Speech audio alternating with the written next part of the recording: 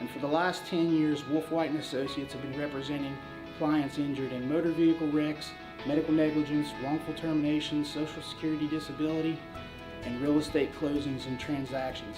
We've recovered over $10 million in verdicts and settlements and over $10 million in real estate closings. So, when you need a win, give your local law team a call. Judge Sabrina Deskins would appreciate your vote this upcoming election to be held in May.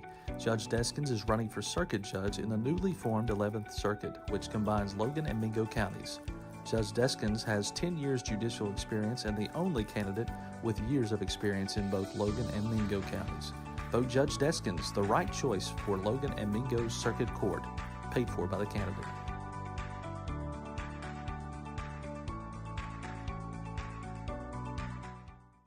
Accidents, illness, heart attacks, strokes. When an emergency strikes, count on Logan Regional Medical Center. We're here providing emergency care 24/7, including the higher levels of emergency heart care found in our accredited chest pain center, and our enhanced cleaning, mask requirements, and social distancing to help keep you safe. Emergency care at Logan Regional Medical Center. When minutes matter, count on us.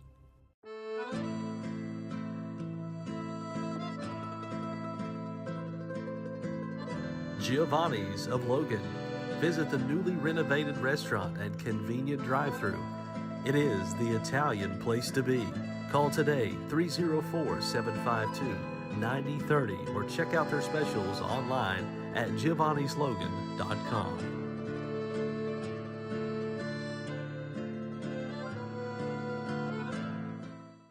Shayna O'Brien Thompson is seeking your vote for circuit judge for Logan and Mingo counties in May 2024 for one of 2 Logan seats. Vote Shayna O'Brien Thompson, your choice for a fair, respectful, working circuit judge. Paid for by the committee to elect Shayna O'Brien Thompson.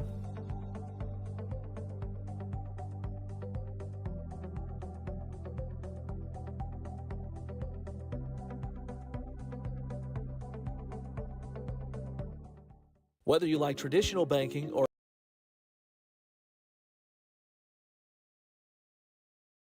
Hi, I'm Whitney Miller, family nurse practitioner at Mountain Laurel Integrated Healthcare.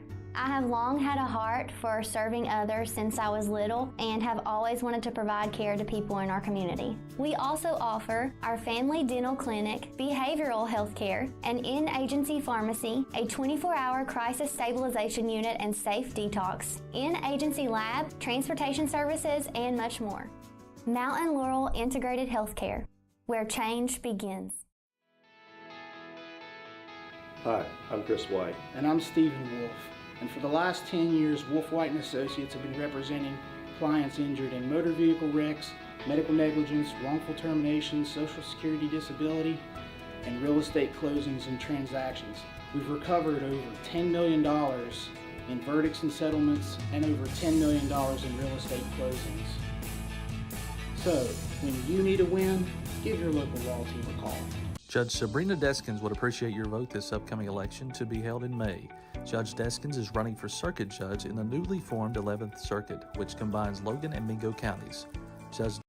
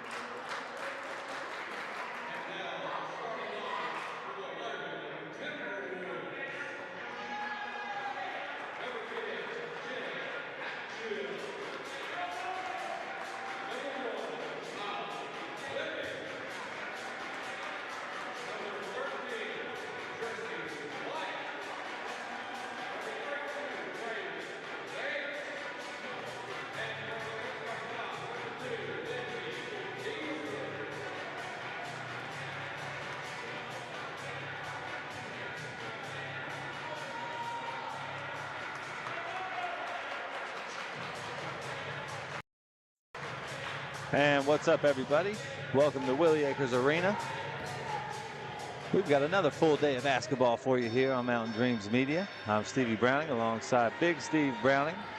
And today we are starting it off with the Logan Lady Timberwolves against the Ravenswood Red Devils.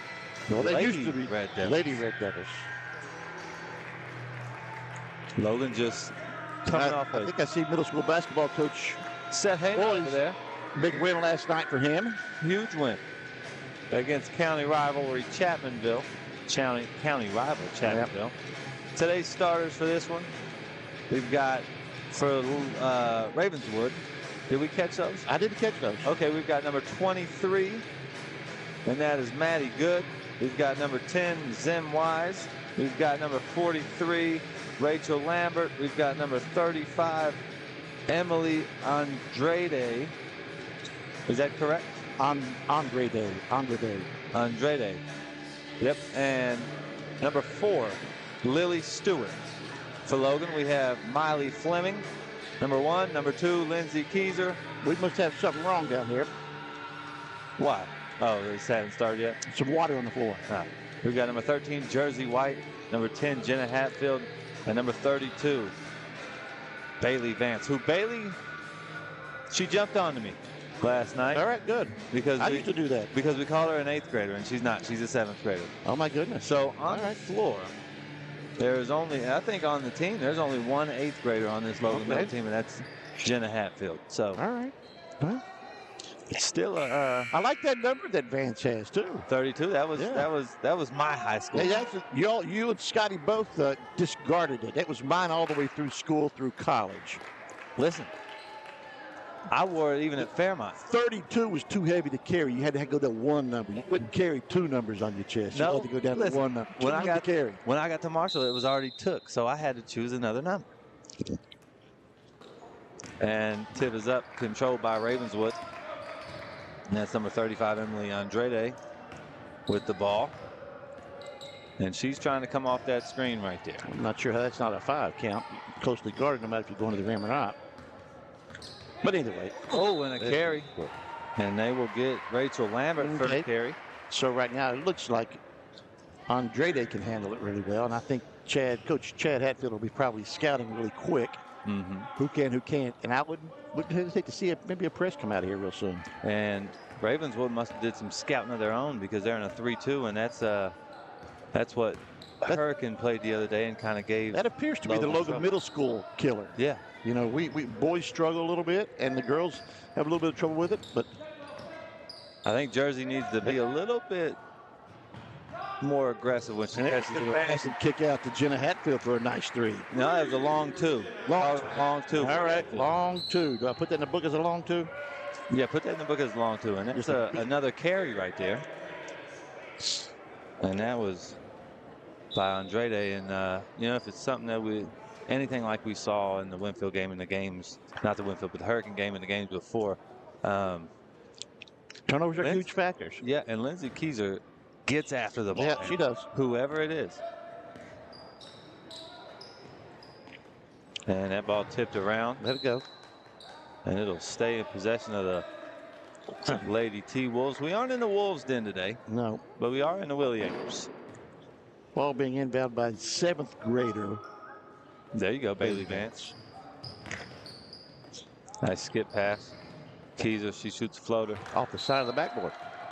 And that'll go to Ravenswood. It was a good drive. She probably got herself, kids do that. They get themselves too deep on the baseline and can't get back out. Instead of taking that little jump step back to the middle of the floor. Yep. And that's Logan where the press going to be right there. And there's going to be a trap right there. I can see it coming.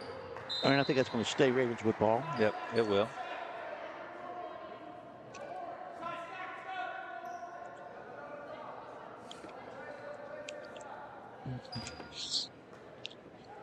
Andrade gets the inbounds pass. Guarded by Keyser. Screen coming. Miley switches onto her. Well, I think she might have took a step. I think she drugged that pivot. And Good hustle right there by Jersey. And it will be a jump ball, and that'll go to the Lady Timberwolves. That jersey was on the floor, tying it up.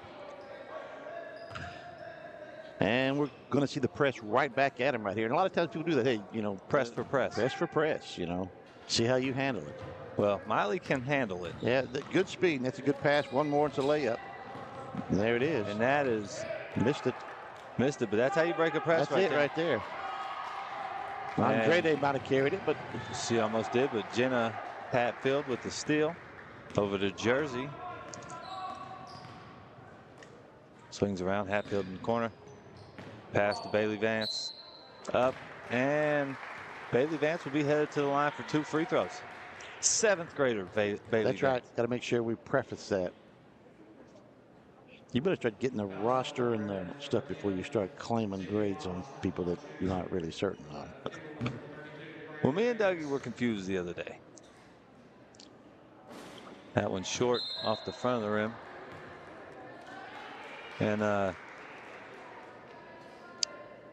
And in terms of Logan area sports, you got yesterday was a game Big field day, big day.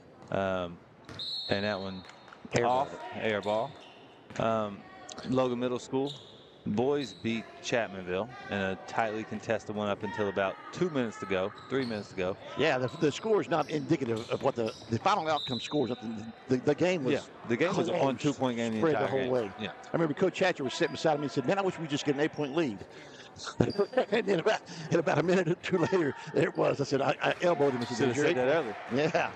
Yeah. The high school girls had a big win. Overtime right here last night. Yep. As Laney Watkins checks into the game. Yeah, they had a big overtime win last night. The boys lost at Poca by 2 in a close one. And a hard place to play. Yeah. You know, Poca's a tough place to go win at. Yeah, and Alan Osborne doesn't make it easy on them. I think Hatcher might have had one of the last teams to go to Poca and win. Really? Well, we didn't win hardly any of that. No, we won there. That's right, when David was a senior. beat him, yeah. And that ball batted around. And Rachel Lambert finally gets it to go. As Ravenswood stays in the press, but Miley dices right through it. Nice pass over to Hatfield. Out to Watkins. Jersey, 3. Back iron. It's a little hard. And Andrade has it. And Laney gets a tip. And a hit off of Peanut Hampton. Yep. Stayed in bounds just a little extra longer. Yesterday at the middle school in a JV game and a varsity game, we had Lucas Lambert had a steal in the layup. Yeah. And it happened and ran into the ref. And it happened in the JV game as well. She was trying to get out of the way, but she's not quite quick enough. And Logan still showing full court man pressure. And the ball is tipped around. Nice pass over to Zem Wise. And that'll tie this thing. Well, nope. That'll give Ravenswood a 2-point lead. As Jenna stops, pulls up, no good for 2. Jersey with the rebound. Pass to Bailey Vance. See, the middle's wide open. Somebody's got to really flash high and low post. There you go. Get in there. And the rebound taken by Ravenswood, and Andrade off to the races. And she's getting pressured by Fleming. She picks up the dribble. And ball bounces around a little bit. There's a trap coming. It's a good trap. Good place to trap at. It's a bad place to get in. That's a bad place to get trapped. Yeah, that's what I mean. It generally turns into a turnover. And probably should have had one right there.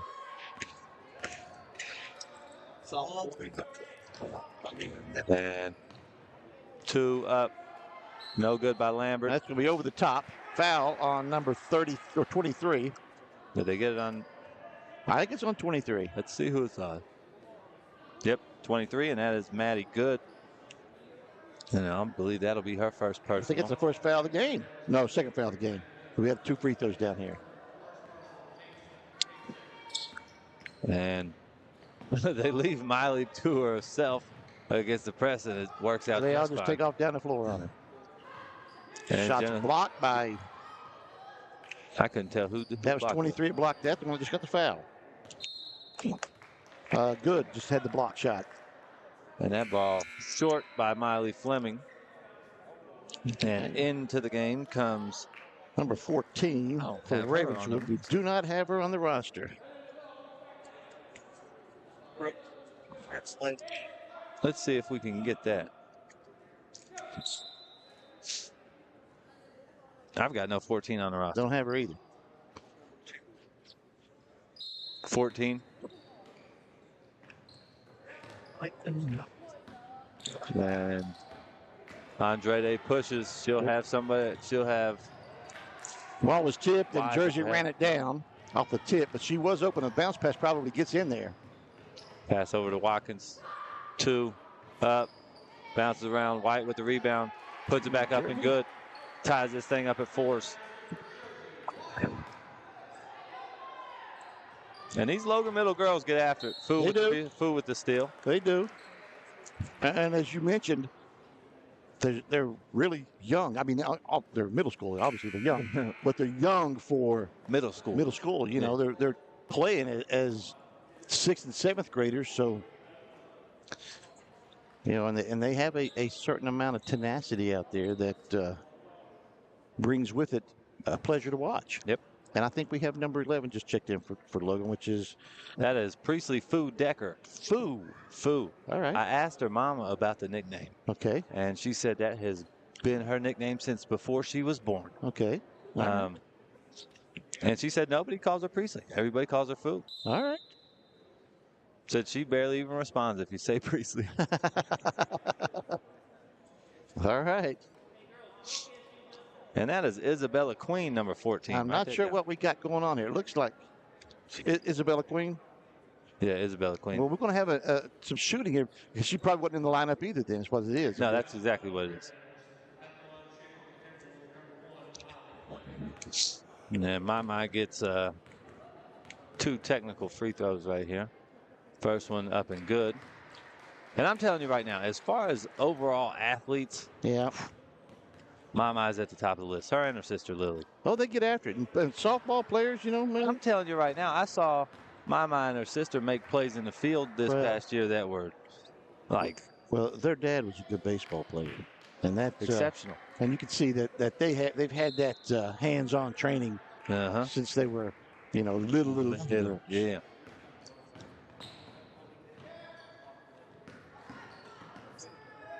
And Jersey takes a long 2. Good shot. We gotta get these girls getting their toes off the line. Yeah, they're shooting really good, really long twos. Close. Yeah. Some say the worst shot in baseball. We're going to have a foul on basketball. So that's a foul on Jersey though with the hands. Yep.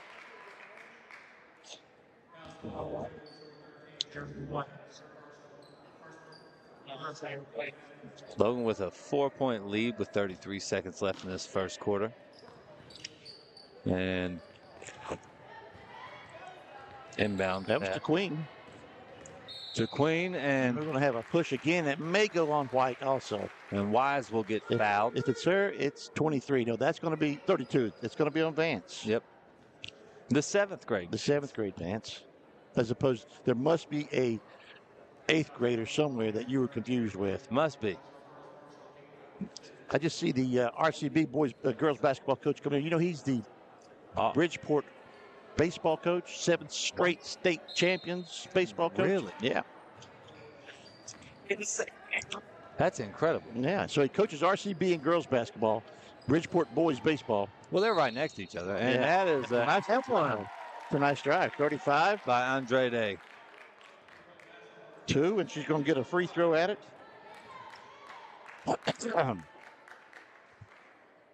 Accidents. With a chance to finish off this and one and cut it to a 1-point lead. She got it. And she does.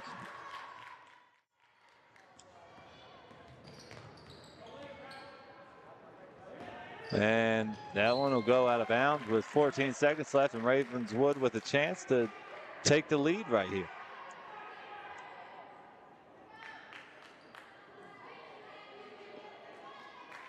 And do you think the big floor plays a factor on these? It does early.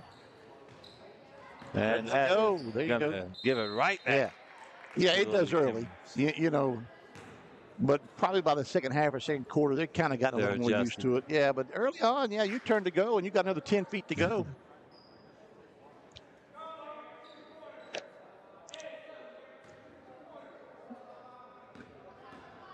And Fleming with the ball, passes over to her twin sister. Bailey Vance with it, kicks to the corner. Laney Watkins, 2 up short, bounces around. 2 seconds left. Foo's fighting for it. And we will go to the quarter. Logan up 8-7 over the Red Devils of Ravenswood. And we will take a quick commercial break and be right back here for the second quarter on Mountain Dreams Media.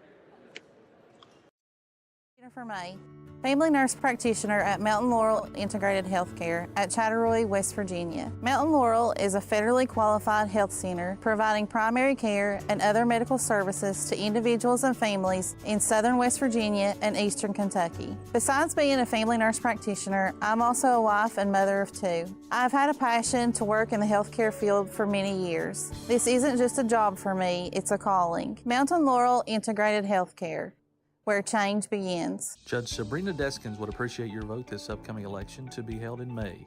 Judge Deskins is running for circuit judge in the newly formed 11th Circuit, which combines Logan and Mingo counties. Judge Deskins has 10 years judicial experience and the only candidate with years of experience in both Logan and Mingo counties. Vote Judge Deskins, the right choice for Logan and Mingo's Circuit Court, paid for by the candidate.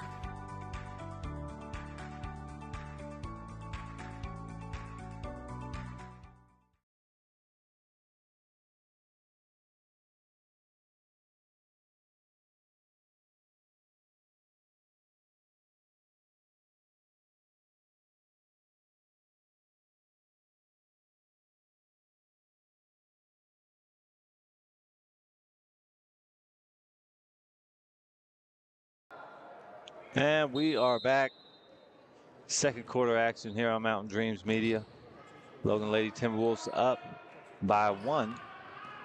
Andrade with the ball, and she is on a beeline. Ball passed around. Lambert with it. Comes off a screen. Gets to the hole. Good defense by Jenna. Got a blocked shot and a takeaway. And Jenna is on the push. Good Kicks out to Keyser. To Jenna, 2 up hard. Logan has gone with a small lineup this start this period. Yes, they have. Maybe they're going to try to put a little extra pressure on. And that one swung over. So, that's a long 2 up and good by Maddie Good. Up and good by Good. Yeah. And that gives Ravenswood their first lead of the game. No, second lead of the game. They were at 4-2. And Logan's going to have to find a way to penetrate. Well, there it is. That was a good drive right there. Yep. And Ravenswood with the rebound. Good D by Keyser. And floater up, no good. Keyser with it. And ball bounced around. Fu with it, and she's pushing. Kicks it over to Hatfield. Kicks it around. Laney Watkins with it. Over to Fleming, back to Watkins. And Laney, jumper, no good. And Logan settling for a lot of jumpers right here. And 1. And that'll be Andrade's second chance for an and 1. She's got pretty good speed. She handles the ball well with her right hand. You got to try to maybe make her stay to the left side. But she was down the floor in a heartbeat on that. Got a little bit of a long rebound, the breakaway. And Fu was trying to catch her, and it was a foot race to the edge. Chance to go up by 4 here.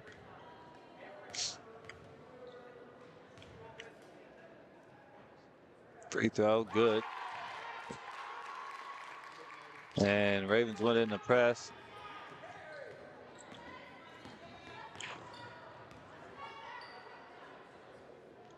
Lily Fleming shoots it. And good. And that cuts it back to a 2-point game. And cross-court pass. Fleming Garden, and it looks like a trap is Oh, coming. we had a trap right there. And it looks like a. Ooh, and they're not. it's gonna happen I again. don't think they're taught to close that trap out. I just think it's man. I just think it's a straight man. And good with another jumper. Lambert, no good. And over the back call on Wise. We'll give the ball to the Timberwolves.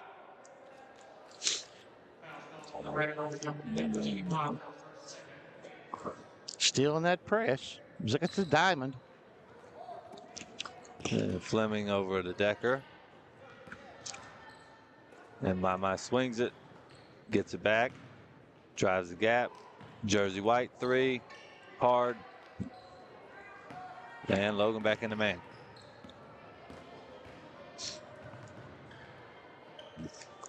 Cross court pass. Off the foot. Good, dribbles it off her foot. She's able to and save barely saves it. Lambert drives, shoots too hard. Fleming with it.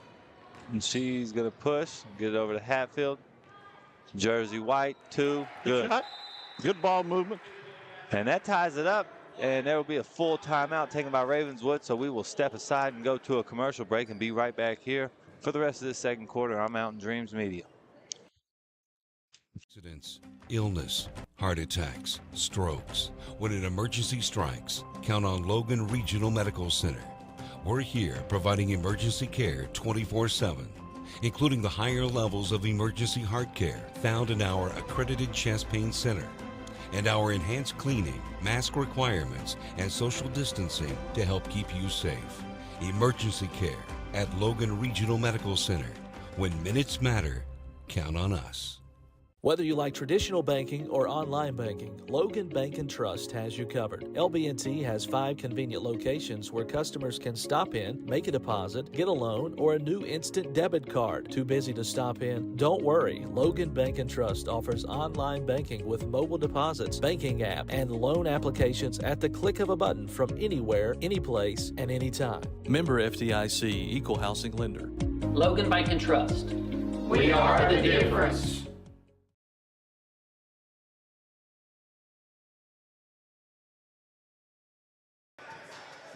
And we are back here.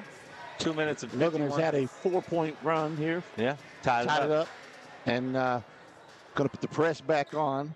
Ravenswood coming out after a full timeout. And looks like it's straight man with a safety in the back. Jersey White playing back near the volleyball line. And Jersey always gets a tough matchup because she always ends up guarding a big. Well, she is relatively tall for that, and she runs physical. well. Yeah.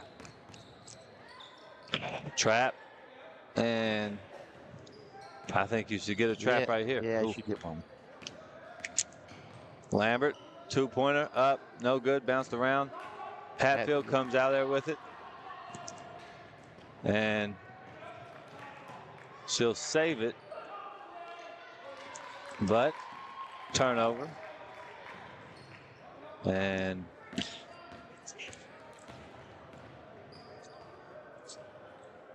Ravenswood has it in the paint. They'll kick it out. Jersey White steals it. Good anticipation right there. Saw the pass coming. You can see it looking on the eyes, read her eyeballs, and stole it. Vance up, no good. And we're knotted up at 12s. And dead ball. This could be if you could make him turn one more time. Kicks it down. She Number walked. 2, that's Kenzie's shoemate. And they will get her for a travel. So this looks like one that's going to go down to the wire. It does. Game, man. There, a little sloppy right now. But that's just how you putting pressure. Oh, about hit her in the head on the pass. Did. Hatfield down to Vance. Over to White. Back up to the top. Hatfield 3. Bounces around and good for 3. Game. And that gives Logan a lead with 1:20 here to go in this second quarter. And Lambert dribbles around, Gets to her spot, pulls up, no good. Good with the rebound, throws it off the shoes of Andrade. And throws it out, gets it back, throws it out of bounds. And now we'll head. And here comes Queen checking back in. Isabella Queen checking back in the ball game. Isabella Queen comes in for Miss Good. Let's see what we run here this last minute of the half. I tell you what worked right there on the last possession. We got the ball in the paint and then kicked it out. She's done that twice, and Vance has got 2 assists out of that. Good pass there to Josie White, 2. She was in the dunk spot waiting right there. She was in the dunker. Josie White ready to catch one right there and drop step and dunk. She was, yeah. And good rotation. And Foo's driving. Gets tipped around. She'll keep it down to Vance. She needs to learn to shoot that little bit of a jump hook right there. Miley Fleming, no good. And they will get Miley with a reach. I believe that's going to be Miley.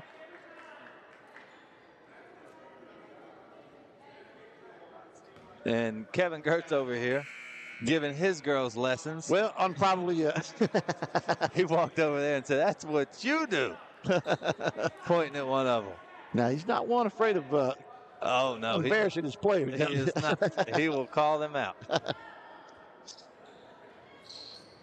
And Andrade with the ball, Fleming, Gardner, and a trap is coming. Fleming stumbles, it goes down. The Jersey White picks her up, and oh, that girl had a layup. Yes, she did. And Queen with it, gets it over to Andrade. They're switching that pretty decent out there, not losing track of it. They're switching almost on every screen. Good help. It's a handoff. Fleming with the ball. We get a jump ball. Jump ball, and it'll go to the Lady Timberwolves. Which is a bad deal for you right here if you're looking. You got the ball now. You had it anyway. Now 6 seconds. You don't get it at the beginning of the third. You got to go the full length in 6 seconds, and you don't get it at the beginning of the third quarter. Well, Miley will get it down there. Yeah, but now she don't. What kind of shot you going to get? Maybe a good one here. A good one. Going to work out. Oh, that was maybe the best shot they've had the whole game. That was a great possession. Yeah. And just like that, the end of the first half, Logan leads by 5, 17-12. We will head to a commercial break and be right back here on Mountain Dreams Media. Media would like to thank the following sponsors for tonight's broadcast.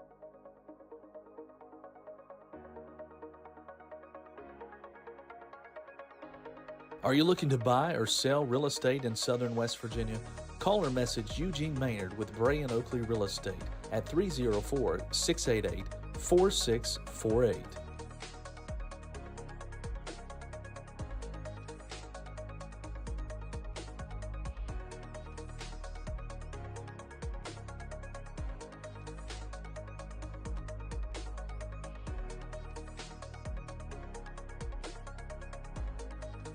Check out Heard the Word podcast with Marshall alumni basketball stars Jared West and Stevie Browning, available on Spotify, Apple Podcasts, and YouTube. Looking to plan that next adventure with family? Amanda Thompson with Off to Neverland Travel is the best at planning that family vacation. Experienced in Disney vacations and much, much more. She can help you in finding that right place to make memories. Find her on Facebook or email at amanda.thompson@offtoneverland.com. Judge Sabrina Deskins would appreciate your vote this upcoming election to be held in May. Judge Deskins is running for circuit judge in the newly formed 11th Circuit, which combines Logan and Mingo counties. Judge Deskins has 10 years judicial experience and the only candidate with years of experience in both Logan and Mingo counties. Vote Judge Deskins, the right choice for Logan and Mingo's circuit court, paid for by the candidate. Caleb with the Clippers will keep you fresh. Check him out on Facebook and Instagram at Caleb with the Clippers.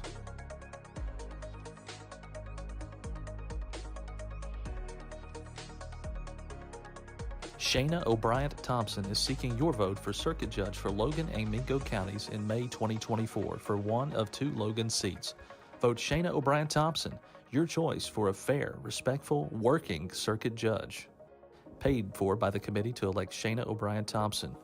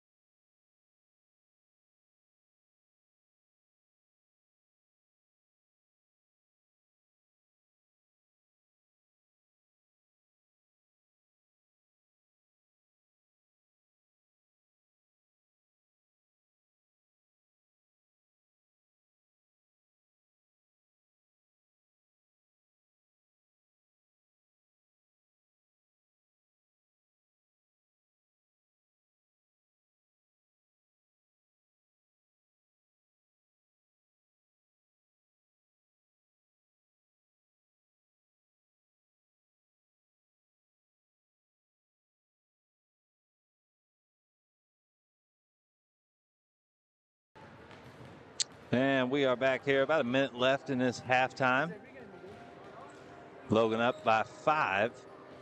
Big Steve, run us through some scores here. All right. For Ravenswood, Andrade has 6, Good 2, Wise 2, and Lambert 2. And for Logan, Fleming has a couple of free throws for 2. Jenna Hatfield has 2 black baskets, a 3 and a 2 for 5. Jersey White is the leading scorer of all. She's got 4 2s for 8 points.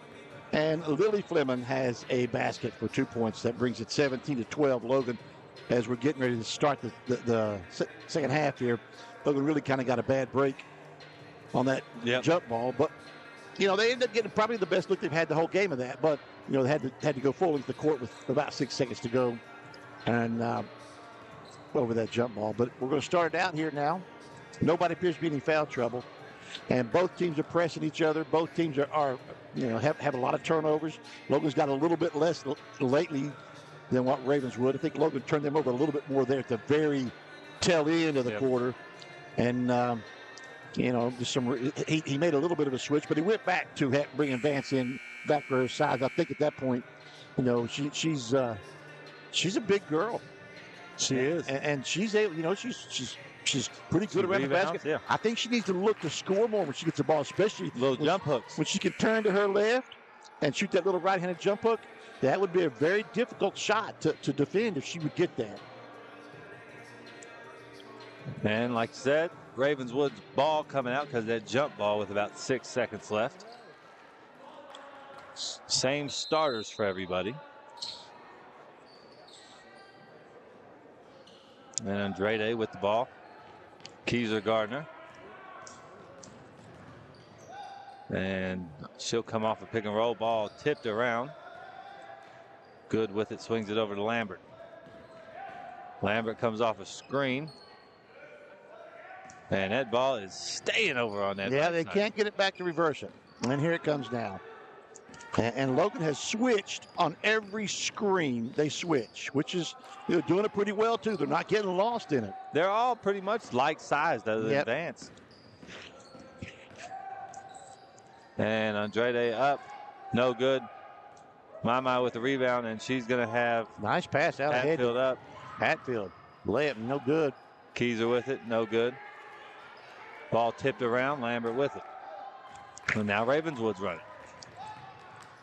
And if we're talking outlet passes, I just got to brag on Bentley Williamson for a little bit. Yeah, he made some good passes last night late in the game. Not just outlet passes, but some good passes in the paint.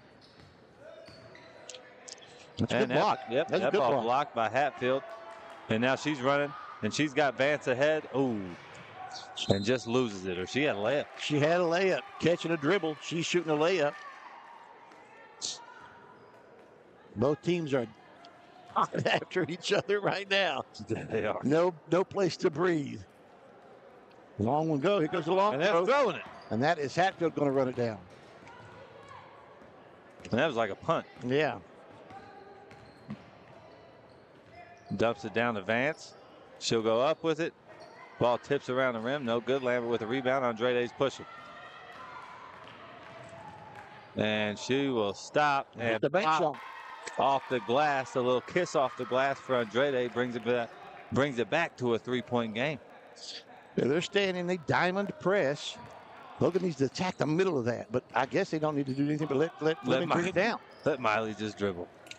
Good drive. Nice left-handed shot right there. Euro Hatfield. to the left. That's enough. That's a nice take right there by Jenna Hatfield. And shout out to Chase Hatfield up there on the camera. Well, we got the Hatfield Big family brother. here, and all in the place. And they got to walk. Good job by Fleming to cut that off. She got screened up here higher. Fleming's back here in the backside and just jumps in front of her right before she's able to make a pass. And inadvertent Keith White horn by has hit Keith the White. horn. And play on. Long two up, no good. Fleming with the rebound. Pass it to Keyser, back out to Fleming. Miley drives, gets it over to Hatfield. She'll drive, pass it over to Keyser. Good pass. I think it was partially Keyser blocked. short. I think it was blocked. Maybe not. Nope. Nope. And it'll be Ravenswood ball. Logan up 5.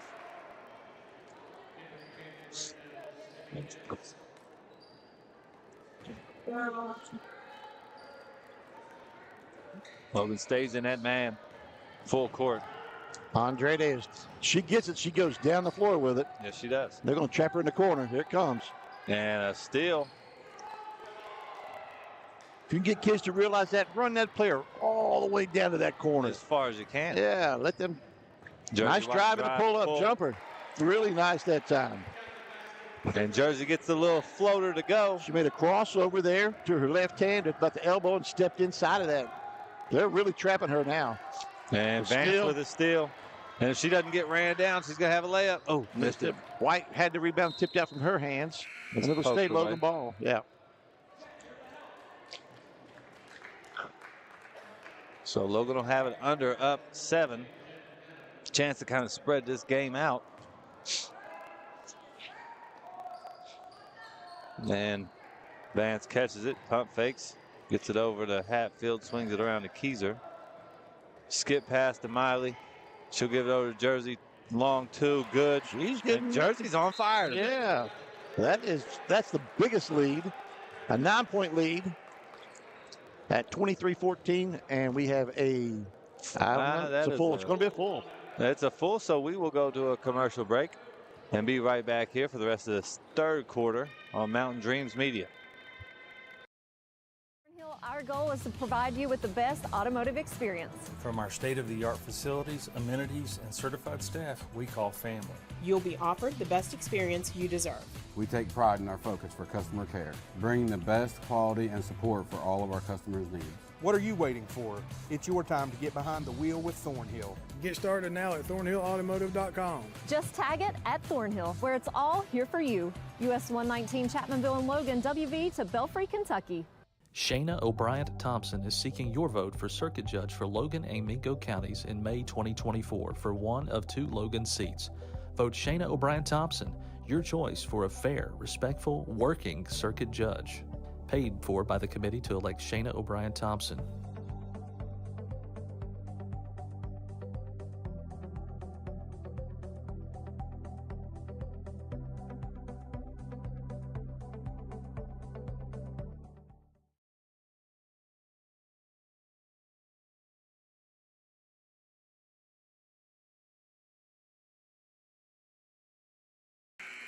All right, I think we're back here now.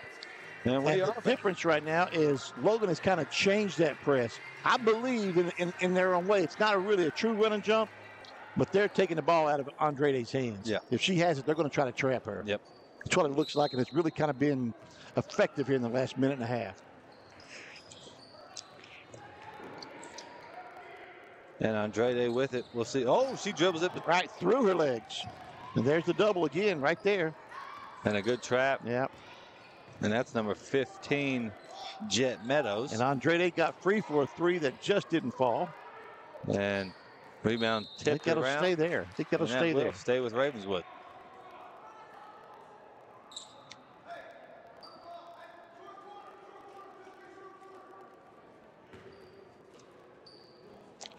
And that ball out and around. Andrade takes a long 3 and good. And that'll sink it down to a 6-point lead for the Timberwolves.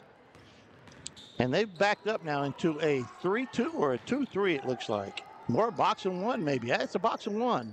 They're boxing Jersey, I believe. And Miley with a free throw line jumper. And that's going to be tough. Because that'll give Miley a little bit more. Miley and Jen and them a little bit more room to work. Good with the ball. They're going to trap her. So they are running and jumping. Now they are. I don't think they have been the whole time. Good help. And that's going to be a jump ball, and it'll go Logan's way, I believe. Yep.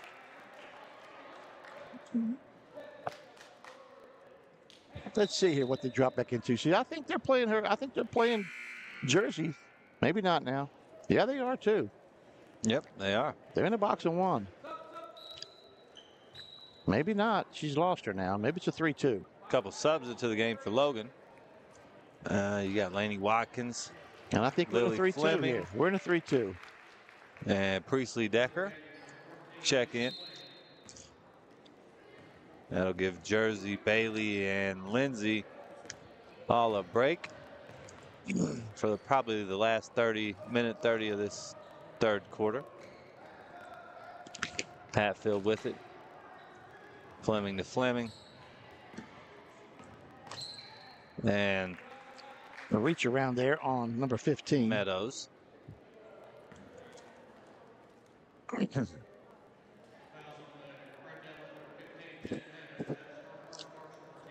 I think if I'm Coach Hatfield, I might just pull this out and tell him to go back man to man. You know, we were having our way there when it was man to man. And you got a comfortable 8-point lead right here. I don't know that. Well, it looks like they're running through their stuff. They are running through their stuff.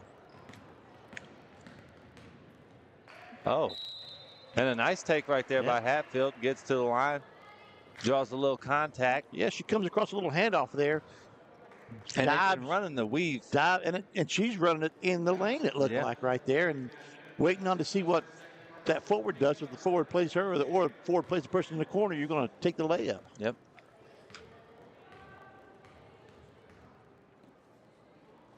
First free throw up and good for Hatfield.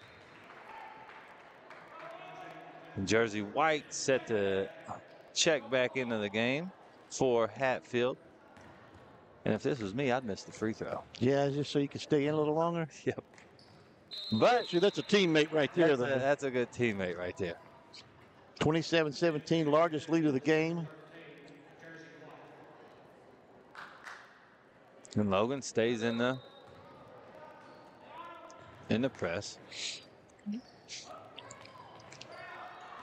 And I don't think Andrade's in the game. Nope. So it's going to be tough for him now. Their main ball handler's out. Yep, and that'll. Yeah, well, he's going to get her back in the game. Yep. He's trying to give her a minute break here at the end of the quarter. But this is a big time for him. Yeah, this is a spot. I don't know that I said, look here, we'll have to work on that conditioning another day. Oh, and that one goes over the head of Fleming, but she retrieves it.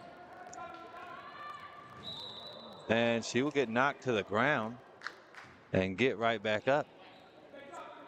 Foul is on number, who do they call that on? Number. He's getting ready. Well, 15, Meadows. Well, let's see. Keith ain't reporting him on the board anymore. Yeah, that was on Meadows. Food dumped down to Lily. Well, I think Lily walked out of there. She might have. Over to Miley. Back to Laney. And Logan will swing it around. And I think Chad told him to get one shot. So. Somebody's getting a high post, and there comes White into the high post. She should have stayed up in there, though, I think. And Laney's going to get a shot. And she cashed it. Laney Watkins with a big bucket at the end of the third quarter to push it to a 12-point lead for the Logan Lady Timberwolves. And we will head to a break and be right back here for the fourth quarter. You're watching Mountain Dreams Media. Are you looking to find the right home for your family, or are you wanting to list your property? With over 80 years of collective experience in serving Southern West Virginia, there is no one better to trust than Hometown Real Estate. We're knowledgeable in market trends and can assist you in finding buyers or sellers. Please reach out to our home office at 304-752-5570 or contact one of our professional sales representatives. Hello, I'm Elise Hinkle, psychiatric mental health nurse practitioner and director of behavioral health at Coalfield Health Center. Our providers have experience with a full spectrum of disorders. To schedule an appointment with one of our providers, call 304-855-1222. As a community, let's help each other address mental health. We are here for you when you are ready. Coalfield Health Center. Let our family take care of your family.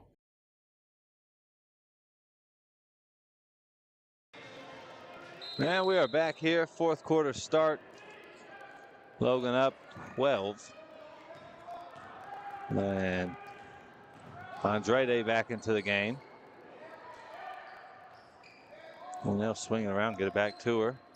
And she will take another three, up, back iron. Lambert rebound, and the put two up it good. Ravenswood stays in the press.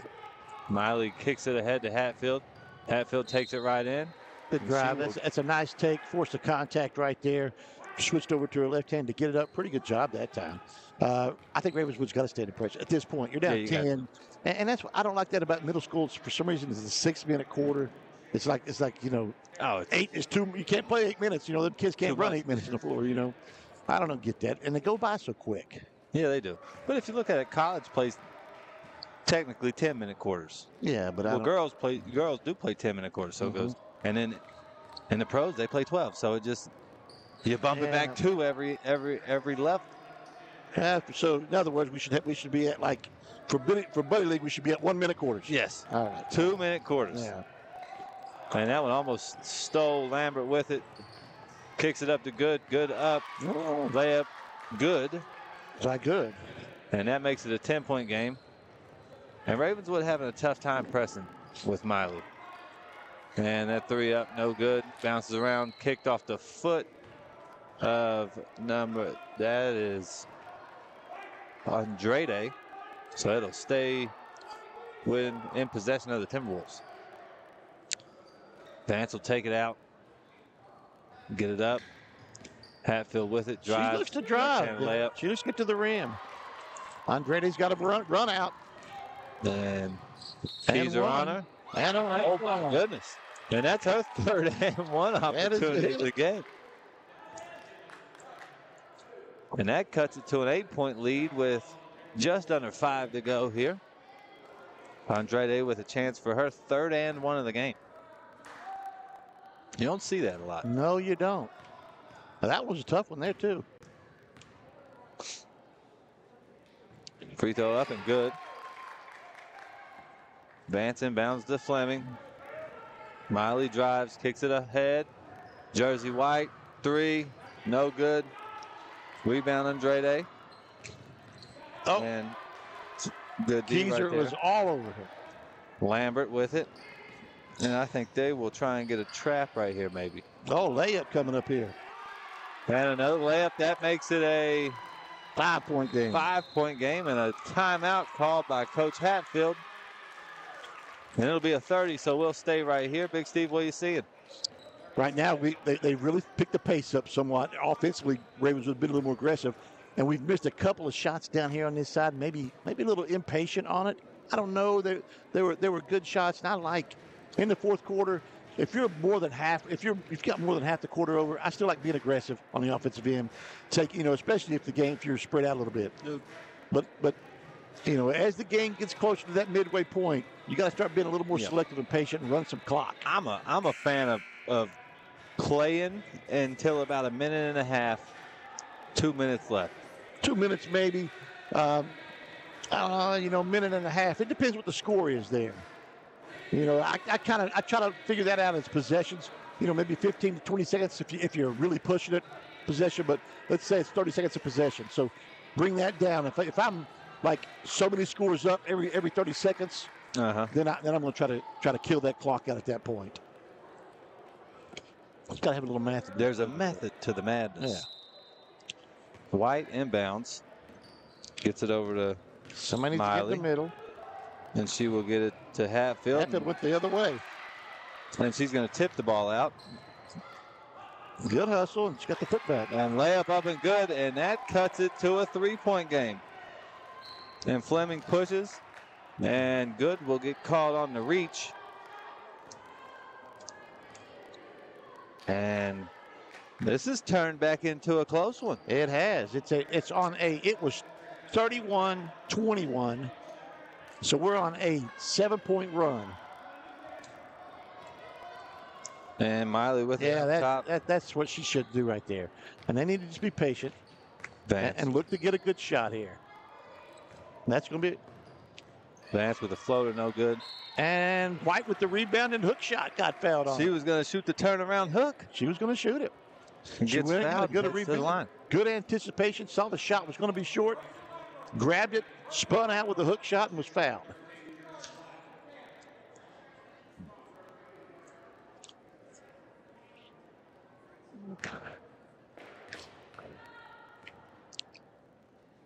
First free throw from White off the back iron.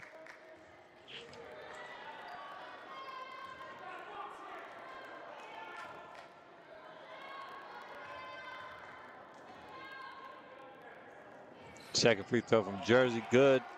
Makes it a 4-point game. Ravenswood quickly gets the ball in the hands of Andrade, and she is headed up the floor.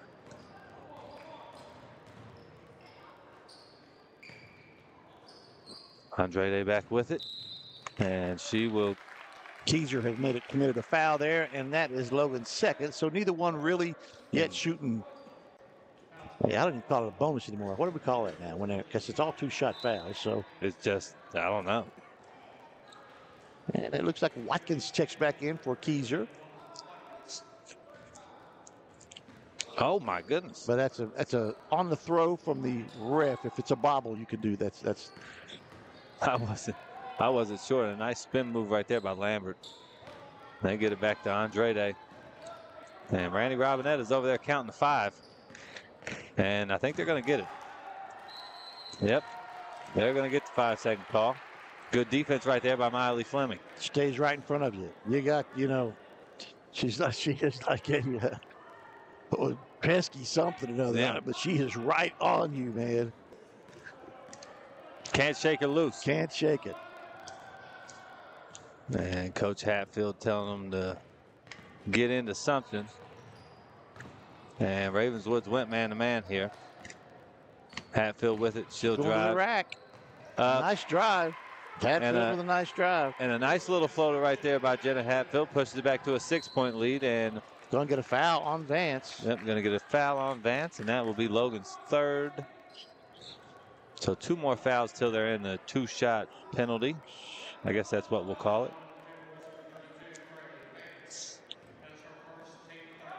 Logan stays in the man-to-man. Fleming. Guarding Andrade. And Andrade wanting to go. Oh, nice pass. And I think a block. I think Jersey blocked it. Yeah.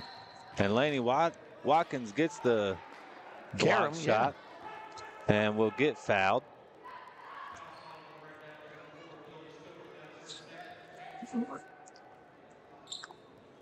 And Ravenswood stays in the press. And Miley takes off. Gets it over to Jersey. Jersey, nice pass. And up and good. Yeah, that was a really good pass. Yes, it was. The defender wasn't looking. And she just threw it right over her head. Right over her head. And Vance makes a good catch and a put in. So a savvy play from White leads to a Bailey Vance. I have that as her first basket. And one opportunity, free throw no good, but Jersey's going to come out with the rebound and tip it back to Vance. So it's back up to an 8-point margin. Yep. And Miley's going to shoot a step-in jumper, no good. Vance with the rebound. Hatfield 3, no good. Jersey's all over the glass, and she will put it up and go back to the foul line. Jersey Russell has played a really well-balanced all-around ball game. I'm sorry, Jersey White, yes.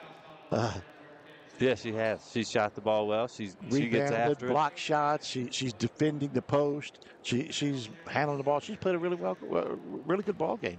Most of them have, though. First free throw up and good from Jersey. It's a 9-point lead now. And I say it all the time. If it's one thing I know Jersey's going to do, it's battle. Yeah. I see her short. Hatfield with the rebound. Jump ball coming up. Let's stay here with Logan. And that'll stay with Logan. But I see her on the playground at lunchtime. Yeah. Playing pickup with all the boys, and all the boys are complaining about how Jersey's fouling them and taking the ball from them. She's too rough. She's too much for her. I'll tell you who else was like that when I remember in Buddy League. Who? There was a blonde-headed girl that played, a year older than you. Jessica Bias. Oh, my goodness. Jessica Bias terrorized me in Little League at Buddy League. She was tough, man. She's physical, strong, could run. Oh yeah, she could do everything on a basketball court. She could do everything on a baseball field. It didn't matter. I remember when you were my coach when we were in Little League. We were in the same little, and I used to almost not want to pitch to her. Yeah, she's sweet. But she had a good team. There was her. Deontay Jamal was on that team, I think. Her cousins. Yeah. So they were beating us like a drum. Yeah, but Jessica Bias was. She's one of the great all-time Logan women's athletes. She was a good one, man. Shout out to Jessica. And one of the nicest people you've ever met. Oh, yeah, she really is. And we've switched up play calls here at the end. And Jersey with it. Jumper at the foul line, no good. And Laney Watkins will be tied up. I thought we just got the last jump. And it is. We did. Okay. It is. That'll be Ravenswood ball. Switching that over. Logan up 9. I think if I'm happy, I might back a little bit to a half court now. Make them run some clock, because that's right. Can't happen right there. And 1. Oh, she almost got another one. I think I would back up into a half court right now. And that's going to send Andrade to the line where she has been money all night. Yeah, she's 3 for 3. All and ones. Nope, she got 1 long basket and 1 3. No, I'm saying. Oh yeah, on the free throws, yeah.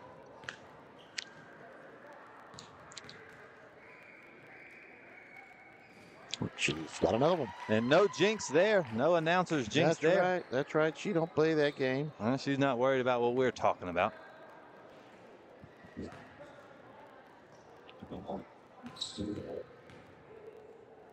Second free throw. Andrade up and good.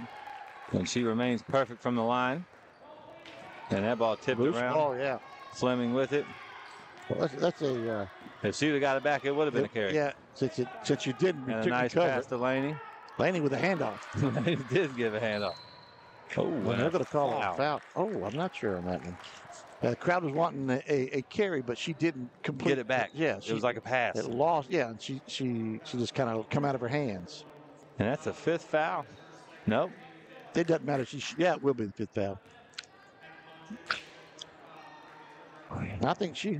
So Andrade steps to the line, possibly make it a 5-point game. She gets an opportunity here.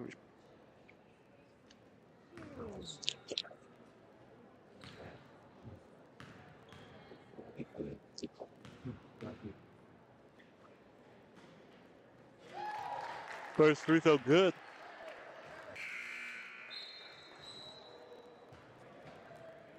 This game's tightening back up a little bit.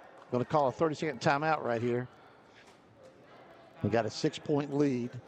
No, it's a full timeout. So we will go to a commercial break and be right back here for the end of this game on Mountain Dreams Media.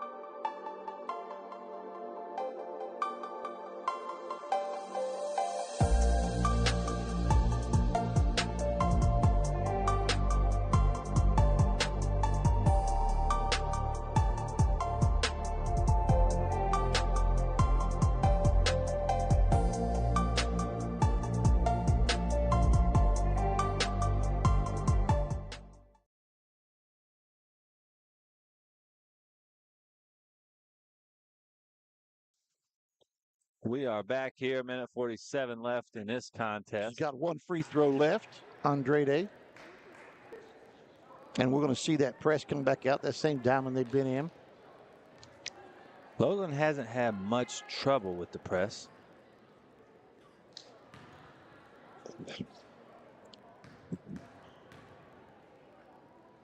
Second free throw, hard. Ball bounces around.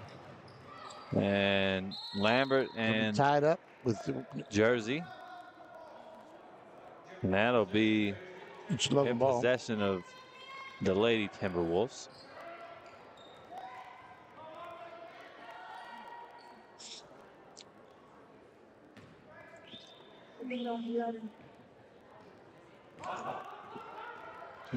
And Miley Fleming dribbles right through the press.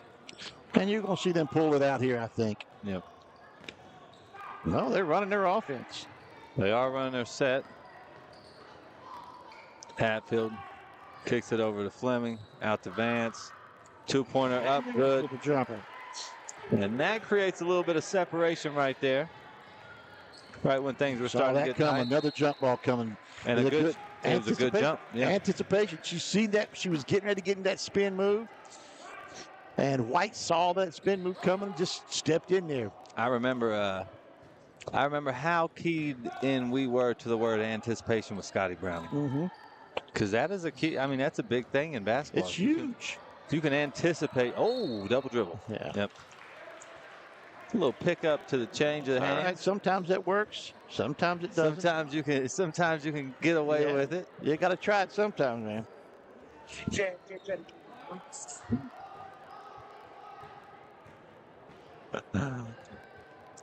And Logan inbounds to Jersey White. Handoff to Miley.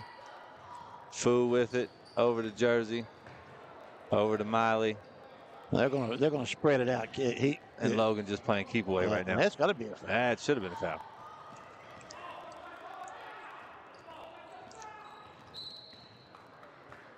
And they finally do get a foul, which will send Miley Fleming to the line. Not who you want going to the line if you're a Ravenswood fan. So she'll shoot 2. Logan up 7. Miley with I think they're up 8. I'm not positive. You are right.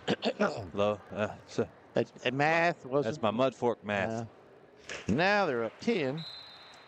No, they're up 9, Mr. Sure? Mud Fork That's man. Right. 9, 10, whatever we got here going on. I wonder where I learned my math That's from. right. Your mother. And I'm sure Mimi Browning is somewhere listening and appreciates that. And both free throws good from Fleming. I was just giving a prognostication there. Up 10. That's a big word for a guy from Mud Fork. Dribbled it right out of bounds. And that'll give Logan back the ball with about 45 seconds left. And he's emptying the bench. It looks like all 5. Yep, and into the game we've got number 20, Daphne Ellis, daughter of Anitra, who was a great Wildcat player. Laney Watkins, Lily Fleming. You've got Dices Furches. And one again coming up from Andre Day. And number 34, Christiana Dress in for the Lady I think Logan that might have just been a tad early for me, for my comfortability level. Because, they can score in timeouts, And inch their way down. And look at here. We got Mark Hatcher coming in here with goodies. I think. And that cuts it to a 7-point Logan lead. Yeah. Okay. And Priestley Fudecker comes in. And Hatch is delivering goodies, it looks like. And Laney Watkins with it. Gets it over to Daphne Ellis. And Daphne drives, and she will get fouled. And Daphne's going to head to the line. 28 seconds here. Still a tight game. Yeah. Chad's a little more, I guess, comfortable with the 8-point lead than I would be. Now, if he would have emptied his bench, I probably would have done the same thing. Yeah. But he's got his in there, man. Come on, Daphne. First free throw. Got it. Bounces up and good for Daphne Ellis. And Daphne is a 6th grader. And she is just as big as all those girls. She is. She missed the second free throw. No good. Ball tipped around. Good trap. A trap, and they're getting after it. Screen coming. Oh. And a hard screen. Lambert drives down. Layup up, no good. Jump ball. That'll be a jump ball, and that will go to the Lady Timberwolves. I want to call them Wildcats. Me too, because we're in the field house. I don't know why we can't have them as the Wildcats. I don't know. Well, hold on. What's man? They're the Pioneers. They're the Pioneers. What? And in the high schools, the Hillbillies. Chapmanville's the Tigers are the Tigers. But most places you see that they are. They're the same. The feeder schools are the same. Now, we used to have it because we had several different schools here. And Watkins has it with 10 seconds left. Hatfield knew his personnel. Over to Fu. Back to Watkins. Back to Fu. And I think Fu's just going to hold it and let this one expire. And that's how it in. The Lady Logan Timberwolves win by 8 points in a pretty tightly contested one. Big Steve, you got the rundown of the scores for us? I'm trying to get him right here.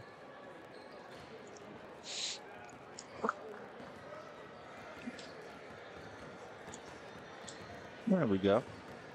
And up next, we'll have Robert C. Byrd and who are they playing here? I got to get a look at that, but I'm trying to add up the scores first. Yeah, I was talking to myself.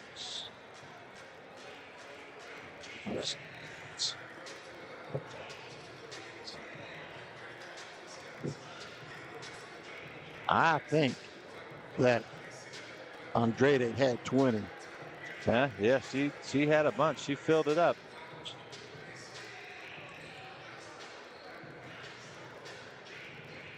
All right, there you go. You want to read them out? Yep. So, final scores here for Ravenswood. Rachel Lambert with 4. Zem Wise with 4. Maddie Good with 6. And Andrade to lead all scores with 20. On Logan's side, Laney Watkins with 2. And that was a buzzer beater. Bailey Vance with 4. Daphne Ellis with 1. Lily Fleming with 2. Jersey White leads Logan with 14. Jenna Hatfield right behind her with 13. And Miley Fleming with 6. And that'll do it for that broadcast of the Logan Lady Timberwolves. That's Pikeview. Yes, that is Pikeview, who came here and they last night. I think they did. In the double overtime game before Logan. It went to overtime, but I'm not sure if they won it or if I believe they got a big win last night. Over Philip Barber. I believe they got a big win last night. So coming up in a little bit will be Robert C. Byrd versus Pikeview. Stick around. Watch it here on Mountain Dreams Media. Media would like to thank the following sponsors for tonight's broadcast.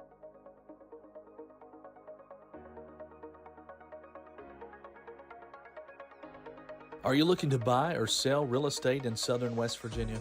Call or message Eugene Maynard with Bray & Oakley Real Estate at 304-688-4648.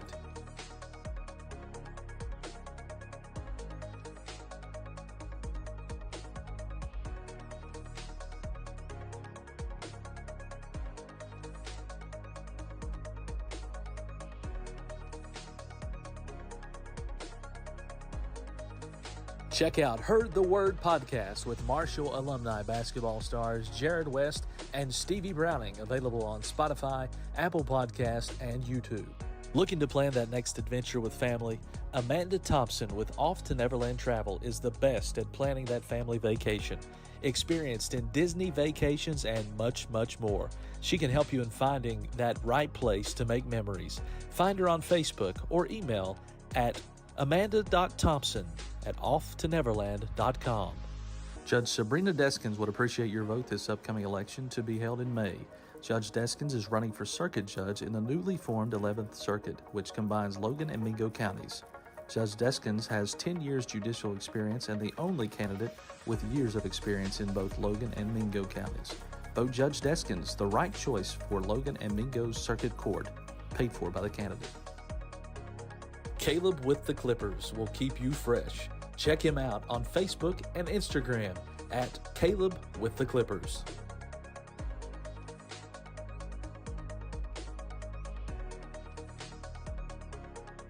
Shayna O'Brien Thompson is seeking your vote for circuit judge for Logan and Mingo counties in May 2024 for one of 2 Logan seats. Vote Shayna O'Brien Thompson, your choice for a fair, respectful, working circuit judge. Paid for by the committee to elect Shayna O'Brien Thompson.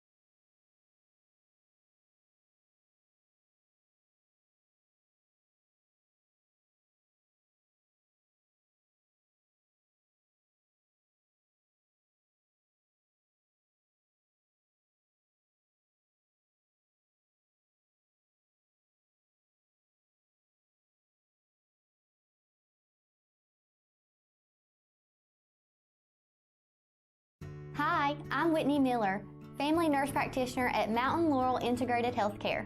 I have long had a heart for serving others since I was little and have always wanted to provide care to people in our community. We also offer our family dental clinic, behavioral health care, an in-agency pharmacy, a 24-hour crisis stabilization unit and safe detox, in-agency lab, transportation services, and much more.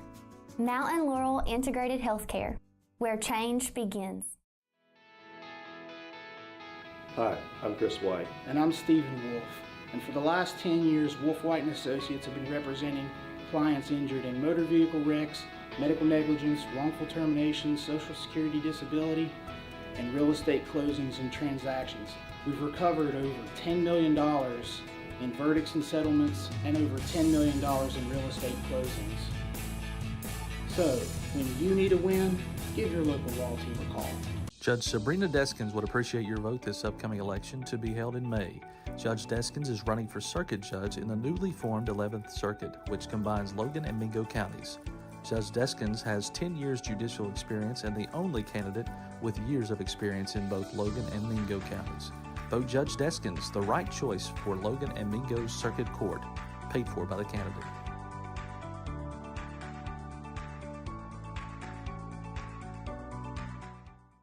Accidents, illness, heart attacks, strokes. When an emergency strikes, count on Logan Regional Medical Center. We're here providing emergency care 24/7, including the higher levels of emergency heart care found in our accredited chest pain center, and our enhanced cleaning, mask requirements, and social distancing to help keep you safe. Emergency care at Logan Regional Medical Center. When minutes matter, count on us.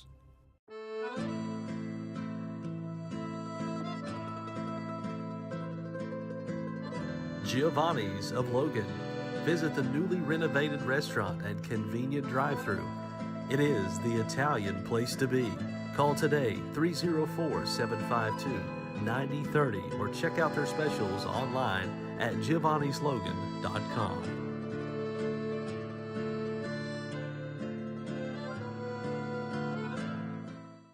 Shayna O'Brien-Thompson is seeking your vote for circuit judge for Logan and Mingo counties in May 2024 for one of 2 Logan seats. Vote Shayna O'Brien-Thompson, your choice for a fair, respectful, working circuit judge. Paid for by the committee to elect Shayna O'Brien-Thompson.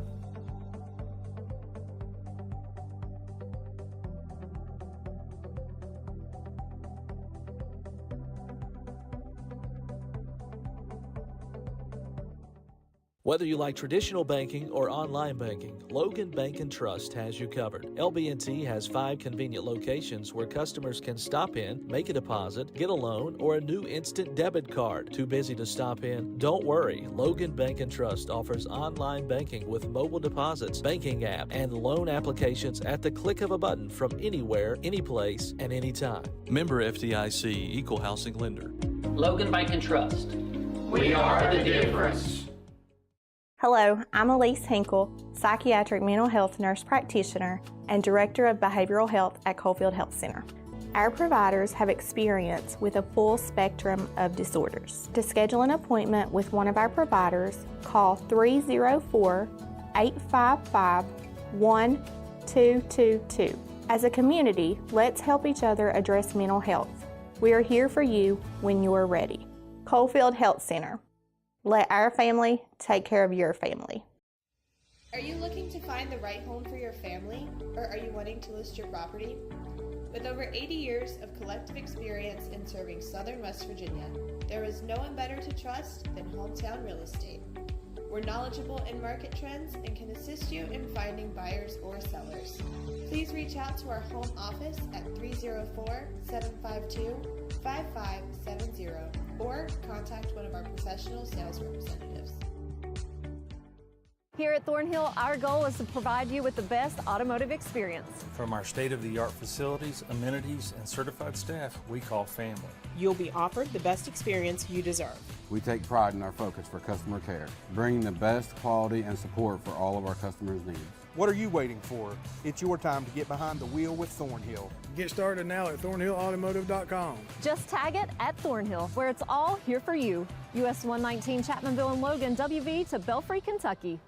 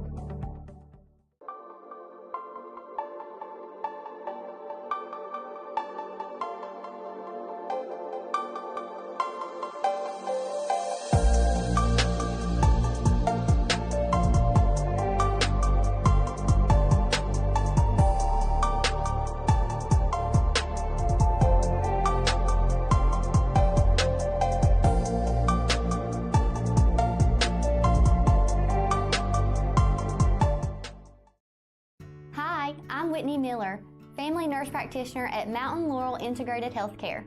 I have long had a heart for serving others since I was little and have always wanted to provide care to people in our community. We also offer our family dental clinic, behavioral health care, an in-agency pharmacy, a 24-hour crisis stabilization unit and safe detox, in-agency lab, transportation services, and much more. Mountain Laurel Integrated Healthcare, where change begins. Hi, I'm Chris White. And I'm Stephen Wolf. And for the last 10 years, Wolf White & Associates have been representing clients injured in motor vehicle wrecks, medical negligence, wrongful termination, social security disability, and real estate closings and transactions. We've recovered over $10 million in verdicts and settlements and over $10 million in real estate closings. So, when you need a win, give your local law team a call. Judge Sabrina Deskins would appreciate your vote this upcoming election to be held in May. Judge Deskins is running for circuit judge in the newly formed 11th Circuit, which combines Logan and Mingo counties. Judge Deskins has 10 years judicial experience and the only candidate with years of experience in both Logan and Mingo counties. Vote Judge Deskins, the right choice for Logan and Mingo Circuit Court, paid for by the candidate.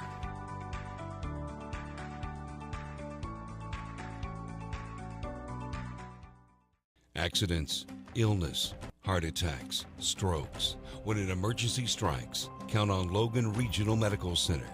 We're here providing emergency care 24/7, including the higher levels of emergency heart care found in our accredited chest pain center, and our enhanced cleaning, mask requirements, and social distancing to help keep you safe.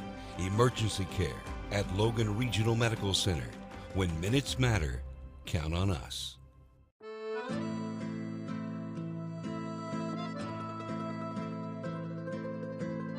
Giovanni's of Logan. Visit the newly renovated restaurant and convenient drive-thru. It is the Italian place to be. Call today 304-752-9030 or check out their specials online at giovannislogan.com.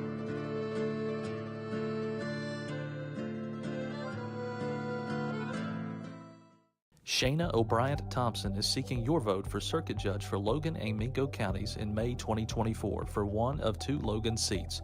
Vote Shayna O'Brien Thompson, your choice for a fair, respectful, working circuit judge. Paid for by the committee to elect Shayna O'Brien Thompson.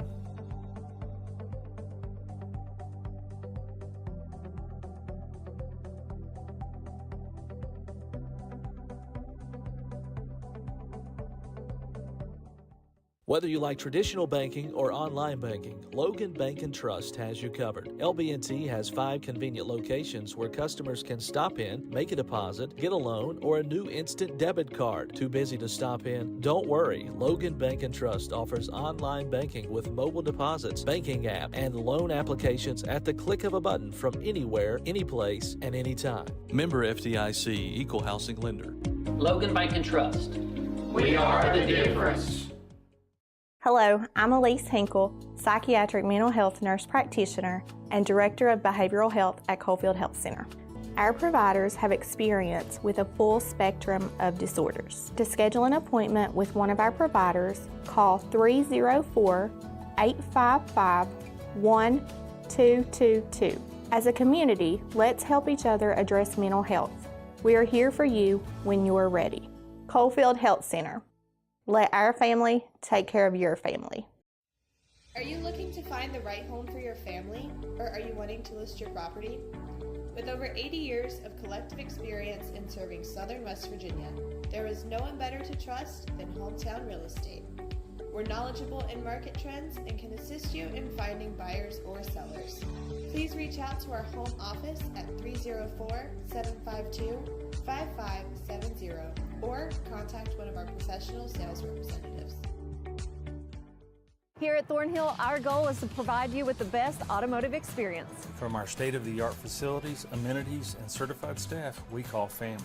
You'll be offered the best experience you deserve. We take pride in our focus for customer care, bringing the best quality and support for all of our customers' needs. What are you waiting for?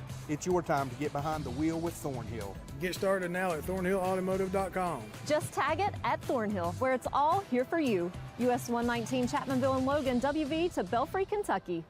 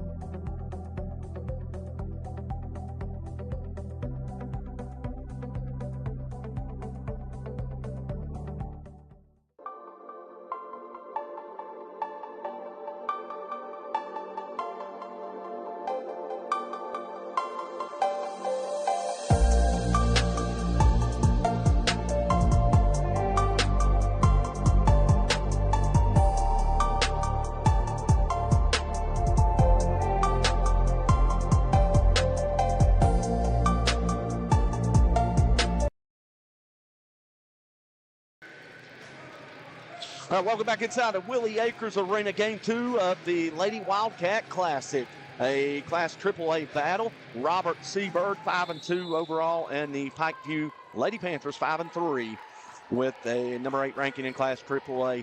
Bill Lusk with you, bringing all the action here, and RCB will control the tip as Kyla Sutherland gets it over to the free throw line, over to Holly Hunsaker. Hunsaker gets it over to Shandy Currents. Her shot comes up short, coming up with the rebound for Pikeview was number 21, Haley Justice.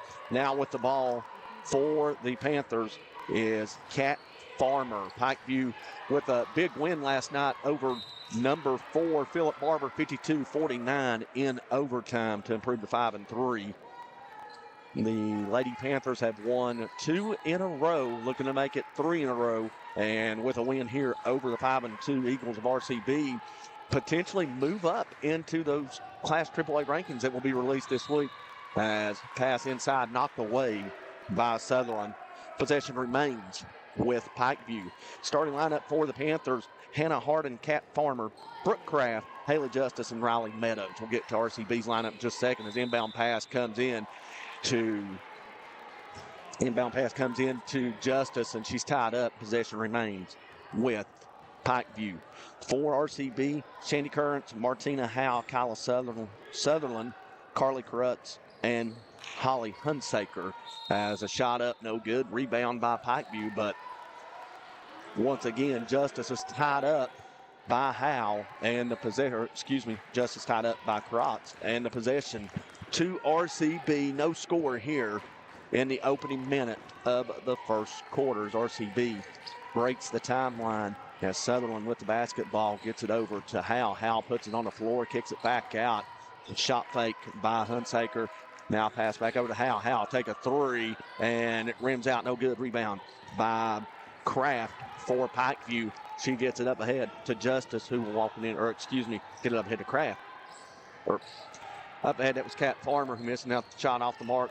No good. Farmer with it back over to Meadows. Meadows over into the corner for Harden. Harden back to Farmer. Now drive by Kraft. And she'll dish it off inside. And a jump ball is called. So once again, Justice is tied up for the third time. Pikeview maintains possession. So the third jump ball we've had in this opening quarter. Still looking for our first basket. As getting inside for Pikeview is Meadows, and she lays it up and in. And the first basket of the game goes to the Panthers, 2-0, 6:14 to go on a moving clock in the first quarter. Howe with the ball right in front of the Pikeview bench. She gets it over to Currents. Currents will put it on the floor, dribble on top of the key, get it over to Sutherland. Sutherland now to Howe. Howe looking for somewhere to go. She'll dribble back out, set up the offense again. She's looking for a pick. She gets it from Carrotz. Carrotz now receives a pass from Howe. Howe over in the corner for Currents. Currents dribbling around, looking for somebody to dribble through. She'll have it taken away. First turnover of the game for either side. As coming away with it is Pikeview. And quickly, the Panthers on the other end. Three-pointer on the way is actually they're going to call that a 2. And that's Kat Farmer with the jumper. 4-0 Pikeview. As we've played a minute and a half. Or excuse me, we played 2.5 actually in this game. Approaching the 3-minute mark as a jumper on the way for RCB's no good. That was Carrotz, and rebound comes down to the hands of Sutherland. Sutherland will dribble out near the timeline. She gets it over to Howe. Howe looking to get it inside to Carrotz. She's being guarded by Justice, and we'll get a whistle and a pass knocked out of bounds as RCB maintains possession of the basketball, trailing 4-0, 5:06 to go first quarter. Up against 5-second count to get it in, and it's going to be a turnover as the inbound pass from Currents goes off the hands of Carrotz into the hands of Pikeview's Justice, who gets it over to Farmer. Farmer now gets it over into the corner to Kraft, who gets it in to Justice at the free throw line. Justice is fouled by Kyla Sutherland for RCB. First team foul of the quarter by either team. First personal on Sutherland. Foul on the floor, so Pikeview will inbound the basketball as Farmer finds Kraft. Kraft gets it over into the corner now quickly down to Harden. Harden turnaround hook shot, no good. May have missed everything. Coming up with a rebound is Martina Howe for RCB, and she's hacked on a play by Brooke Kraft. First personal on Kraft, first team foul. Checking into the game for RCB is Kendall Strum. She'll replace Currents. 4:40 to go, 4-0. RCB looking for the first point of the contest. Been a struggle thus far for RCB. Pikeview punching pretty good man-to-man defense and forcing RCB further and further away from the basket. In fact, the only shot that RCB really has is an outside shot as the Eagles looking for the point. They'll get it over into the corner. That's Carrotz. Carrotz will think about a three. Now she'll take the three and hit. And the first basket of the game for the RCB Eagles is a three by Carly Carrotz. 4-3, 4 minutes to go. As Farmer being guarded by Sutherland, she'll get it over to Meadows, who tries to feed the paint to Harden. The ball's knocked away by RCB. That was Martina Howe coming up with the deflection. The ball remains with Pikeview as they inbound underneath the basket. Pass in, three-pointer on the way, no good by Meadows. Rebound comes down in the hands of Holly Hunsaker for RCB, and the Eagles running. They have a little bit of advantage. Hunsaker's jumper up, rolls around the rim and drops, and RCB with the last 5 points has taken a 5-4 lead in this contest. First lead change of the game as a shot up and good. A two-pointer from Justice, and that will put Pikeview back on top, 6-5. Here's scoreboard. Currently has 8-3 Pikeview, but it's 6-5. Shot inside. Howe's shot is blocked by Riley Meadows. And now the Eagles will inbound the ball, and we will have an official stoppage in play to correct the score. Our book shows 6-5, and the scoreboard is now reset to show 6-5. As one thing you can bet, if there is a score discrepancy, the crowd will let you know for sure. And that's what happened here. And the referees stopped play after the dead ball to correct it. So 6-5 the score, 2:55 to go in our opening quarter. Pikeview leading RCB. The Eagles with the basketball. Sutherland being guarded by Farmer. Gets it over to Strum. Strum now gets it to Hunsaker. Hunsaker being guarded by... Hunsaker was being guarded by Harden. Hunsaker got it over to Howe. Howe's shot is off the mark. Rebound out of bounds to RCB. Last touch in Pikeview. 2:30 to play in our opening quarter.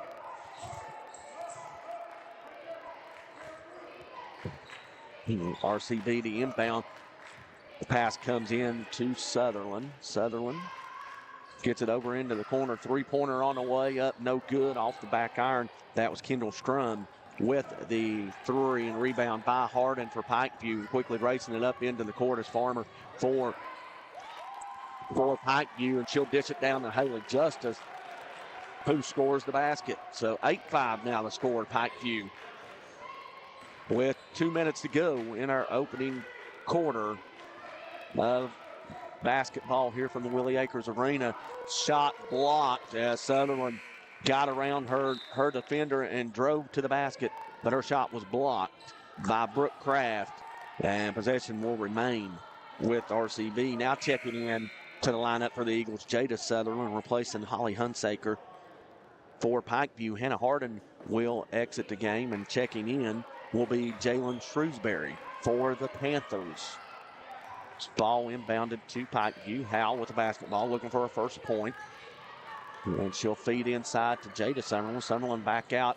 Three-pointer on the way by Karatz. No good. Rebound by Justice for Pikeview, and the Panthers want to run with the floor, trying to get it up ahead. There is a pass inside to Kraft. Kraft will get it inside to Meadows. Her shot is blocked out of bounds to the out of bounds pass. The possession will remain with the Eagles. Excuse me. Checking in for RCB, Audrey Jenkins replacing Strum. And a minute 30 to go in the opening quarter. Pikeview looking to add to a three-point lead. Pass comes inside to Justice. Her shot was blocked by Howe. Coming up with it is Kyla Sutherland. Sutherland running the break for the Eagles. Shot no good in the paint. Rebound by Justice for Pikeview. And the Panthers with the basketball will walk into the court as Kat Farmer dribbles into the front court, gets it over to Meadows. Meadows inside to a cutting Shrewsbury. Shot no good, and out of bounds to the Eagles as nobody touched the rebound. As our official appears to be having trouble with his whistle. Now he's got it adjusted, and we'll get set here to resume action with a minute 6 to go to opening quarter. Pikeview clinging to a three-point lead, 8-5, as RCB will walk it into the front court as Kyla Sutherland being guarded. Now she'll pass it inside to Karatz. Karatz back to Sutherland. Sutherland running jumper off the mark, no good. Rebound comes to Howe for RCB. She'll go up with it, no good. Rebound on the backside is rebounded by Jenkins. Shot may have been blocked. And rebound, bodies on the floor, held ball possession, and possession remains with the Eagles. As Harden will check back into the contest, and Haley Justice will check out for the Panthers. RCB the inbound. Jada Sutherland looking for somebody to get it into. She'll get it into Kyla Sutherland. And Sutherland's pass intercepted by Shrewsbury. Shrewsbury's pass knocked away by Jada Sutherland. And RCB looking to pass, but that pass from Kyla Sutherland intended for Jenkins was knocked away by Brooke Kraft. And possession remains with RCB following the double turnover. Only the second turnover of the game for the Eagles. The first turnover for Pikeview is checking out for RCB is Jenkins, and checking in, actually I think checking back in is Hunsaker, as she came in on that dead ball. And a pass from Sutherland to Howe is too high, out of bounds. Turnover number 3 for the Eagles. And Pikeview with possession of the basketball. 15.4 seconds left, 3-point lead, a chance to hold for the final shot and take a lead into the second quarter.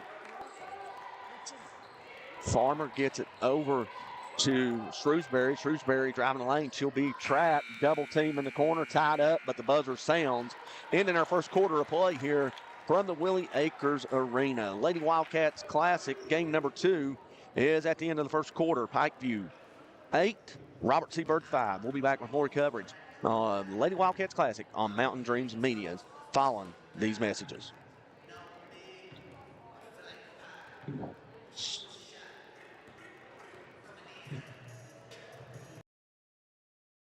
Jennifer May, family nurse practitioner at Mountain Laurel Integrated Healthcare at Chatteroy, West Virginia. Mountain Laurel is a federally qualified health center providing primary care and other medical services to individuals and families in southern West Virginia and eastern Kentucky. Besides being a family nurse practitioner, I'm also a wife and mother of 2. I've had a passion to work in the healthcare field for many years. This isn't just a job for me, it's a calling. Mountain Laurel Integrated Healthcare, where change begins. Judge Sabrina Deskins would appreciate your vote this upcoming election to be held in May. Judge Deskins is running for circuit judge in the newly formed 11th Circuit, which combines Logan and Mingo counties. Judge Deskins has 10 years judicial experience and the only candidate with years of experience in both Logan and Mingo counties. Vote Judge Deskins, the right choice for Logan and Mingo Circuit Court, paid for by the candidate.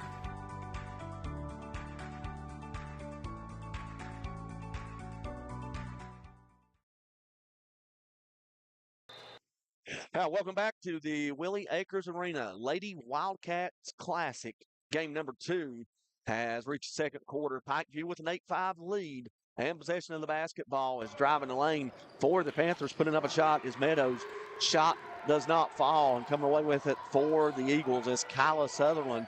And she walks it into the front court and will receive a screen from Karatz. Now Sutherland goes around the pick again, gets it over in the corner for Kearns. Kearns will dribble in, be cut off at the elbow, but she'll find Hunsaker. Shot no good. There's a rebound by Karatz. She goes back up with it and is fouled and will go to the line for a chance to trim this deficit.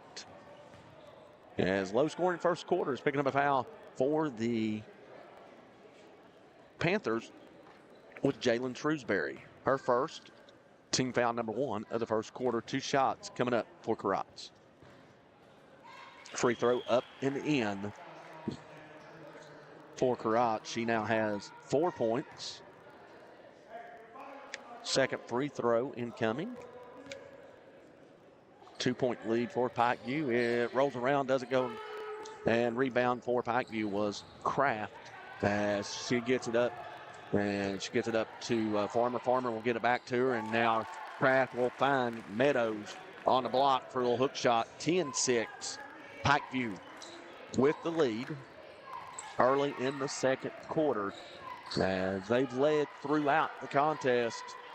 They've never trailed in this contest. They scored the first 4 points. Actually, they trailed once, 5-4. They scored the first 4 points. RCB scored the next 5. Since then, it's been all Pikeview, as RCB having a little bit of trouble running their offense against this Pikeview defense. Let's go man-to-man. Now Sutherland will take it on a drive. Shot up, no good off the glass. Rebound by Farmer for Pikeview, and she will walk it into the front court and get it over to Shrewsbury, who will find, well, actually, she won't find nobody as her pass intended for Meadows was a little high and out of bounds to the Panthers. Second turnover. Or excuse me, out of bounds to the Eagles. Second turnover on the Panthers. With 6:25 to go in our first half, 10-6. Your score with Pikeview on top. Beautiful backdoor cut by Martina Howe, and she will lay it up and in. And Howe's first points of the game. She came into this Classic averaging 23.7. But in that game last night against Logan, she had 10 points, so her average will take a little bit of a hit as contact in front of us. And Pikeview maintained possession of the basketball. Sutherland come over, tried to steal, and her and Meadows collided. And no call, but there's a steal for the Eagles. in the backcourt. Coming away with it is Sutherland off of the deflection. And Sutherland will walk in the front court. RCB with a chance to tie or take the lead with a 3. As Howe thought about it. She'll pick her dribble up and get it back out to Sutherland. RCB will reset their offense. Now they'll get it back to Howe. 3-pointer from near top of the key. Off back iron, no good. Rebound fought for. And coming down with it for Pikeview was Kraft. And she's fouled on the play by Kyla Sutherland. And that's Sutherland's second foul. This was an issue last night for the Eagles of RCB. Sutherland eventually fouled out of the contest last night as she picked up 5 fouls in an overtime loss to Logan. 41-37 as pass deflected out of bounds remains with Pikeview. RCB trailed by 13 to start the fourth quarter and rallied to force overtime, outscoring the Lady Wildcats 17-4 in the fourth. And in the extra frame, it was Logan coming away with the win as they outscored RCB 6-2 for the 4-point win. Pikeview with the possession of the basketball as Justice catches at the free throw line, but she'll be tied up by Howe.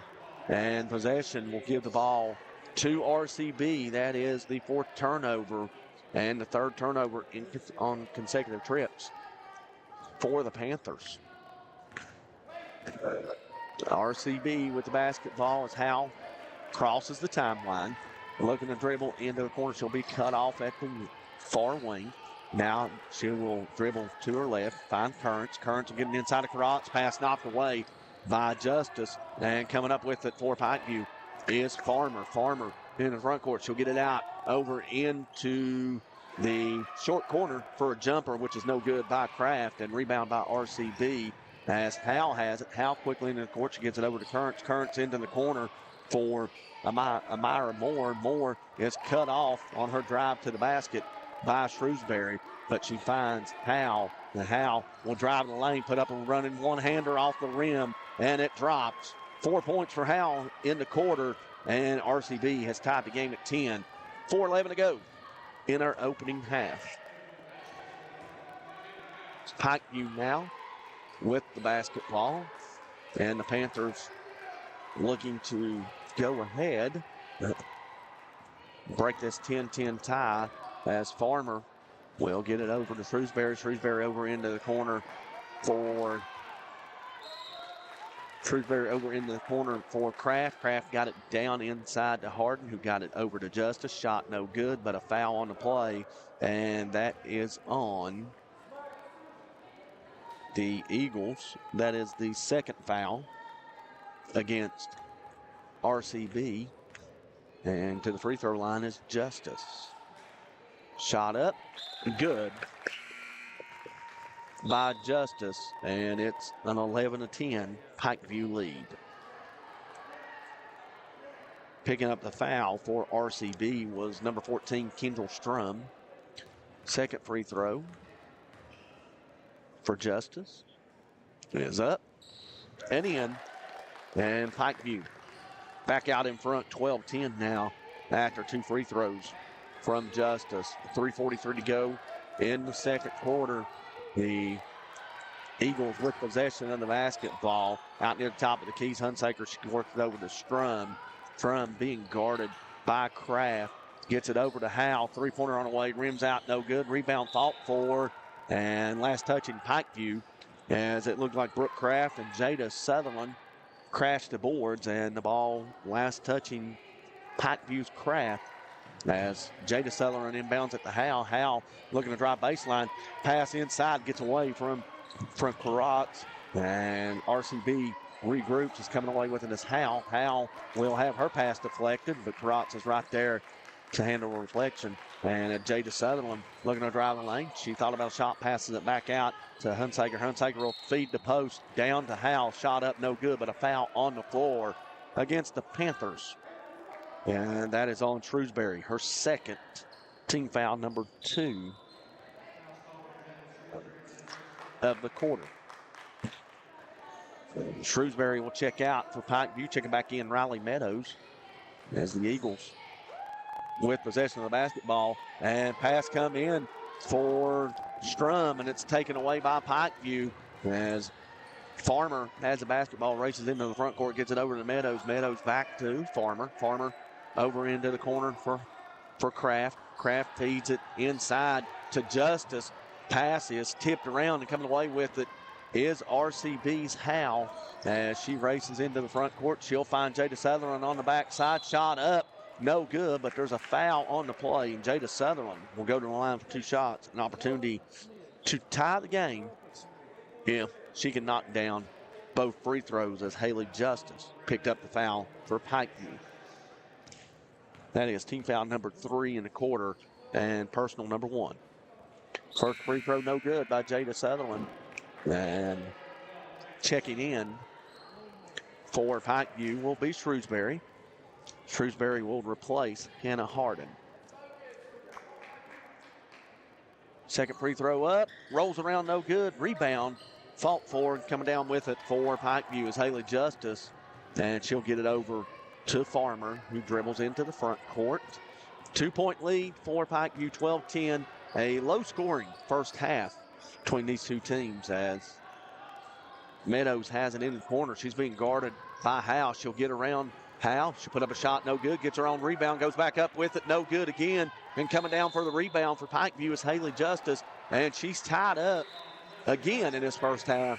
And the possession will go to RCB as Hannah Harden checks back in, replacing Shrewsbury. Checking in for the Eagles is Currents, replacing Strum. So Pikeview maintained possession of the basketball as was a false signal on the arrow. So the Panthers with a 2-point lead and 1:57 to go in this opening half, looking to add to that lead as they'll just pass it around the perimeter. It's into the hands of Meadows, who launches a 3, back iron, no good. Rebound comes out long, chasing it down for RCB is Howe. Howe into the front court now. She's being guarded by Meadows. Meadows will back off a little bit. Howe now out near the volleyball line. She gets a pick, trying to go around her defender and stops right in the corner, looking to try to get it into Karatz. Up against the 5-second count. She doesn't get it off in time. Good defense by the Panthers. Riley Meadows to force the 5-second count. And turnover number 4 against the Eagles of RCB. And possession of the basketball back to Pikeview. 1:23 to go in this second quarter. 12-10 Panthers. Farmer gets it into the front court. She passes it out over to Meadows. Meadows looking for somebody to get it to. Farmer cuts around to the corner. Now she'll rotate back around towards the top of the key and get a pass back from Kraft. And she'll dribble back out near the half circle and reset the offense. 55 seconds left. Now shot, nope, pass inside actually, as we'll get a foul as Justice received the pass from Meadows. And looked like Justice was trying to make a move to go up with a shot, but she's fouled by Karatz. And that is personal foul number 1 on Karatz, team foul number 3 of the quarter. So 51.5 seconds left. The Panthers will inbound the basketball, leading 12-10 as Meadows has it. She gets it back to Farmer. Farmer will back it out and dribble out. And it would appear for the time being that Pikeview may be trying to hold for one, or they may just be trying to spread RCB out to see if they can't sneak into the back door. Pass comes inside to Justice. It was blocked by, I believe that was Karatz. No, it was blocked by Howe. Saved in bounds by Karatz to Howe. And RCB with possession of the ball. And 18 seconds on the clock, 12 seconds. Jada Sutherland up against 5-second count. She'll break it as she's good defense. And that's a 3 out of the corner by Martina Howe. She's got 7 in the quarter, and RCB has a 13-12 lead. 5 seconds to go. Pikeview will try to get a shot off. Shots up and in off the glass with 2 seconds left by Haley Justice. And RCB won't be able to get the ball inbounds, as that's how our first half will end with your score. Pikeview 14 and Robert C. Byrd 13. We'll step aside for a few commercial breaks, and we'll come back. We'll get set for the second half action between Pikeview and RCB. Once again, game 2 of the Lady Wildcats Classic is at the half. Pikeview leading Robert C. Byrd 14-13. Back with more on Mountain Dreams Media following these messages. Hi, I'm Whitney Miller, family nurse practitioner at Mountain Laurel Integrated Healthcare. I have long had a heart for serving others since I was little and have always wanted to provide care to people in our community. We also offer our family dental clinic, behavioral health care, an in-agency pharmacy, a 24-hour crisis stabilization unit and safe detox, in-agency lab, transportation services, and much more. Mountain Laurel Integrated Healthcare, where change begins. Hi, I'm Chris White. And I'm Stephen Wolf. And for the last 10 years, Wolf White & Associates have been representing clients injured in motor vehicle wrecks, medical negligence, wrongful termination, social security disability, and real estate closings and transactions. We've recovered over $10 million in verdicts and settlements and over $10 million in real estate closings. So, when you need a win, give your local law team a call. Judge Sabrina Deskins would appreciate your vote this upcoming election to be held in May. Judge Deskins is running for circuit judge in the newly formed 11th Circuit, which combines Logan and Mingo counties. Judge Deskins has 10 years judicial experience and the only candidate with years of experience in both Logan and Mingo counties. Vote Judge Deskins, the right choice for Logan and Mingo Circuit Court, paid for by the candidate.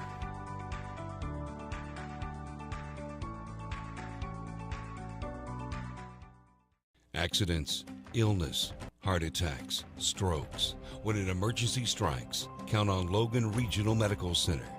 We're here providing emergency care 24/7, including the higher levels of emergency heart care found in our accredited chest pain center, and our enhanced cleaning, mask requirements, and social distancing to help keep you safe. Emergency care at Logan Regional Medical Center. When minutes matter, count on us.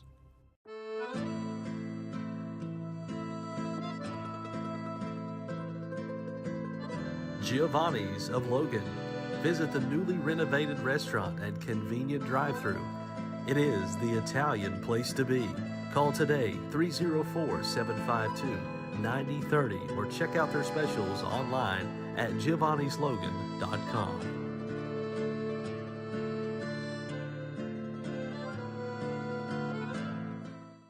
Shayna O'Brien Thompson is seeking your vote for circuit judge for Logan and Mingo counties in May 2024 for one of 2 Logan seats. Vote Shayna O'Brien Thompson, your choice for a fair, respectful, working circuit judge.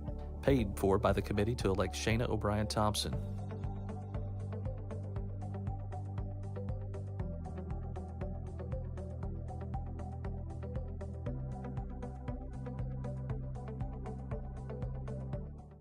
Whether you like traditional banking or online banking, Logan Bank & Trust has you covered. LB&T has 5 convenient locations where customers can stop in, make a deposit, get a loan, or a new instant debit card. Too busy to stop in? Don't worry. Logan Bank & Trust offers online banking with mobile deposits, banking app, and loan applications at the click of a button from anywhere, anyplace, and anytime. Member FDIC, Equal Housing Lender.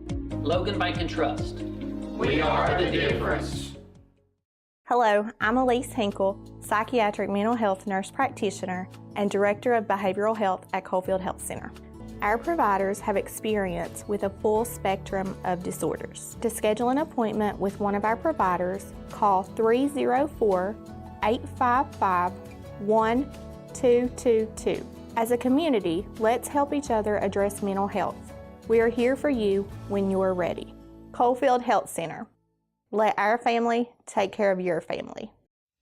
Are you looking to find the right home for your family, or are you wanting to list your property?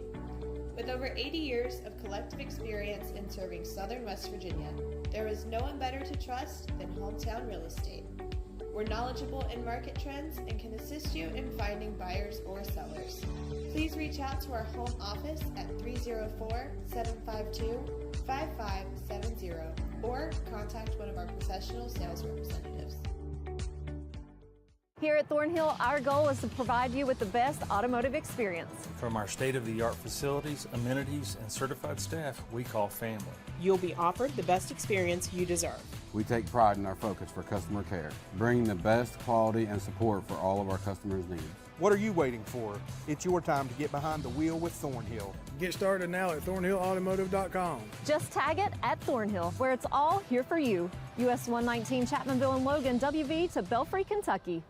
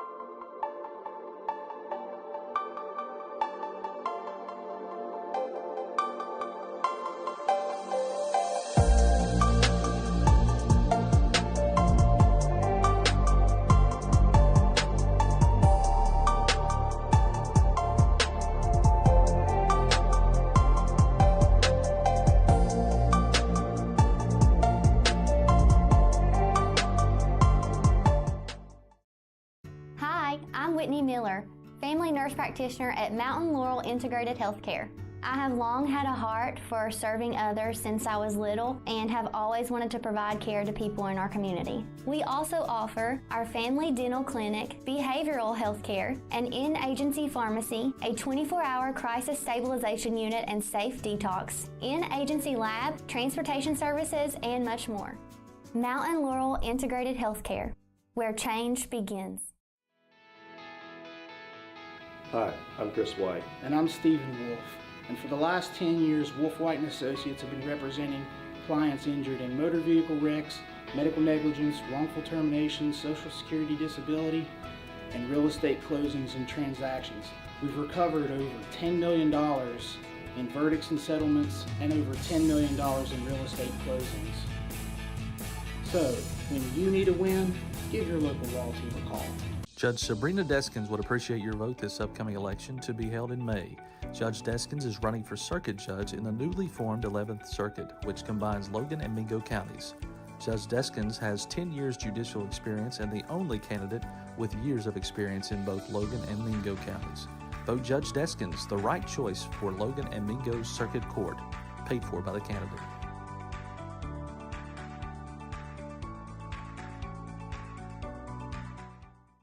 Accidents, illness, heart attacks, strokes. When an emergency strikes, count on Logan Regional Medical Center.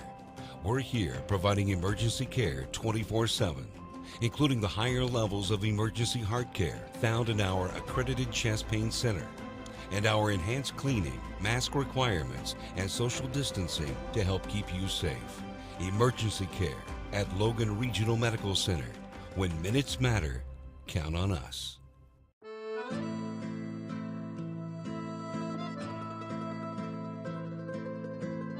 Giovanni's of Logan.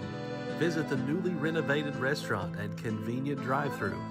It is the Italian place to be. Call today 304-752-9030 or check out their specials online at giovannislogan.com.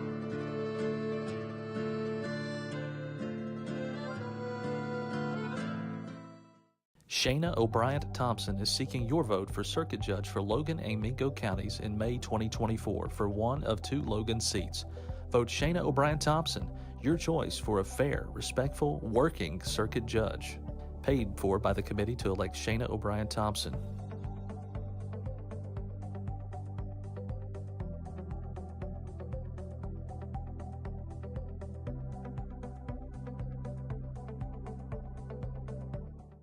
Whether you like traditional banking or online banking, Logan Bank & Trust has you covered. LB&T has 5 convenient locations where customers can stop in, make a deposit, get a loan, or a new instant debit card. Too busy to stop in? Don't worry. Logan Bank & Trust offers online banking with mobile deposits, banking app, and loan applications at the click of a button from anywhere, anyplace, and anytime. Member FDIC, Equal Housing Lender. Logan Bank & Trust. We are the difference. Hello, I'm Elise Hinkle, psychiatric mental health nurse practitioner and director of behavioral health at Coalfield Health Center.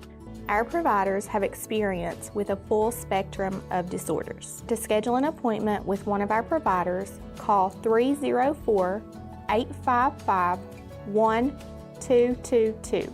As a community, let's help each other address mental health. We are here for you when you are ready. Coalfield Health Center. Let our family take care of your family. Are you looking to find the right home for your family, or are you wanting to list your property? With over 80 years of collective experience in serving Southern West Virginia, there is no one better to trust than Hometown Real Estate. We're knowledgeable in market trends and can assist you in finding buyers or sellers. Please reach out to our home office at 30. Welcome back to the Willie Acres Arena. Second half underway.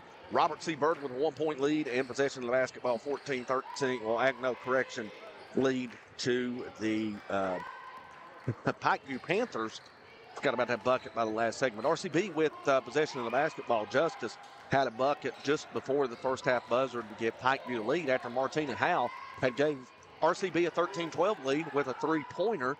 And now RCB looking to regain that lead. And a first half that has been pretty evenly played by both sides. Not a lot of turnovers. In fact, 4 turnovers each way for both teams. So both teams doing a good job of taking care of the basketball. As Howe with it, she'll launch a three, she'll miss. His rebound comes down, and we'll get a whistle and a tie-up, giving a possession arrow to Pikeview. So first possession for Robert C. Byrd. They come up empty, so now Pikeview's first possession of the second half, and they'll look to add to this 1-point lead. Haley Justice has 8 points to lead all scorers in this contest for Pikeview. 4 points for Riley Meadows, 2 points for Kat Farmer, as Pikeview will turn the ball over for the 5th time, as they got a little sloppy there and a little out of sync on offense, playing a little too quickly, as RCB now in possession of the basketball.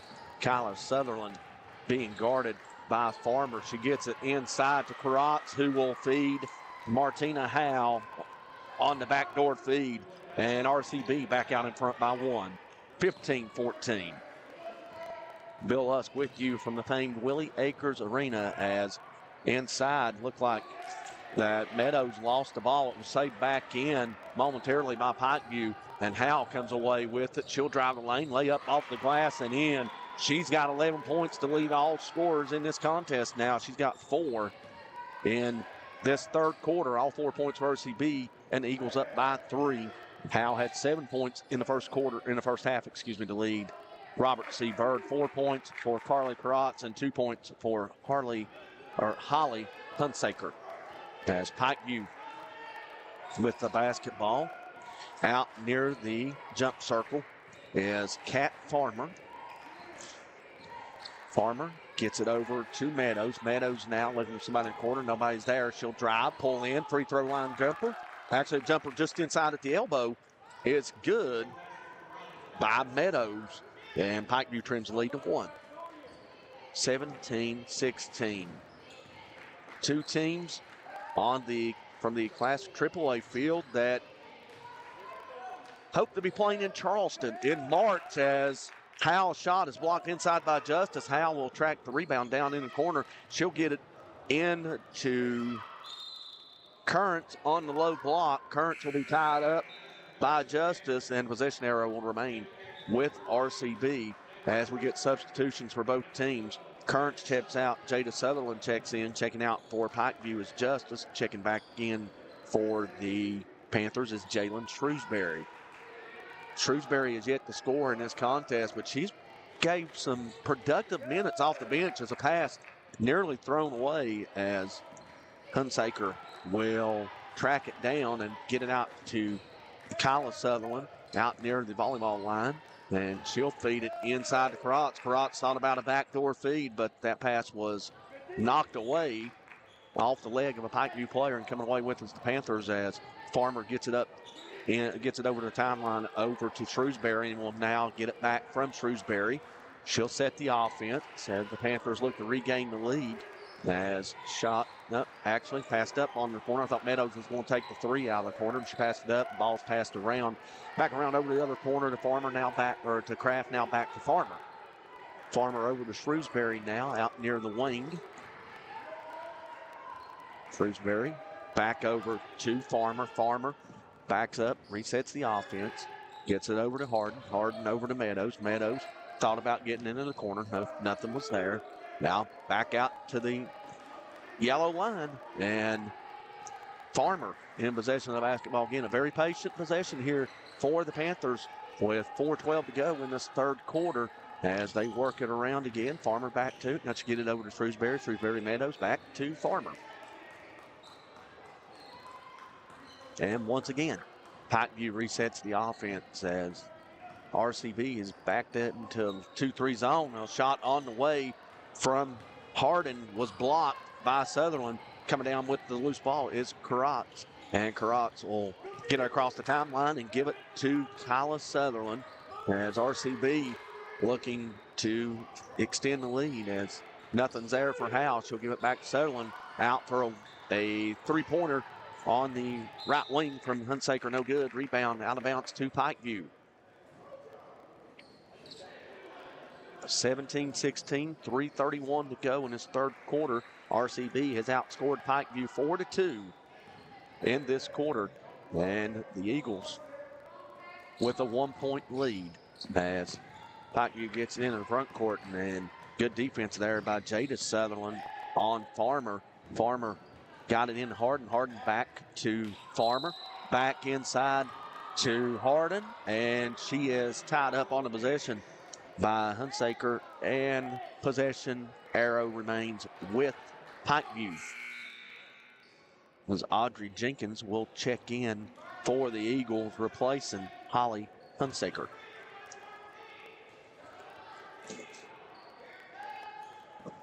Pass inside off of the inbound to Brooke Kraft. Kraft is fouled, and she'll go to the line for 2 shots as Jenkins, who just checked in, picks up the personal foul. That is her first, team foul number 1 of this fast-moving third quarter. 2 free throws coming up for Kraft. She's yet to score, and she changes that as she hits the first and evens the score at 17 apiece. Second free throw up, no good. Rebound came down by Karats for RCB as she gets it over to Martina Howe. Howe into the front court being guarded by Meadows. She will pull out three-pointer, top of the key, no good. Rebound fought for, last touched by Robert C. Byrd, Jada Sutherland. Sutherland went for the rebound, tipped it out of bounds, unable to come up with it, and Pikeview will take back the basketball. 2:55 to go on a moving clock in this third quarter, and RCB playing a little bit of a 1-2-2 3/4 trap, you could say, as they're trying to speed Pikeview up, who's been slow in this quarter, and that shot may have been blocked by RCB. Farmer shot blocked. She comes up with it and lays it up. Kind of a weird play there, but 19-17 on the bucket by Kat Farmer. She didn't give up on that play. She stayed with it and got her 4th point of the evening. And RCB now with possession of the basketball, looking to tie or retake the lead. As pass inside from Jada Sutherland, Jada Sutherland finds Howe. Howe is going to be tied up as her shot is up, no good. But before she could get the shot up, she was tied up by Brooke Kraft. I believe it was. Kraft was one of the 3 Panthers in there, and I think she was the one that got her hands on it to force the tie-up. Possession remains with RCB. Ball inbounded to Hunsaker, who just checked back in. Hunsaker over to Kyla Sutherland. She will drive the lane for her first 2 of the afternoon. 19-19 to score. We're tied up again in this third quarter. 1:54 to go, and nearly a backcourt as Shrewsbury had it, and quickly RCB falls asleep on defense, and Kraft is on the backside for a layup to put Pikeview back up by 2. Sutherland with the ball, gets it out to Kyra, or to Jada Sutherland. Kyla finds Kyra, and shot no good. And ball out of bounds. Well, actually, Pikeview come up with the loose ball off of the rebound, and they will be charged a timeout as they keep possession of the basketball. Full timeout with 1:23 to go. 21-19, Pikeview on top. And while we got this full timeout, let's take it with them. We'll be back with more Lady Wildcat Classic on Mountain Dreams Media. Jennifer May, family nurse practitioner at Mountain Laurel Integrated Healthcare at Chatteroy, West Virginia. Mountain Laurel is a federally qualified health center providing primary care and other medical services to individuals and families in southern West Virginia and eastern Kentucky. Besides being a family nurse practitioner, I'm also a wife and mother of 2. I've had a passion to work in the healthcare field for many years. This isn't just a job for me, it's a calling. Mountain Laurel Integrated Healthcare, where change begins. Judge Sabrina Deskins would appreciate your vote this upcoming election to be held in May. Judge Deskins is running for circuit judge in the newly formed 11th Circuit, which combines Logan and Mingo counties. Judge Deskins has 10 years judicial experience and the only candidate with years of experience in both Logan and Mingo counties. Vote Judge Deskins, the right choice for Logan and Mingo's Circuit Court, paid for by the candidate.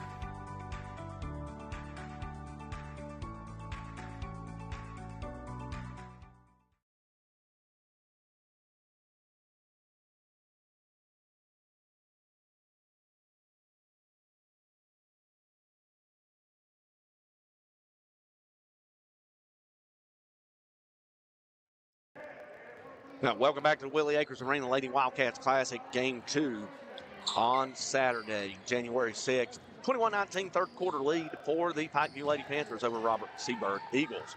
Bill us with you as Pikeview, with possession of the basketball, will have the ball knocked away, as that was Brooke Kraft dribbling it inside, and knocking the ball away was R.C. Boo, as trying to check into the contest is Carly Karatz, but she was late to the scores table, and Pikeview had already been handed the ball to inbound, so she'll have to wait till the next dead ball, as Pikeview working around, three-pointer on the way up, rims around, no good, as Farmer had a good look at it, and the rebound will go out of bounds to RCB. Now Karatz can check back in for the Eagles, and Jada Sutherland checks out for RCB. 50 seconds on a moving clock in the third quarter.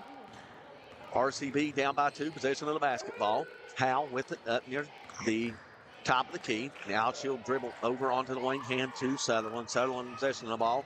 They're trying to get a shot for Howe out of the corner, and we'll get a whistle and an offensive foul. That is Amira Moore picking up the first personal foul in the second of the quarter. She'll be whistled for the offensive foul as she tried to set a pick, but apparently she must have extended her hip and got whistled for the personal. Checking out is Howe for Robert C. Byrd, and Kendall Strum checks back in as nearly a steal by Karatz. She got her hands on it, deflected it out of bounds. Pikeview will keep possession. 20 seconds to go in our third quarter. Pikeview clinging to a 21-19 lead. Pass into Shrewsbury. Shrewsbury will lose it, and she has it. Well, actually, Shrewsbury lost it. Coming away with it was Kyla Sutherland. Sutherland lost it, so I don't think anybody had possession there, so no turnover on that play. As RCB misses an opportunity, Pikeview will keep possession of the basketball. Three-pointer by Meadows, no good. Rebound by Moore, and Moore will get caught for the double dribble as she was trying to race it into the front court, and the ball trapped against her body. So Moore will check out, and Currents will check back in. Shondi Currents, one of the 5 starters for RCB, on the floor now, and a quick trigger off the inbound pass with 4 seconds left. I don't think Meadows knew how much time was on the clock. She rushed at 3, It's no good. Rebound by RCB, and they will not get a shot off before the third quarter ends. 3 quarters in the books from Willie Acres Arena in the Wildcat Classic. Pikeview 41 and Robert C. Byrd 19. We'll be back for fourth quarter after these messages on Mountain Dreams Media. Accidents, illness, heart attacks, strokes. When an emergency strikes, count on Logan Regional Medical Center. We're here providing emergency care 24/7, including the higher levels of emergency heart care found in our accredited chest pain center, and our enhanced cleaning, mask requirements, and social distancing to help keep you safe. Emergency care at Logan Regional Medical Center. When minutes matter, count on us. Whether you like traditional banking or online banking, Logan Bank & Trust has you covered. LB&T has 5 convenient locations where customers can stop in, make a deposit, get a loan, or a new instant debit card. Too busy to stop in? Don't worry. Logan Bank & Trust offers online banking with mobile deposits, banking app, and loan applications at the click of a button from anywhere, anyplace, and anytime. Member FDIC, Equal Housing Lender. Logan Bank & Trust. We are the difference.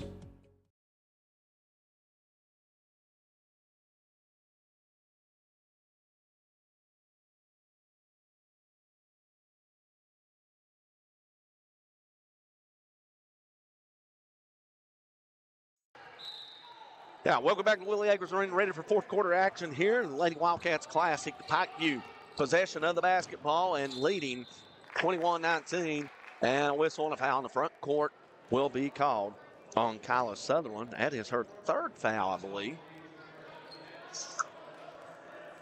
And first personal foul of the quarter. Quarter number 4. As Pikeview will throw the ball away, coming away with his Karate off of the pass from Farmer. Farmer was looking to get the ball over to Meadows. Meadows was not there, and Karats comes away with it. And now Pikeview on the defensive end trying to preserve a 2-point lead here as RCB looks to tie or retake the lead with a 3. Nearly a steal there as the Eagles just about threw it away. Sutherland now with the basketball. She'll drive, kick over Karats. Shot from just inside the 3-point line is good. And Carly Karats with her 6th point. And we are tied at 21. In their second game of the Lady Wildcat Classic, as Pikeview had a look at an open lane, and losing it out of bounds was Meadows, but early indication is Robert C. Byrd last touched the basketball. Now the officials will get together and have a conversation, and we'll see if this call is overturned, and possession goes to RCB. And it will be. So turnover number 6 on the Panthers, as RCB will take possession of the basketball and try to regain the lead. This, again, a very evenly played contest. Neither team's had a lead more than 5 points as RCB throws it away, and that's turnover number 6 on the Eagles. Biggest lead in this contest, 5. That was, correction, biggest lead in this contest, 4. That was Pikeview. They led 4-0 early, and nearly a steal in the backcourt as Brooke Kraft comes away with deflection, and Martina Howe will pick up her first personal foul, team foul number 2. Pikeview scored the first 4 points of the contest. They led 4-0.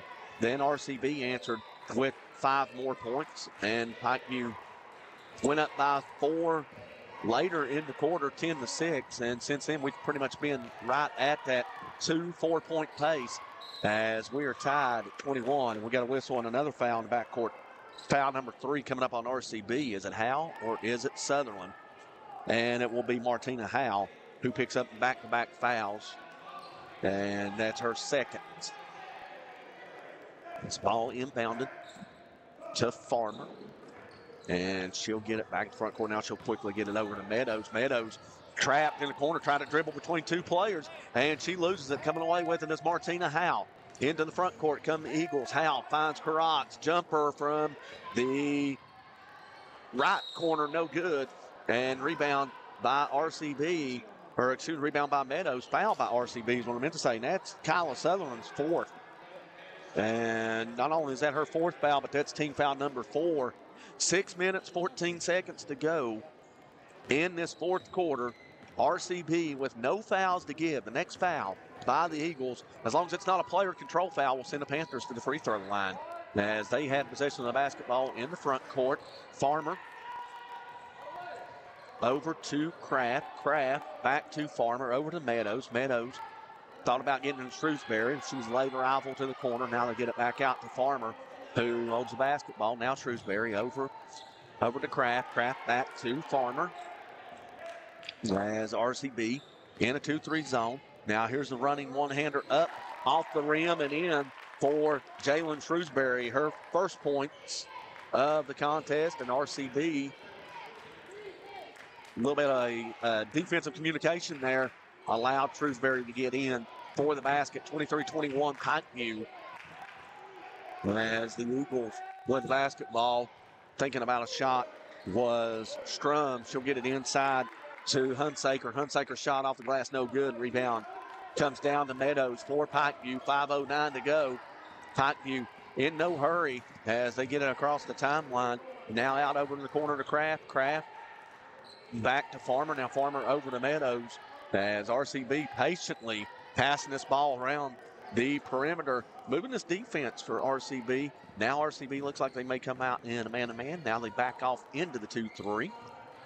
And Pikeview continues to pass around the perimeter as Kraft and Meadows play, pass it back and forth to one another. Now it's in the hands of Farmer. Farmer will give it to Kraft. Kraft over to Shrewsbury, over to Meadows, who works her way over into the right corner. Pass near the top of the key to Farmer. As she'll back out, run a little more clock. 23-21, 4:20 to go on a moving clock. Pikeview with a 2-point lead. Panthers continuing to work that clock as driving into the lane is Farmer. She gets it back to Shrewsbury. Shrewsbury over to Justice, to Meadows, back around. Meadows shot up, no good. She comes away with the rebound. She'll get it over to Farmer. Farmer thought about a 3. Now she'll back out, 3:55, and Pikeview will milk the clock even further. Sutherland having to watch what's good. She's got them 5 fouls. They'll get it inside to Kraft. Kraft shot is blocked by Hunsaker. Coming away with the rebound is Karotz. Karotz gets it over to Kyla Sutherland. So good defensive possession there by the Eagles of Robert C. Byrd, and Coach Robert Shields will call a timeout. And it looks like it will be a full timeout with 3:35 to play in our fourth quarter. 23-21 Pikeview leads RCB. We're back after a few messages. The Lady Wildcat Classic here on Mountain Dreams Media. Accidents, illness, heart attacks, strokes. When an emergency strikes, count on Logan Regional Medical Center. We're here providing emergency care 24/7. Including the higher levels of emergency heart care found in our accredited chest pain center, and our enhanced cleaning, mask requirements, and social distancing to help keep you safe. Emergency care at Logan Regional Medical Center. When minutes matter, count on us.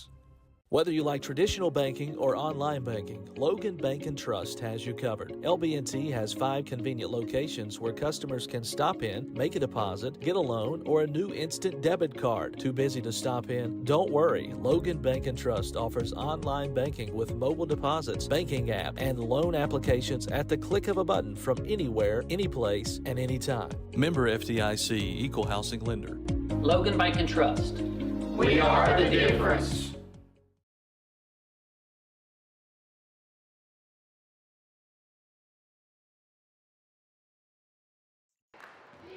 Welcome back to Willie Acres Arena. 3:34 to go. Final quarter, 23-21 Pikeview leading. RCB possession of the basketball.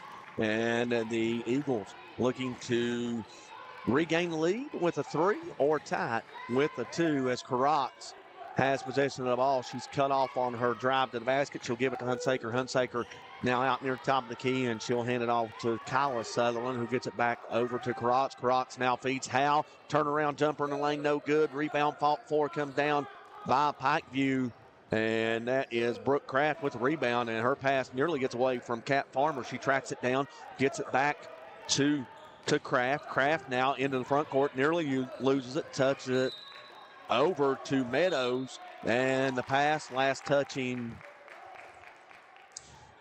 Kyla Sutherland as the officials get together and possession maintains with Pikeview. And the Panthers looking to keep the lead here. 2:42 to go. So once again, they back it out, trying to milk a little clock, run their offense against this 2-3 zone that is now extended. Now it looks like a man-to-man defense as RCB knows they got to come out and guard against Pikeview, or they're going to run off a minute, possibly a minute and a half of this game clock. We're down to 2:22 on a moving clock. As Pikeview, Farmer inside, kicks it back out. Meadows thought about it. She'll pump fake. She'll dribble out, give it to Shrewsbury. Shrewsbury over to Farmer. Farmer back to Shrewsbury. Shrewsbury over to Kraft. Kraft now in the corner being guarded by Carrot. Pass inside off the hands of Haley Justice. Out of bounds. Turnover to RCB. 7th turnover of the game for Pikeview. And a minute 59 to play in the contest. 23-21 in a very low-scoring contest. Good defensive battle, you could say, as neither team has shot particularly well. Both teams have played very good defense, and turnovers have not been an issue here. 7 for Pikeview, 6 for Robert C. Byrd. As the Eagles will work around. 3 on the way is going to be no good by Jada Sutherland, but she traveled as turnover number 7 for RCB. So turnovers are even up. Turnovers even up in the scores column, or turnovers even up in the scores book, but on the scoreboard, Pikeview has a 2-point advantage in possession of the basketball with a minute 20 to go, and they will break the 10-second count as Kat Farmer gets it across with a bit of time, and whistle and an offensive foul on Riley Meadows.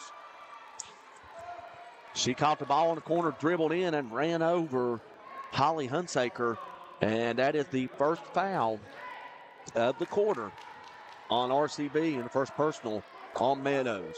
So a minute 8 to go in this contest.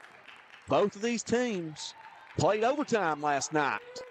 Could we be in store for a second overtime for both of these clubs?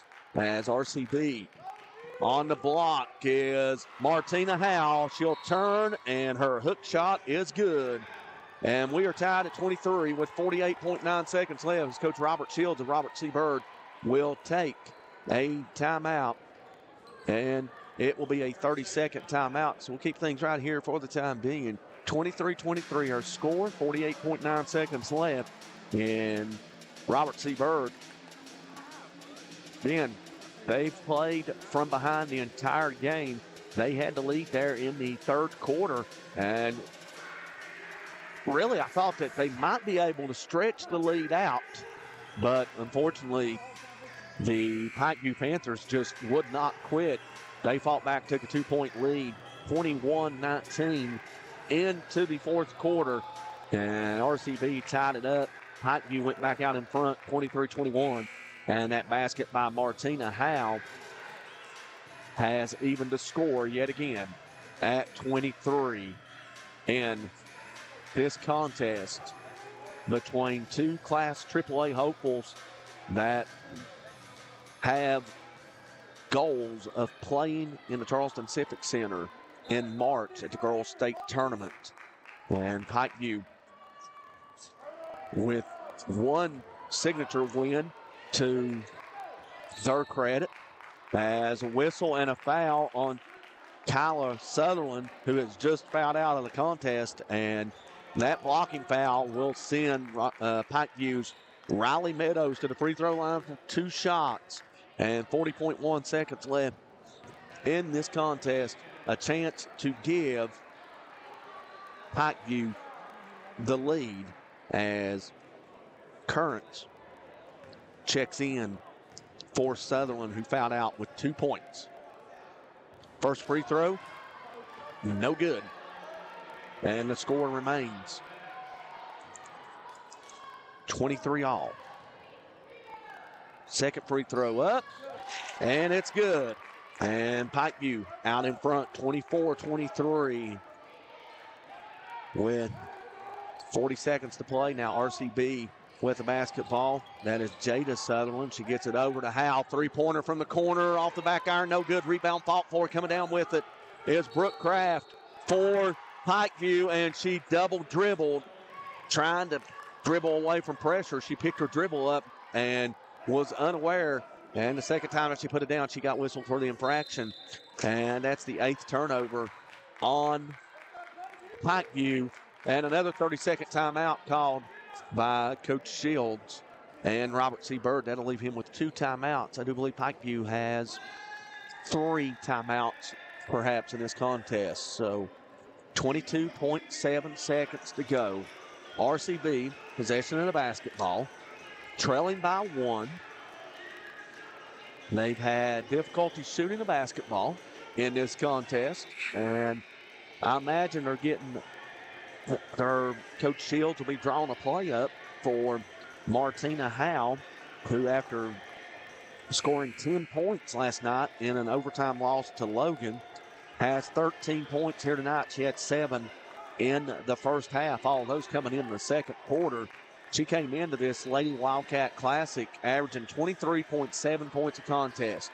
She's had a rough go of it in this Classic, and still 2 games, 23 points for Howell, as the Eagles will inbound the basketball. Howell looks to get it in and tries to get it in across, and the pass is tipped away, and coming away with it for Pikeview is Kat Farmer. Farmer will look to dribble out the clock as Howell comes over from the backside and tries to tie her up, but she'll be whistled for the foul as RCB commits their 8th turnover, and it's a crucial one with 15.7 seconds left. Family nurse practitioner at Mountain Laurel Integrated Healthcare at Chattaroy, West Virginia. Mountain Laurel is a federally qualified. First free throw up and in, 25-23.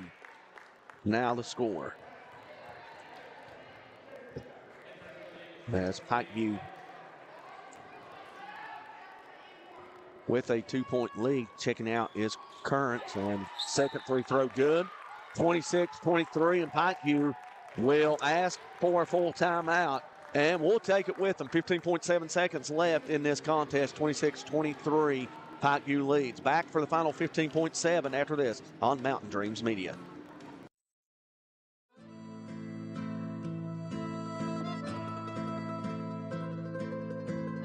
Giovanni's of Logan.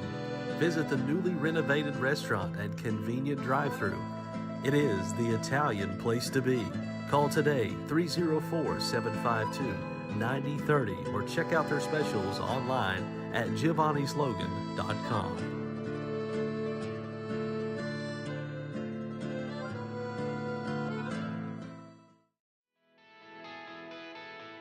Hi, I'm Chris White. And I'm Stephen Wolf. And for the last 10 years, Wolf White & Associates have been representing clients injured in motor vehicle wrecks, medical negligence, wrongful termination, social security disability, and real estate closings and transactions. We've recovered over $10 million in verdicts and settlements and over $10 million in real estate closings. So, when you need a win, give your local law team a call.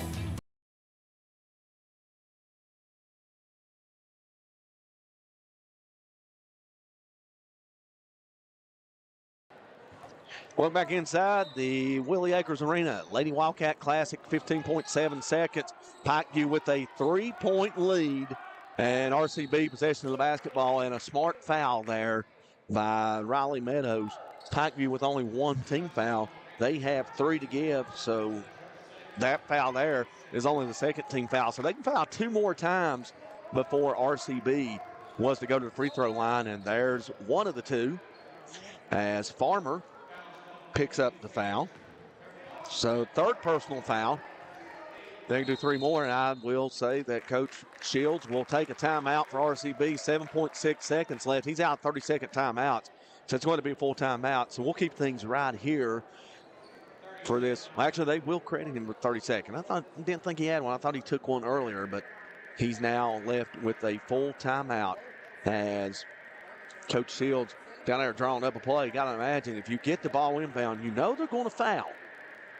Now, I'm not for sure that if they don't foul for the fourth time, I'm not for sure that they would foul a fifth time, put RCB on the free throw line instead of letting the Eagles get a look at a three-point play. You get in that situation here, and it's talked about a lot. You hear it talked about a lot in college. You got a three-point lead. Do you allow the team to get a three-pointer up, or do you foul them and put them on the free throw line for 2 shots? Again, in situations, you run into the currents that they could always make the first, miss the second, and get the rebound and put it back up and in for the tie. So we'll see how Pikeview plays it. They do have one foul to give here, and I imagine they will foul here as out of the corner, Carrotz is trapped. She was trying to get it away. Now they got to get over Sutherland. She puts a shot up. They needed a 3, and she hits a 2, and Coach Shields asking for a timeout. Hold up. We're not done yet. 26-25. Pikeview thinks they've won the ball game, but we're going to have more time put back on the clock because Coach Shields was standing right there with the official, and he's asking for a timeout. He's going to be granted a timeout. Basket is good by Jada Sutherland, but there's not much that they can do. It's not 3 seconds on the clock. So I've got to think they're trying to say 0.3. Basket counts. Timeout, Robert C. Byrd. That is the final timeout.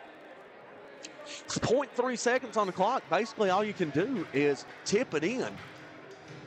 And, well, now we don't have 3 minutes on the clock. They're trying to set the tenths as basically if you're Pikeview, all you got to do is get the ball in. Once the ball is touched, that will pretty much end the contest. But you still have to play the remaining 0.3. A lot can happen in this 0.3. Pikeview has to inbound the basketball. Pikeview could be called for an offensive foul trying to get the ball inbounded. There's your 4th team foul.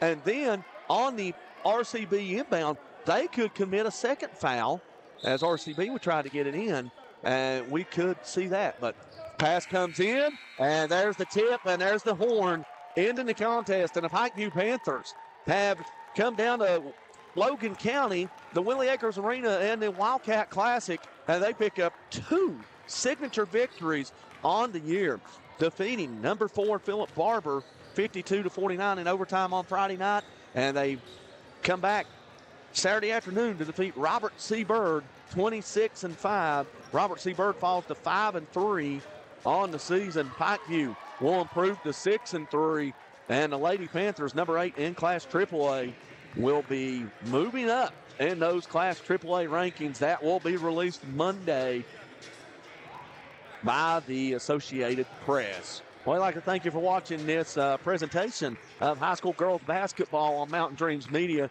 I want you to remind you to stay tuned. Coming up here in approximately 25 minutes, we will have Johnson Central, Kentucky, and the George Washington Lady Patriots. For Bill Lusk, this has been Bill Lusk bringing you coverage of the Lady Wildcat Classic on Mountain Dreams Media. George Washington and Johnson Central, Kentucky coming up next. Media would like to thank the following sponsors for tonight's broadcast.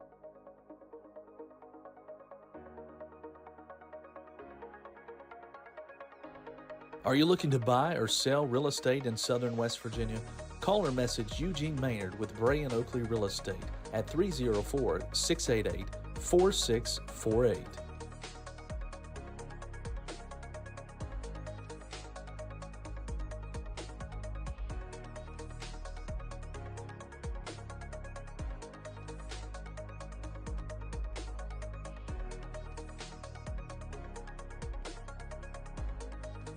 Check out Heard the Word podcast with Marshall alumni basketball stars Jared West and Stevie Browning, available on Spotify, Apple Podcasts, and YouTube. Looking to plan that next adventure with family? Amanda Thompson with Off to Neverland Travel is the best at planning that family vacation. experienced in Disney vacations, and much, much more. She can help you in finding that right place to make memories. Find her on Facebook or email at amanda.thompson@offtoneverland.com. Judge Sabrina Deskins would appreciate your vote this upcoming election to be held in May. Judge Deskins is running for circuit judge in the newly formed 11th Circuit, which combines Logan and Mingo counties. Judge Deskins has 10 years judicial experience and the only candidate with years of experience in both Logan and Mingo counties. Vote Judge Deskins, the right choice for Logan and Mingo's Circuit Court, paid for by the candidate. Caleb with the Clippers will keep you fresh. Check him out on Facebook and Instagram at Caleb with the Clippers.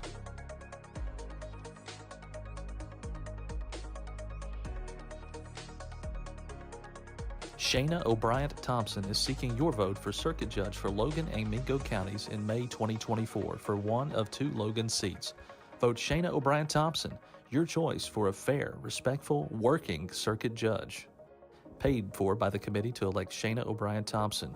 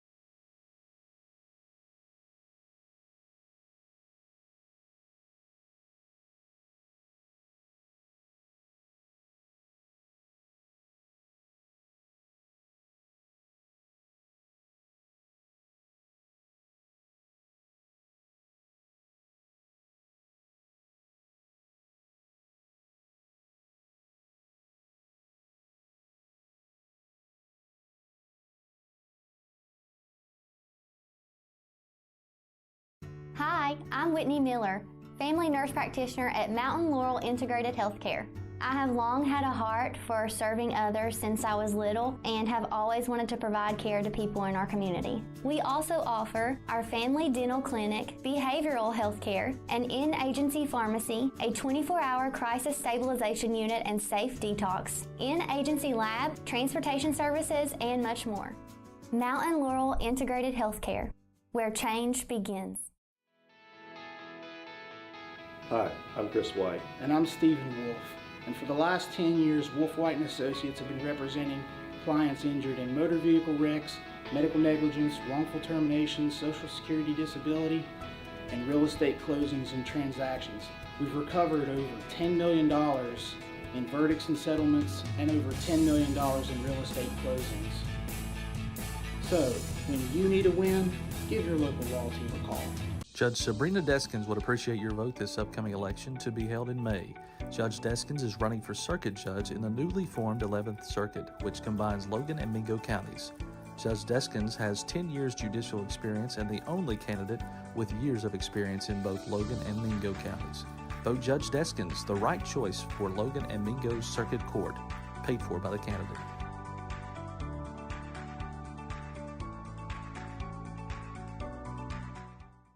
Accidents, illness, heart attacks, strokes. When an emergency strikes, count on Logan Regional Medical Center.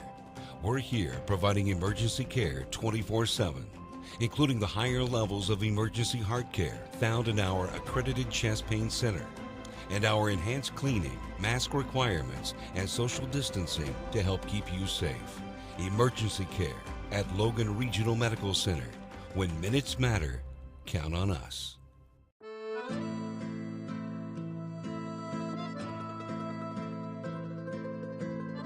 Giovanni's of Logan. Visit the newly renovated restaurant and convenient drive-thru. It is the Italian place to be. Call today 304-752-9030 or check out their specials online at giovannislogan.com.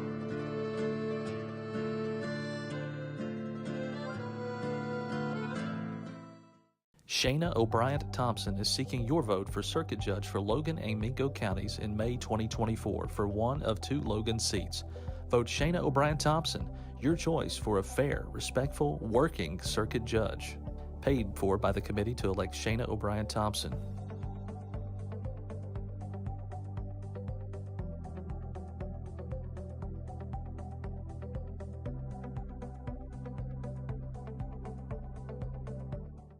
Whether you like traditional banking or online banking, Logan Bank & Trust has you covered. LB&T has 5 convenient locations where customers can stop in, make a deposit, get a loan, or a new instant debit card. Too busy to stop in? Don't worry. Logan Bank & Trust offers online banking with mobile deposits, banking app, and loan applications at the click of a button from anywhere, anyplace, and anytime. Member FDIC, Equal Housing Lender. Logan Bank & Trust. We are the difference. Hello, I'm Elise Hinkle, psychiatric mental health nurse practitioner and director of behavioral health at Coalfield Health Center. Our providers have experience with a full spectrum of disorders. To schedule an appointment with one of our providers, call 304-855-1222. As a community, let's help each other address mental health. We are here for you when you are ready. Coalfield Health Center. Let our family take care of your family. Are you looking to find the right home for your family, or are you wanting to list your property? With over 80 years of collective experience in serving Southern West Virginia, there is no one better to trust than Hometown Real Estate. We're knowledgeable in market trends and can assist you in finding buyers or sellers. Please reach out to our home office at 304-752-5570 or contact one of our professional sales representatives. Here at Thornhill, our goal is to provide you with the best automotive experience. From our state-of-the-art facilities, amenities, and certified staff we call family. You'll be offered the best experience you deserve. We take pride in our focus for customer care, bringing the best quality and support for all of our customers' needs. What are you waiting for? It's your time to get behind the wheel with Thornhill. Get started now at thornhillautomotive.com. Just tag it at Thornhill, where it's all here for you. US 119 Chapmanville and Logan, WV to Belfry, Kentucky.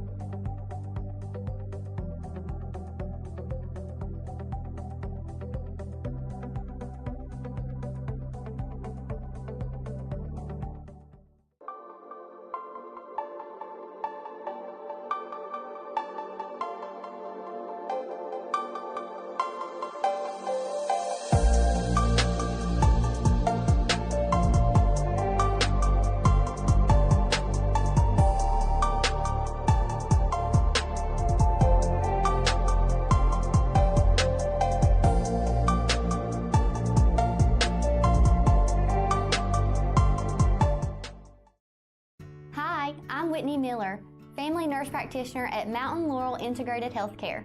I have long had a heart for serving others since I was little and have always wanted to provide care to people in our community. We also offer our family dental clinic, behavioral health care, an in-agency pharmacy, a 24-hour crisis stabilization unit and safe detox, in-agency lab, transportation services, and much more. Mountain Laurel Integrated Healthcare, where change begins. Hi, I'm Chris White. And I'm Stephen Wolf. And for the last 10 years, Wolf White & Associates have been representing clients injured in motor vehicle wrecks, medical negligence, wrongful termination, social security disability, and real estate closings and transactions. We've recovered over $10 million in verdicts and settlements and over $10 million in real estate closings. So, when you need a win, give your local law team a call.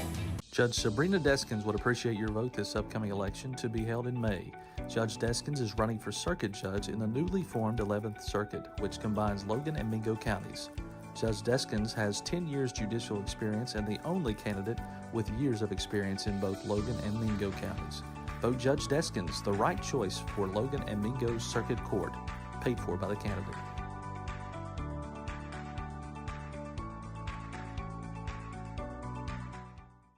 Accidents, illness, heart attacks, strokes. When an emergency strikes, count on Logan Regional Medical Center. We're here providing emergency care 24/7, including the higher levels of emergency heart care found in our accredited chest pain center, and our enhanced cleaning, mask requirements, and social distancing to help keep you safe.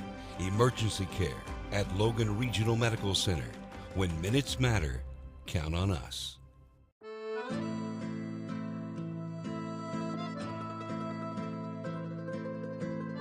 Giovanni's of Logan. Visit the newly renovated restaurant and convenient drive-thru. It is the Italian place to be.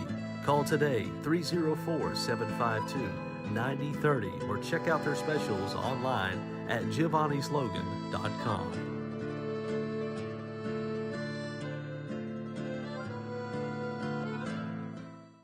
Shayna O'Brien Thompson is seeking your vote for circuit judge for Logan and Mingo counties in May 2024 for one of 2 Logan seats. Vote Shayna O'Brien Thompson, your choice for a fair, respectful, working circuit judge. Paid for by the committee to elect Shayna O'Brien Thompson.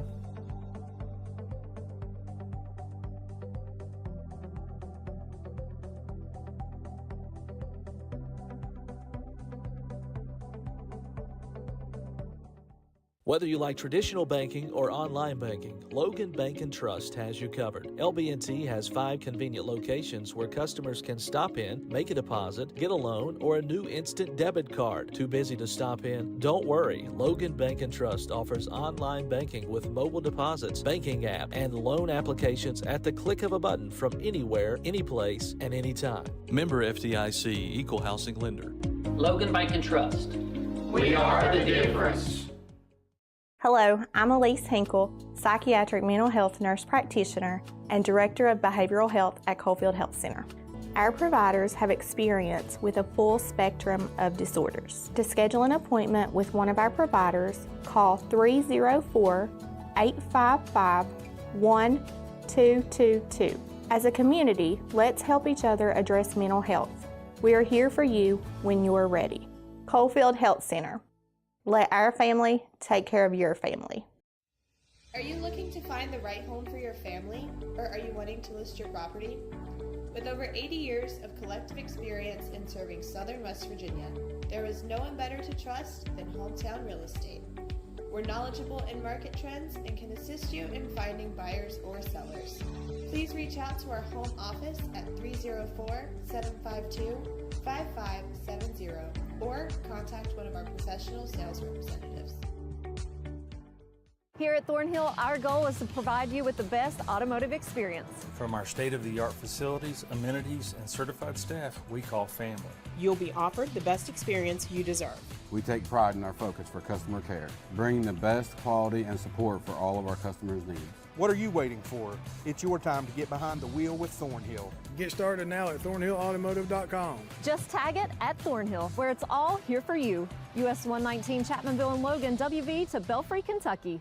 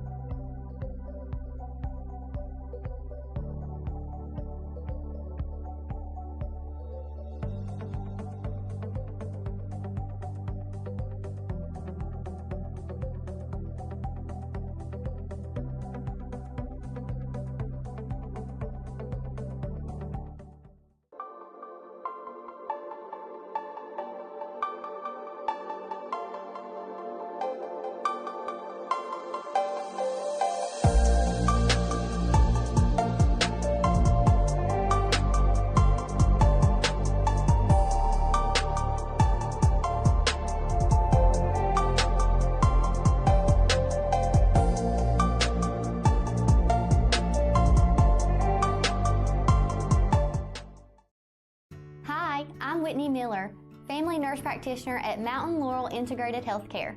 I have long had a heart for serving others since I was little and have always wanted to provide care to people in our community. We also offer our family dental clinic, behavioral health care, an in-agency pharmacy, a 24-hour crisis stabilization unit and safe detox, in-agency lab, transportation services, and much more. Mountain Laurel Integrated Healthcare, where change begins. Hi, I'm Chris White. And I'm Stephen Wolf.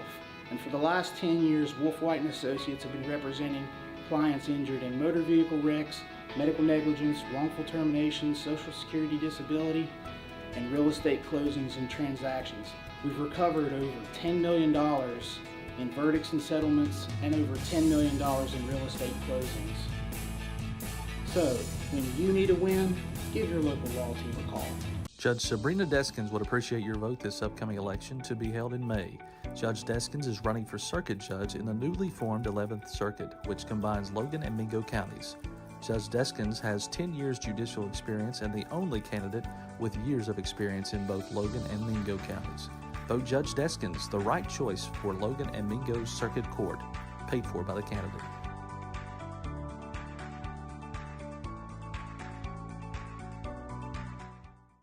Accidents, illness, heart attacks, strokes. When an emergency strikes, count on Logan Regional Medical Center. We're here providing emergency care 24/7, including the higher levels of emergency heart care found in our accredited chest pain center, and our enhanced cleaning, mask requirements, and social distancing to help keep you safe. Emergency care at Logan Regional Medical Center. When minutes matter, count on us.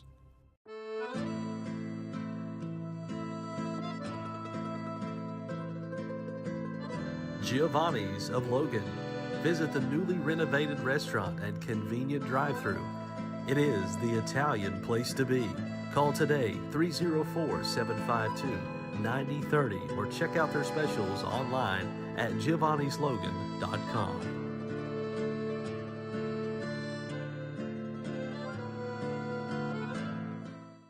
Shayna O'Brien Thompson is seeking your vote for circuit judge for Logan and Mingo counties in May 2024 for one of 2 Logan seats. Vote Shayna O'Brien Thompson, your choice for a fair, respectful, working circuit judge. Paid for by the committee to elect Shayna O'Brien Thompson.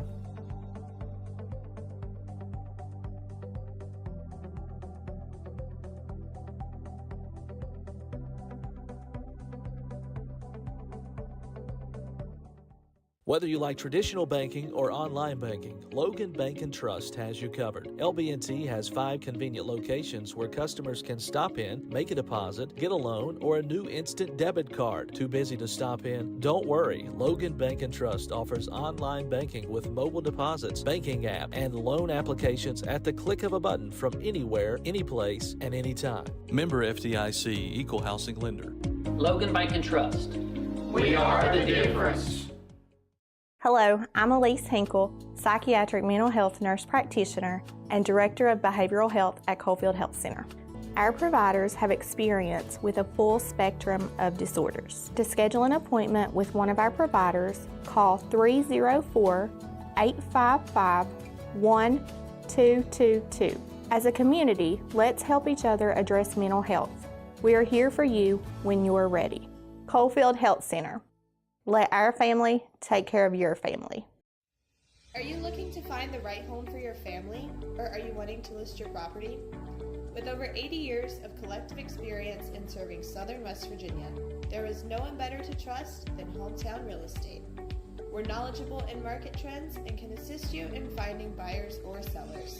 Please reach out to our home office at 304-752-5570 or contact one of our professional sales representatives. Here at Thornhill, our goal is to provide you with the best automotive experience. From our state-of-the-art facilities, amenities, and certified staff we call family. You'll be offered the best experience you deserve. We take pride in our focus for customer care, bringing the best quality and support for all of our customers' needs. What are you waiting for? It's your time to get behind the wheel with Thornhill. Get started now at thornhillautomotive.com. Just tag it at Thornhill, where it's all here for you. US 119 Chapmanville and Logan, WV to Belfry, Kentucky.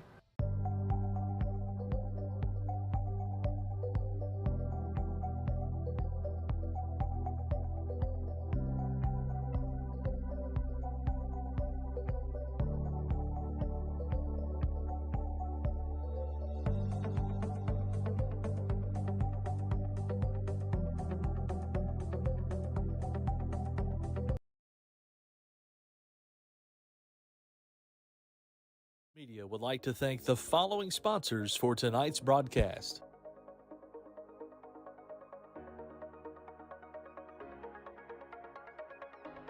Are you looking to buy or sell real estate in southern West Virginia? Call or message Eugene Maynard with Bray & Oakley Real Estate at 304-688-4648.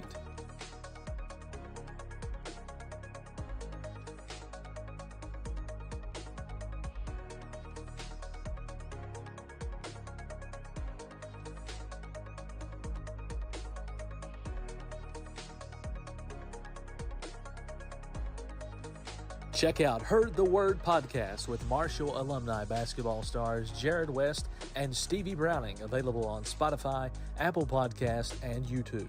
Looking to plan that next adventure with family? Amanda Thompson with Off to Neverland Travel is the best at planning that family vacation. Experienced in Disney vacations and much, much more. She can help you in finding that right place to make memories. Find her on Facebook or email at amanda.thompson@offtoneverland.com. Judge Sabrina Deskins would appreciate your vote this upcoming election to be held in May. Judge Deskins is running for circuit judge in the newly formed 11th Circuit, which combines Logan and Mingo counties. Judge Deskins has 10 years judicial experience and the only candidate with years of experience in both Logan and Mingo counties. Vote Judge Deskins, the right choice for Logan and Mingo's Circuit Court, paid for by the candidate. Caleb with the Clippers will keep you fresh. Check him out on Facebook and Instagram at Caleb with the Clippers.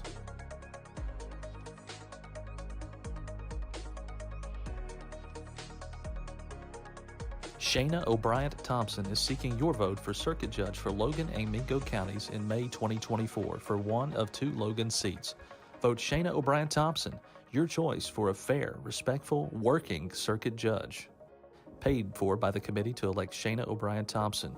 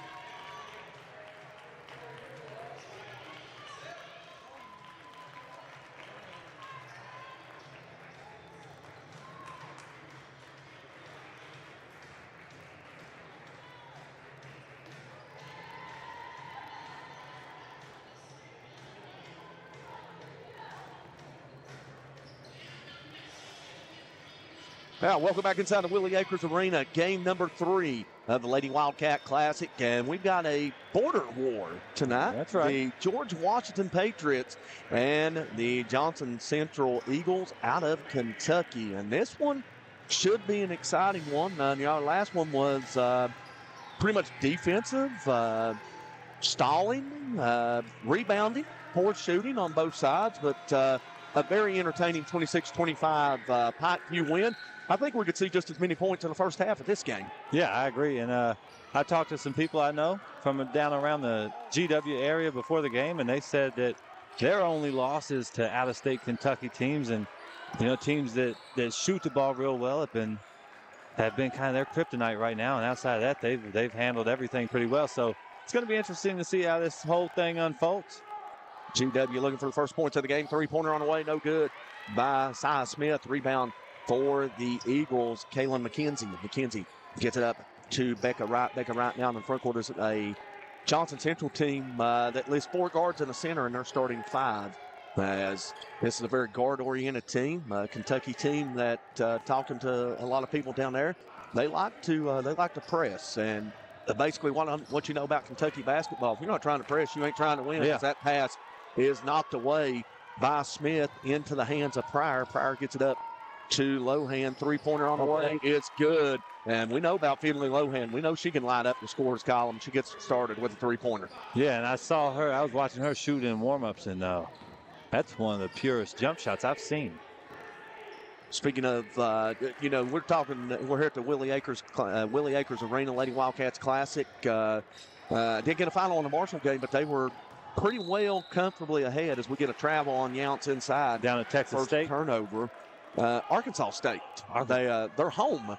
They were up pretty comfortably at halftime, and Peyton Elderton had 6 points in the first half. I thought we were talking the boys are coming down. The boys off to a pretty good start there. Them and James Madison undefeated in conference as driving the lane is Zello. Shot no good. Rebound by Lohan, and shot no good by GW as that shot went up by Pryor, I believe, in the pad. The rebound is out of bounds, last touch in Johnson Central.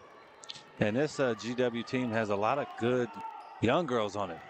Beckenridge and Pryor, freshmen starting for the... So you can expect them to be good for a real long time. Lohan gets called for the travel. And talking to the statistician for the GW Lady Patriots, he was telling me that with these 2 freshmen, Lohan can pretty much run the point, and it really makes her dangerous offensively. And they are looking to Charleston and not only just making it, but they want to make a deep run to Charleston and compete with Morgantown and Willing Park, who I think we can agree is by far the class of the Class 4A field right now. Of course, they played 4 times last year. And Johnson Central's coach down in front of us, very animated, as any coach would be when you're frustrated with your offense right now. They're not basically running the sets that they like. Now they look pretty good continuity here right now, but they're not. GW is just not letting them floor. GW is just not letting them by. They're playing straight up man-to-man and guarding the back doors and staying in front, and they're making it tough. They're going to have to keep running. Taylor McKenzie had trouble there trying to get open, so now she'll get it back over and to Jariah Becca Wright. And she gets crossed up. You know what? She gets right back up and back on defense. And Becca Wright still don't have no space. Good job by Pryor there to not quit on the play. And now looking for a basket inside. Shot no good by Younts. And rebound fought for out of bounds. Good job by Zellos not to leave her feet. And I think that's what Younts was thinking on the play when she went up and gave the head fake. Zellos didn't leave and then kind of put Younts in a tough position that, she go up, or does she try to make another move? She went up with a shot, afraid that she may be called for a travel. And give Central some credit right there because, they may not have got anything early, but they ran their stuff until they got what was a layup. Just didn't finish it. Zello's inside. She'll kick it back out. Corner 3 from Finley. That is Lohan is good, and she's got 6 points. Pretty jumper right there. Johnson Central on the other end, shot up, no good. Zello's with the board, and here comes GW running. Pryor out to the other freshman, Beckenridge. It's a quick 8-0 run for the George Washington Lady Patriots. And a 30-second timeout by Johnson Central. We'll keep things right here. And Stevie, what a start for GW. Back-to-back threes by Lohan, and then the transition game off of the missed shot, led by the freshmen Jariah Pryor and Rihanna Beckenridge, finishing it off the tee from Pryor. Yeah, and Central's going to have to find a way to manufacture some offense right here if they want to stay in the game. But it's tough. GW is playing solid defense everywhere. It's not like they're getting out of position. They're staying in front, and they're making it tough. It's going to be. Central might have to, I don't know, speed up the pace, try and get it going, because as of now, it looks like GW is going to make it tough to score in that half court. Well, one thing I'm noticing in that timeout, you look on one side, you got the Lady Patriots of George Washington passing around the Gatorade bottles. You look down at Johnson Central, and the Stanley Cup craze has made its way to Johnson Central. As you know, when I was getting the lineups, they had about 4 or 5 cups lined up in a row. And talking to one of the assistant coaches, he said, it's kind of like the old days of the when I heard of Stanley, it's the coal miners furnace, the big green thermos that they used to pack in their buckets and stuff. And now, GW is playing hard, man. Johnson Central having a very difficult time getting open lanes in the passing lane. GW is up in their grill right now. If one of them was to go up there to the hospitality room to eat something, I guarantee you GW no, as shot up no good by McKenzie. Rebound by Zellos. Lohan out. She'll get it out over to Beckenridge. Beckenridge, 3 on the way, no good. Back iron, no good. Rebound by Zellos, and a nice reverse layup. 10-0 GW. Quickly on the other end, Johnson Central trying to get into the open court, but GW doing an equally impressive job to get back on defense out of transition. Now Zounce with the jumper, and it's good. Got to make those ones count. Got to make those ones count. That was the most open shot they've got. And now they're going to come out, pick them up at half court, man-to-man, as Pryor gets it inside to Zellos. Zellos back out to Pryor. Pryor being guarded by McKenzie. Called for a screen, but fought it off as Zellos will drive the lane, kick it out. That's Lohan, three-pointer again. She is 3 for 3 in this. And they ain't touched nothing. Her 3 makes, all from the corner. Two from the left and 1 from the right. And on the other end, Johnson Central attacking quickly. And Becca Wright will go to the free throw line for 2 shots. And they have been nothing but the bottom of the net either. There hadn't been any rim grazed at all. Pryor picks up the personal first foul of the game on either side. First free throw, no good. And we'll get 4 changes. 4 players coming in for Johnson Central. I'm looking down there to see if maybe there's a 5th player, because he got a player on the free throw line, but I don't see a 5th player. So that won't constitute a line change, as we saw earlier. For the hockey fans. Yeah. Second free throw up, no good. And Zellos with the rebound as George Washington quickly into the front court. That's Beckenridge with the ball. She'll give it up to Zellos. Zellos will get it over to Peyton Atkins, who just checked in inside, passed just a little too high, and knocked away into the hands of Addison Burchett for Johnson Central. She'll get it over to Becca Wright, who is not being closely guarded by Pryor. Now she is, as she moves closer to the basket. Pryor will back off, but she stays at the volleyball line. Passing around lane continued. Here's Johnson Central, 3-pointer. They need this in the worst way. It goes. Carly Stanley. So that will cut the deficit to 8, 13-5. That's points off the bench. So that may get this Johnson Central offense going. As GW into the front court. Beckenridge for the ball. She'll get it over into the corner. It's a 3-pointer from Atkins, who just checked in. No good. Rebounds by Pryor, and a beautiful feed to Zellos in the post.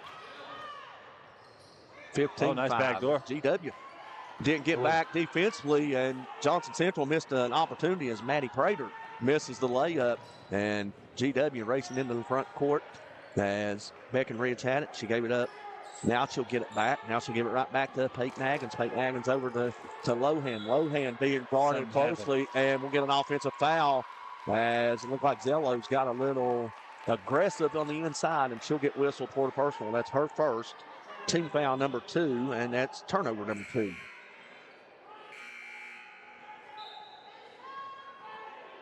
Looks like GW's coach not pleased with the foul, but looks like he's okay with the explanation that he received. So, minute 31 to go, 15-5.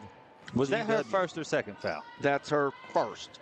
Pryor's got one for GW. They only got two, and Johnson Central throws it away. Johnson Central's really trying to keep trying to go after that back door right there. They were trying to hit Stanley on the back door, but Lohan was having none of it as she stayed right with Stanley, didn't give her a lane. And that's what you do to combat pressure. You try and get them to overplay and then take them right back door. Well, it's just a second turnover for Johnson Central. And it's not been turnovers that have hindered them as they turn around and get a steal. And they'll try to run to the front court, try numbers, but GW did a good job of getting back as Wright gives it up to... Oh, maybe a double. Possibly double dribble on Stanley. She got away with it. And she tries to throw it off of the GW player. It comes right back to her. And a free throw line jumper in the lane. No good by Byrd. She gets her own rebound, puts it back up. No good. Rebound fought for on the inside. And Central's by Mazillet. Central's playing hard. Now they're anteing up. They're fighting and competing. And they've got a chance to cut it to single digits here at the end of this first quarter, when it looked like things could have gotten a little bit out of control. Two free throws coming up for Johnson Central. First one, no good. 0 for 3 from the line thus far. They'll have a fourth opportunity coming up as Marzillet is at the free throw line. The foul for GW. I'm kind of looking to see who was in the area down there. Second free throw is up and in for the Eagles. And it's down to a 9-point game, 15-6. And Beckenridge drives, kicks out, three. On the way, no good back iron by Tylee Burton. Rebound fought for, coming down with it is Stanley for the Eagles. They race into the front court to Stanley. She'll kick it out over into the corner. Not a clean pass, but driving the lane, putting the shot up. No good by Marzillet. And rebound to Beckenridge. Beckenridge gets it up to Pryor. She puts it up off the glass, and it rolls out. But she'll go to the line for 2 shots. And that was a good look up ahead by Breckenridge, and a nice catch by Jariah right there. Kind of made a one hand behind you catch. So Pryor to the line for 2 shots. 21.5 seconds left. First free throw up. Good. GW now with a 10-point lead, 16-6. This is their biggest as Beckenridge and Lohan check out. And Jariah Pryor, I know her uncle pretty well. And I'm telling you right now, if we're talking just standstill shooters, her uncle, Chancellor Wooding, is one of the best standstill shooters I've ever seen. Played at Huntington High. She knocks down the second, and Peyton Atkins will check in for her as Johnson Central will check in 3 new players, and Johnson Central trying to keep the legs fresh. GW trying to match the substitutions. Both these teams have went well into their bench. They've at least went 8-9 deep in this first quarter, as Johnson Central's trying to get a shot off before the quarter here. They will do so as shot's no good by McKenzie. Rebound fought for, came down for by GW Smith, and she was looking up, trying to get a shot, but won't be able to get a good look at it as the first quarter comes to an end. 17-6, George Washington leads Johnson Central. You're watching the Lady Wildcat Classic on Mountain Dreams Media. Back after these messages. Jennifer May, family nurse practitioner at Mountain Laurel Integrated Healthcare at Chatteroy, West Virginia. Mountain Laurel is a federally qualified health center providing primary care and other medical services to individuals and families in southern West Virginia and eastern Kentucky. Besides being a family nurse practitioner, I'm also a wife and mother of 2. I've had a passion to work in the healthcare field for many years. This isn't just a job for me, it's a calling. Mountain Laurel Integrated Healthcare, where change begins. Judge Sabrina Deskins would appreciate your vote this upcoming election to be held in May. Judge Deskins is running for circuit judge in the newly formed 11th Circuit, which combines Logan and Mingo counties. Judge Deskins has 10 years judicial experience and the only candidate with years of experience in both Logan and Mingo counties. Vote Judge Deskins, the right choice for Logan and Mingo Circuit Court, paid for by the candidate.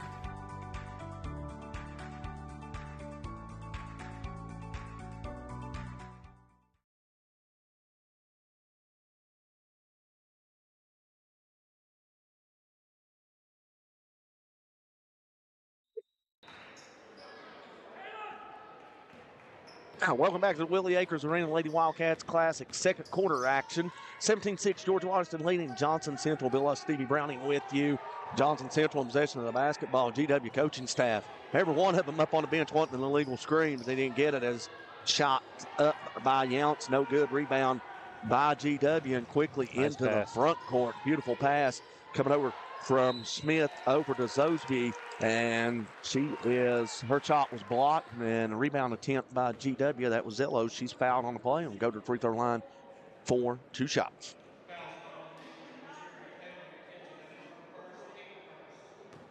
And Zello's is good. She's really good. She's got good ball skills. Shoots the ball well. Handles the ball well. She's athletic. She's big. Defensively, she's sound. She's a big time prospect.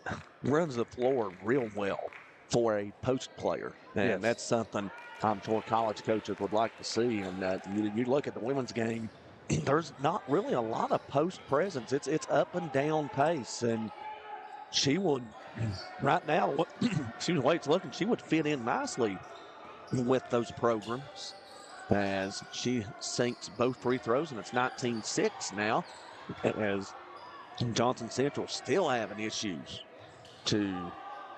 with the game, with the offense here. And so now they get it. Now they get that offensive pick, and that will go against 21. Kaylin McKenzie. So that's the second She foul. was shuffling her feet a little bit. So now, that's something Johnson Central has to look to do more of is setting solid screens. Keep your feet set, but that's another way you got to get open and manufacture a good look too. GW possession of the basketball. They're trying to get it inside the Zello's pass, knocked away. Coming up with it is Standbar for the Eagles, and she'll race into the front court and give it over to right, being guarded by Smith. Not giving her an inch. Now she cuts in the lane. Good job by Zello's to cut off her drive. Pass inside goes off the legs of Zello's, out of bounds to Johnson Central.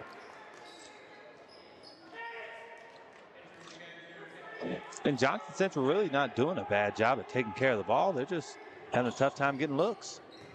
Inbound pass comes in. Shot may have been blocked, and George Washington coming away with it is Lohan as McKenzie had her shot blocked, and GW looking to add to this 13-point lead. Do we know how old Lohan is?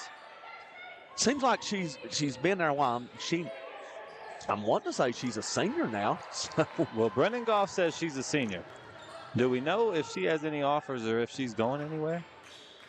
Not for certain, but I'm sure she's got some as that three-pointer dropped by McKenzie, and that is a 19-9 lead. And a steal in the backcourt, and foul whistled on Pryor. That'll be number 2 on Pryor. It's coming away with the steal was Taylor McKenzie.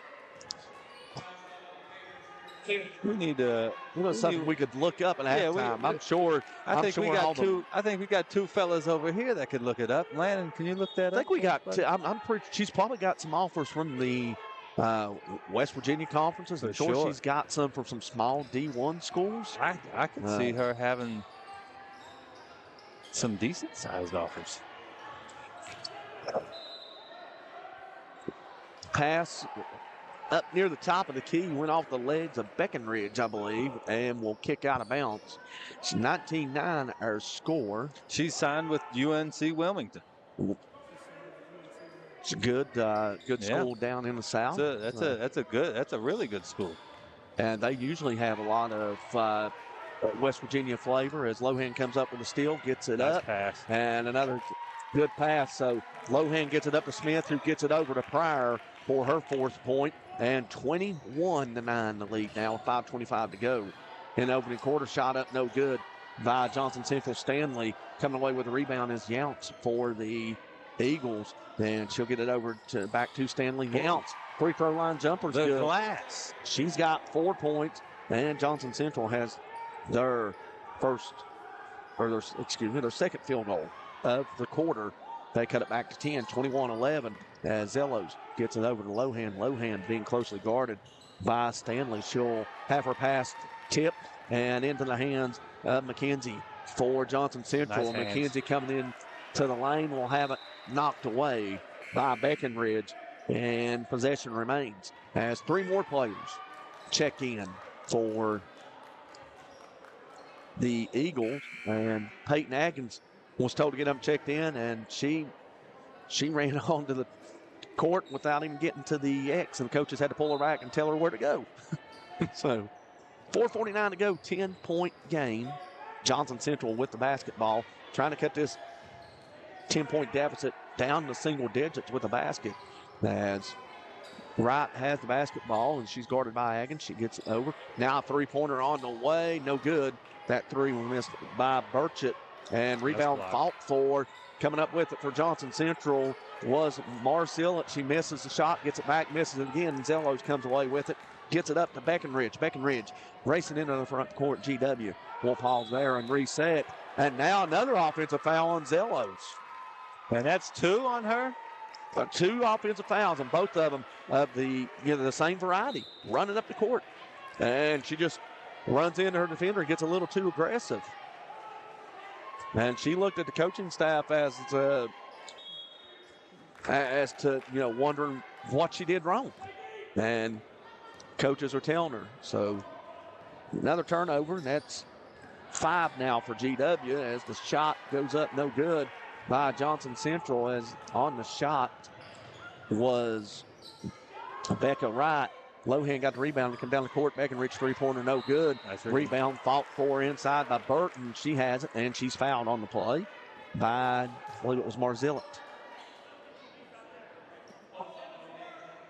And Johnson Central's finding a way to stick around right here. That's the 3rd foul this quarter.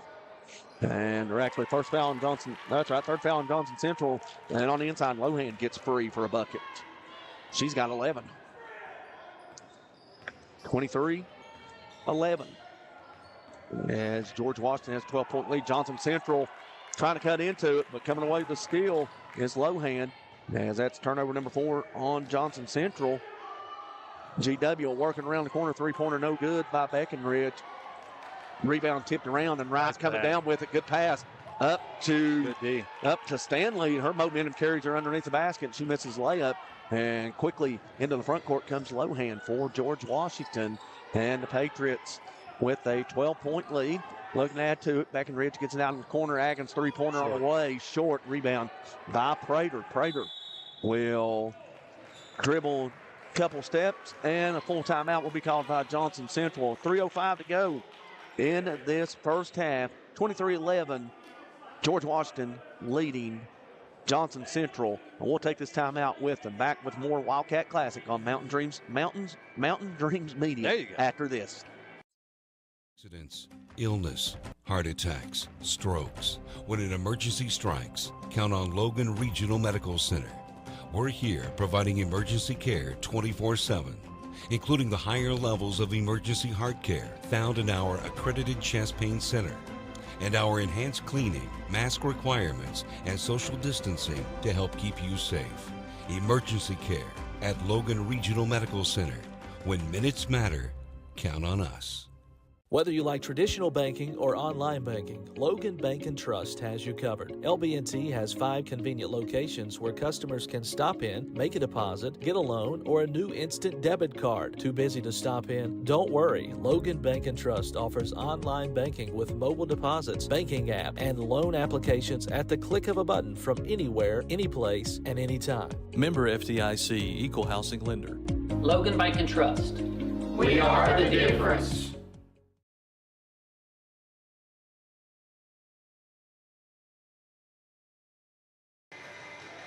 Wildcat Classic, game number 3 on Saturday afternoon, 23-11. And George Washington over Johnson Central. And I just got word that Zellos has had a bunch of D1s coming to practice and looking at her. The list includes Marshall, Michigan, and Miami of Ohio. So that's not surprising either. Well, Marshall could use a post presence like Zello on the inside. Shot 3's air ball, but there on the backside for the rebound is Prater for the bucket. 23-13, excuse me. And that's a big bucket right there. Kind of keep it at this 10-point stretch. As the Marshall women pick up a 68-51 win at home over Arkansas State. They go to 3-0 in the Sun Belt Conference. How'd Peyton do?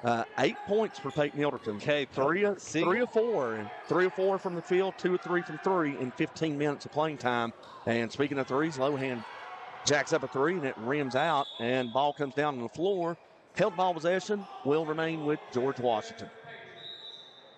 And we got Zelos and Jariah Pryor coming back to the game. Zelos with 2 fouls. That's Pryor with 2 as well. So gotta watch both that. players with 2 fouls. So I didn't know Jariah had 2.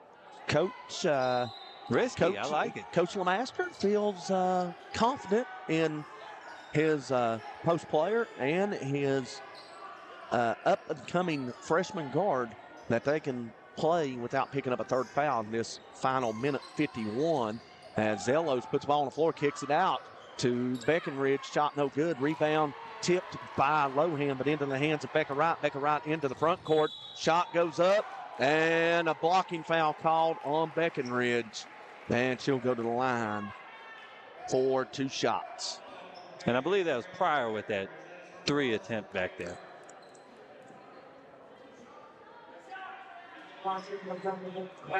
What is it? Just know what the issue was. Beckenridge picks up the foul. That's her first. And right to the free throw line. She is now 0 for 3 as first free throw. No good. Second free throw is in. So Becca Wright into the scorebook with a point. And the lead has been trimmed to 9. GW's lead, that is, 23-14 as Lohan drives the lane, puts a shot up, missed it, and coming up with it for George Washington is Taylor McKenzie. She'll race it into the front court. She'll get cut off by Zelos, get it back over to Becca Wright. Wright will dribble outside the three-point line back toward the yellow volleyball line, and she'll start her way to the basket, and she'll give it up to Stanbar, and Stanbar gives it up to McKenzie. McKenzie up against 5-second count. She's got to get rid of it. She just does. To Wright. Wright being guarded by Beckenridge, who picked up that blocking foul on the previous possession. Now give it up to Stanball, being guarded by Lohan. Lohan tips it away, but right to Wright. And Wright hits Younce on the back door, but Zelos got to cut her off, and nobody failed to drop back after Zelos come up and stop the drive. That's good basketball right there. You know, 2 of them had a shot, but they worked it around and got an even better one. Johnson Central on a little bit of a run here. They've cut the lead to 7, and three-pointer, out on the corner by Smith, no good. Rebound by Zello. She goes up with a shot and is fouled, and will go to the line to complete the 3-point play. He's picking up a foul for Johnson Central was Slim. And Zelos is aggressive. When she gets the ball, she is on a mission, and you can see it in her face. The foul was on Younce, I believe. He's looking. 23 is not on the floor. So basket good by Zelos. She's got a chance to go to the line. If she makes this one, she'll have 9 points. And it's good. She's 3 of 3 from the free throw line. And she will check out, as did Pryor, who checked out before the free throw. So Pryor and Zelos with 2 fouls check out. And for this final 20 seconds, make sure they don't pick up the 3rd foul. And GW back up by 10 after the Zelos 3-point play. As nice move. Johnson Central, good move by another Wright. bank shot. And she banks it in. She has 3 now. GW into the front court, 3-pointer on the way. Hits the shot clock, wasn't counted anyway. And we've reached the end of the first half here at the Willie Acres Arena in the Wildcat Classic. Your score at the half, George Washington 26 and Johnson Central 18. We'll step aside for a few minutes, and then we'll come back. We'll be ready for second half action from the Willie Acres Arena. This is the Wildcat Classic on Mountain Dreams Media. Hi, I'm Whitney Miller, family nurse practitioner at Mountain Laurel Integrated Healthcare. I have long had a heart for serving others since I was little and have always wanted to provide care to people in our community. We also offer our family dental clinic, behavioral health care, an in-agency pharmacy, a 24-hour crisis stabilization unit and safe detox, in-agency lab, transportation services, and much more. Mountain Laurel Integrated Healthcare, where change begins. Hi, I'm Chris White. And I'm Stephen Wolf. And for the last 10 years, Wolf White & Associates have been representing clients injured in motor vehicle wrecks, medical negligence, wrongful termination, social security disability, and real estate closings and transactions. We've recovered over $10 million in verdicts and settlements and over $10 million in real estate closings. So, when you need a win, give your local law team a call. Judge Sabrina Deskins would appreciate your vote this upcoming election to be held in May. Judge Deskins is running for circuit judge in the newly formed 11th Circuit, which combines Logan and Mingo counties. Judge Deskins has 10 years judicial experience and the only candidate with years of experience in both Logan and Mingo counties. Vote Judge Deskins, the right choice for Logan and Mingo Circuit Court, paid for by the candidate.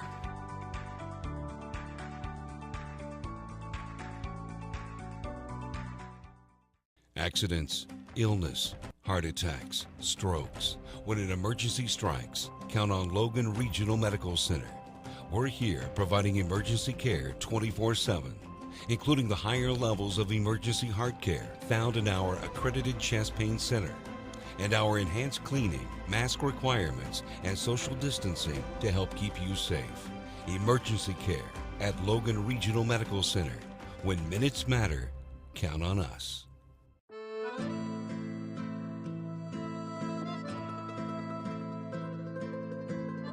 Giovanni's of Logan. Visit the newly renovated restaurant and convenient drive-thru. It is the Italian place to be. Call today 304-752-9030 or check out their specials online at giovannislogan.com.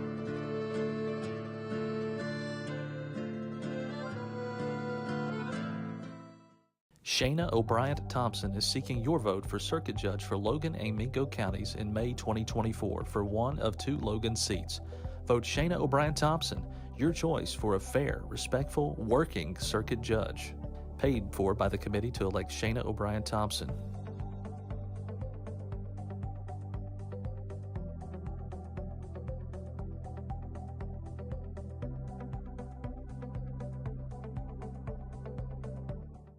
Whether you like traditional banking or online banking, Logan Bank & Trust has you covered. LB&T has 5 convenient locations where customers can stop in, make a deposit, get a loan, or a new instant debit card. Too busy to stop in? Don't worry. Logan Bank & Trust offers online banking with mobile deposits, banking app, and loan applications at the click of a button from anywhere, anyplace, and anytime. Member FDIC, Equal Housing Lender. Logan Bank & Trust. We are the difference. Hello, I'm Elise Hinkle, psychiatric mental health nurse practitioner and director of behavioral health at Coalfield Health Center. Our providers have experience with a full spectrum of disorders. To schedule an appointment with one of our providers, call 304-855-1222. As a community, let's help each other address mental health. We are here for you when you're ready. Coalfield Health Center. Let our family take care of your family. Are you looking to find the right home for your family, or are you wanting to list your property? With over 80 years of collective experience in serving Southern West Virginia, there is no one better to trust than Hometown Real Estate. We're knowledgeable in market trends and can assist you in finding buyers or sellers. Please reach out to our home office at 304-752-5570 or contact one of our professional sales representatives. Here at Thornhill, our goal is to provide you with the best automotive experience. From our state-of-the-art facilities, amenities, and certified staff we call family. You'll be offered the best experience you deserve. We take pride in our focus for customer care, bringing the best quality and support for all of our customers' needs. What are you waiting for? It's your time to get behind the wheel with Thornhill. Get started now at thornhillautomotive.com. Just tag it at Thornhill, where it's all here for you. US 119 Chapmanville and Logan, WV to Belfry, Kentucky.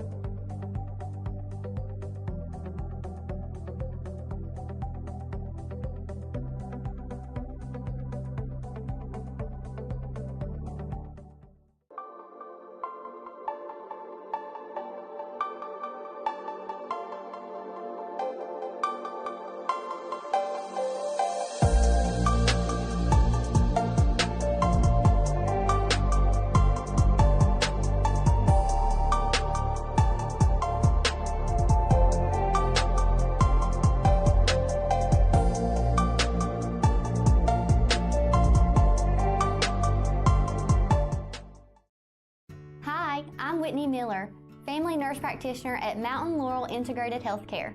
I have long had a heart for serving others since I was little and have always wanted to provide care to people in our community. We also offer our family dental clinic, behavioral health care, an in-agency pharmacy, a 24-hour crisis stabilization unit and safe detox, in-agency lab, transportation services, and much more. Mountain Laurel Integrated Healthcare, where change begins.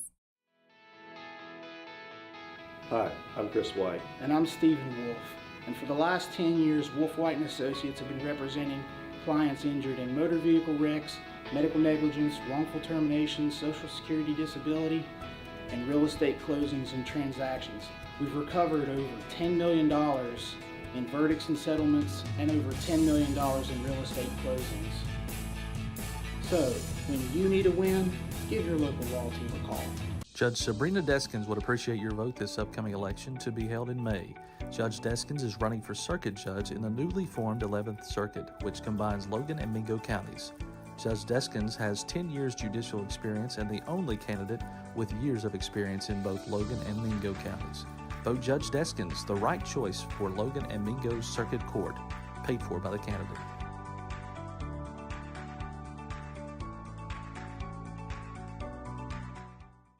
Accidents, illness, heart attacks, strokes. When an emergency strikes, count on Logan Regional Medical Center. We're here providing emergency care 24/7, including the higher levels of emergency heart care found in our accredited chest pain center, and our enhanced cleaning, mask requirements, and social distancing to help keep you safe. Emergency care at Logan Regional Medical Center. When minutes matter, count on us.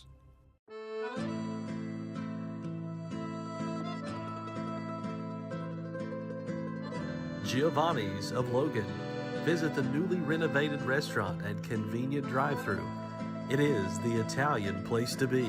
Call today 304-752-9030 or check out their specials online at giovannislogan.com.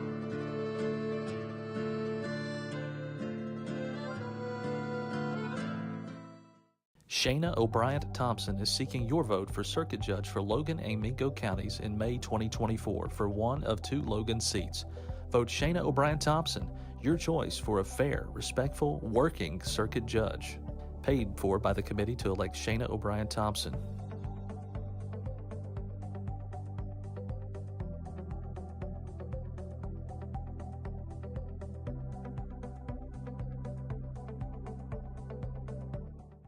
Whether you like traditional banking or online banking, Logan Bank & Trust has you covered. LB&T has 5 convenient locations where customers can stop in, make a deposit, get a loan, or a new instant debit card. Too busy to stop in? Don't worry. Logan Bank & Trust offers online banking with mobile deposits, banking app, and loan applications at the click of a button from anywhere, anyplace, and anytime. Member FDIC, Equal Housing Lender. Logan Bank & Trust. We are the difference. Hello, I'm Elise Hinkle, psychiatric mental health nurse practitioner and director of behavioral health at Coalfield Health Center. Our providers have experience with a full spectrum of disorders. To schedule an appointment with one of our providers, call 304-855-1222. As a community, let's help each other address mental health. We are here for you when you are ready. Coalfield Health Center.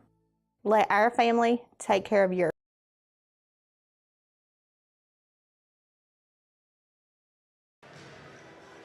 Welcome back to Willie Acres Arena Lady Wildcat Classic. Just about set for the second half here. George Washington leading Johnson Central 26-18. Bill Lusk and Stevie Browning with you. And Stevie, good start by GW. They got off to the fast start, and Johnson Central, they've kind of weathered the storm, kept it within single digits. This first 4 minutes of this second half is going to be crucial for the Eagles. Absolutely, and like you said, you know, Johnson Central was at a point early where it was like they could have threw in the towel and gave up, and it could have turned bad, but they kept staying with it. They chipped away, and I mean now they're sitting. I mean, you're not at a spot you would love to be in, but you're well within striking range. So they just got to continue to take care of the ball. You see GW switch to a 2-3, and you know, you never know what can happen. 2 more games following this one, the final 2 games on Saturday, as Johnson Central trapped there. They somehow get out of the pressure, and GW, you can see coming out of that 2-3 zone, going into the man. Now kind of going back into 2-3. Now they'll get a 3 out of the corner, or excuse me, off the wing. No good by McKenzie. Rebound coming down on the ball is Lohan for GW, and she'll get it into the front court. Looking for somebody to throw to. She has nobody. Now she'll get it over into the wing to Smith. Smith back to Lohan. Lohan with the basketball trying to get it inside the Zellos with nothing there. Zellos will come up, try to set a pick. Good job by Johnson Central. Switch, double team. They get it to Zellos. She'll drive the lane, kick, corner. Now over to 3 for three-pointer for Smith. No good. And we get a loose ball foul on Johnson Central as Pryor come away with the rebound, and Addie Stanbaugh comes up with the foul first. Jariah timed that out well and just snuck in there and stole that one away. GW inbounds the ball to Zellos, and Pryor being guarded closely by McKenzie. She'll get it off to Beckenridge. Beckenridge will get it back to Pryor in quarter, and we got a wedgie. We do have a wedgie. And Zellos will try to get up her. She nearly touched that. Oh, I was watching her in warm-ups, and she was getting well up there. We got somebody out here. Let's see if he's bouncy. Oh. He just wedged it some more. That's a Johnson Central. Now it just pushed up. Let's see how bouncy he really. Ooh. There we go. So that's going to be a jump ball, and possession will remain with GW as they had possession. And he runs off feeling like he's the hero right there. Congrats, young man. And the coaches will give him a high five. If we had the cheerleaders here, they could have performed. They could have done their little stack to get it. Looks like we saw in the NCAA tournament that one year. And GW the basketball, Zellos being double teamed. She'll kick it back out. 3-pointer on the way. Will hit back iron and rim out, and getting her own rebound was Smith. She shot the 3, and nobody boxed her out. All the attention was attributed to Zellos inside. Zellos now gets it after the feed from Lohan, and a work around the Beckenridge, and a 3 out of the corner by Aggins, misses everything, and coming up with the rebound will Stanbaugh for the Eagles, and they'll race it into the front court. Wright will find McKenzie. McKenzie thought about a 3. She put it on the floor, put shot up, no good. Rebound by Younts. She'll kick it back out. 3 on the way for McKenzie is good. And we got a 5-point game, 26-21. And we have talked about, the defensive pressure from GW, but, Johnson Central's doing a phenomenal job defensively as well, holding them in check. On the other end, Zellos puts a shot up and going up for the rebound, bats the ball out of bounds. So Johnson Central will have possession of the basketball. 5:53 to go in our third quarter, 26-21. The Eagles have trailed this game by as many as 12 points, and they can get closer. They can actually cut this to a 1-possession game with a bucket. As with the basketball is Young. Young working just right in front of the circle, being guarded by Pryor. Pryor cuts her off. She'll have to pick up her dribble and give it up to McKenzie. McKenzie out near the wing. She'll pass over to Younts in the free throw line. Shot up, no good. Rebound by Pryor for George Washington. They got numbers. Up ahead is Aggins. She'll take it, get it to the low block. She'll have her shot blocked by Stanbaugh, but Stanbaugh will be called for the foul. And going to the free throw line will be Zia Smith. And I think Jariah was about a 1.5 seconds late on that pass. I think if she would have threw the bounce pass right when she crossed half court, I think that Atkins could have had a little bit more open of a layup, but free throw no good. And I think really what threw Pryor off and maybe took her angle away is when she got the basketball, she dribbled towards the middle of the field, and Aggins is still outside the volleyball line. So both free throws are no good, and Johnson Central dodges a bullet there as GW leaving points on the floor with a 5-point lead. Johnson Central trying to cut in to that deficit, and this will be Stanley driving in. She'll be cut off by Pryor. She'll have to give it up to Younts. Younts gets it over to Wright, and now Wright will dribble out near the jump circle and reset up against 5-second count. She breaks it and gets it over in the corner of Prater. Prater now being guarded by Lohan. Lohan got her hands up in the passing lane, and she will force the steal as Smith gets it. Smith gets it into the front court over to Beckenridge. Her shot comes up off the rim. Beckenridge comes down with the rebound, and I think we'll get a foul on Johnson Central, and we will as it's called on Younts. So that's her second, team foul number 3. And good job right there by Johnson Central to not give up after they had a turnover. They all sprinted back and they ended up getting a stop out of it. Out of the inbound, Breckenridge time or three's no good. And Johnson Central thought they might have had an easy bucket, but there is pump fake Yellows to block the shot of Younce. She got a pump fake, got the first defender in the air. Throw another one up there. Younce was coming in strong for the block. So the Eagles inbound it yet again. Smith comes away with the steal. Yellow's running the floor, but Younce cuts her off. And GW will reset to get it over to Breckenridge. Breckenridge will dribble out near the top of the key. Now she'll back up, try to feed it inside to Zellos. It goes off her knees right into the hands of McKenzie. McKenzie shot up. It won't matter anyway. She's whistled for the offensive foul. I know we talked about it last night, but I'm going to harp on it again. I wish they would take the block charges out of the game of basketball. It's too inconsistent on which way they go. Would you like to see a restricted line like we have in college? That makes it better, but I still don't like it. I just don't like it.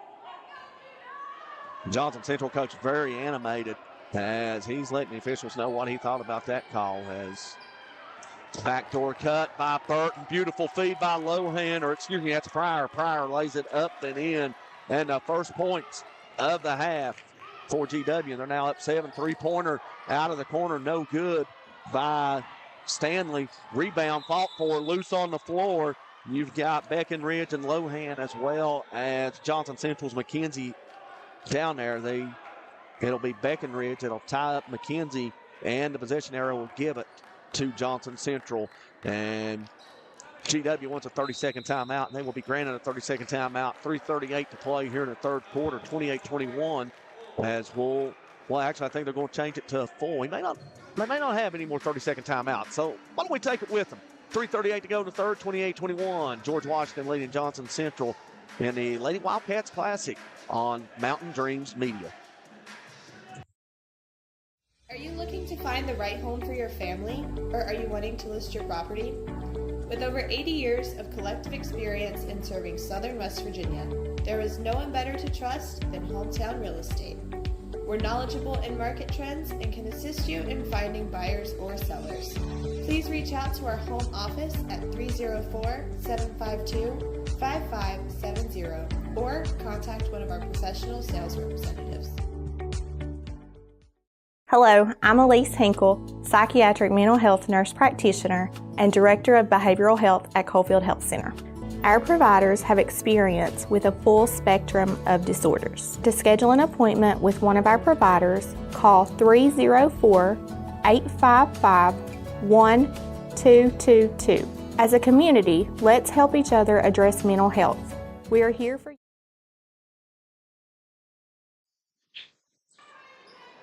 Welcome back inside Willie Acres Arena, Lady Wildcats Classic. 3:37 to go to the third quarter, 28-21. George Washington leading Johnson Central. Johnson Central in possession of the basketball. Nice Taylor McKenzie shakes her defender, but she's not going to be able to get the shot up over Zanai Zellos, who blocks the shot, and the shot ricochets off of McKenzie, and that'll go out of bounds to George Washington. And that's a couple she's had already in this third quarter, and some of them have been ferocious. I believe it's the only 2 she's had in the game, and there it could have been a foul on Johnson Central as they deflect the pass away from Zellos, and we'll get a travel called on the other end as Becca Wright got a little out of control dribbling in, and couldn't stop her feet, and I think she felt she was fouled, but no call, so that was a large part due to Jariah sprinting back. She made her feel that pressure. We have seen that throughout this contest by George Washington. We got an offensive foul called. Is that Zellos for the third time? And that came from way, I tell you what, away, and I mean far away from the basket. Our official was pretty much just crossing the half line when he made that call. I tell you what, I enjoy watching this Johnson Central coach. He is as animated as you'll see. Entertaining. Yeah, kind of reminds him of myself when I coached JV games, and a couple of times Coach Harvey Arms did come down and tell me to settle down on some of the calls. Can't do it. Yeah, it's another one because Kaylee Marzillett came in, thought she had a lane, and Zellos just, that one right there may have been the most violent of them all. I don't know, that one she blocked into the whatever. She as a shot comes up, she blocked that shot there, and it kicked away. Went straight down. Yeah, it went straight down and kicked back almost towards the water cooler. Going to be G'd up ball. So jump ball on the play as shot come in was short. And I noticed for our first game when I was down there getting lineups in the jump circle and failed to mention it. And, I look up there on the stage.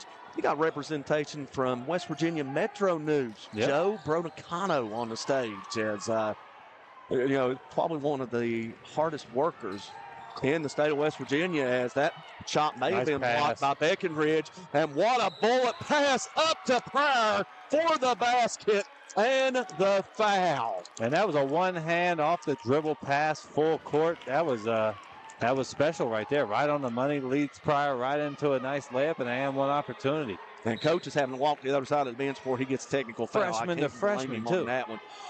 Freshman to freshman. And I know we talked about the passes that Bentley Williamson had last night. Bentley, if you're watching and listening, Bub, I'm sorry, that pass was more impressive given where it came from. Yes. And it didn't even touch the floor as the free throw's no good.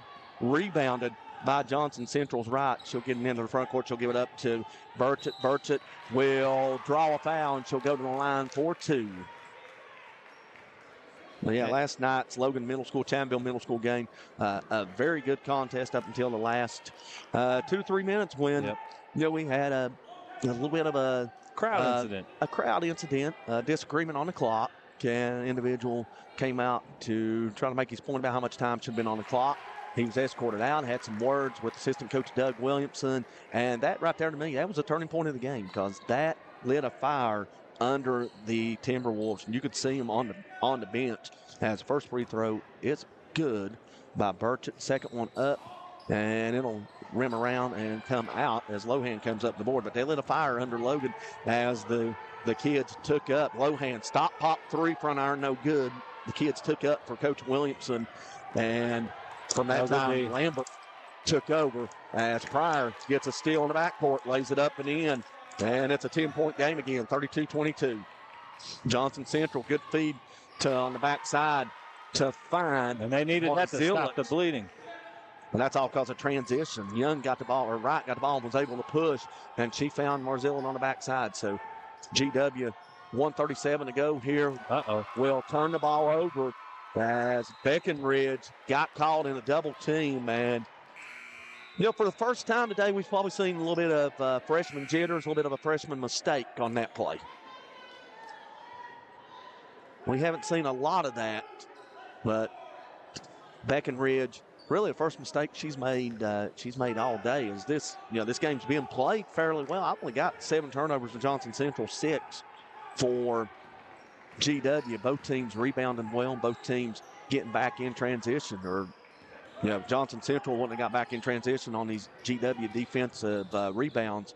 This game probably be 28 instead of 8.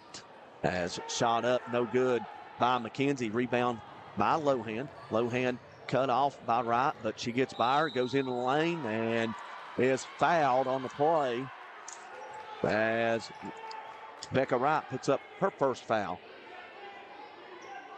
And I believe that's going to send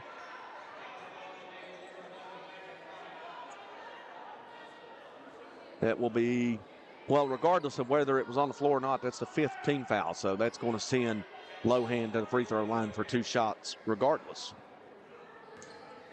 Which I thought she was going in to shoot anyway. First one, good.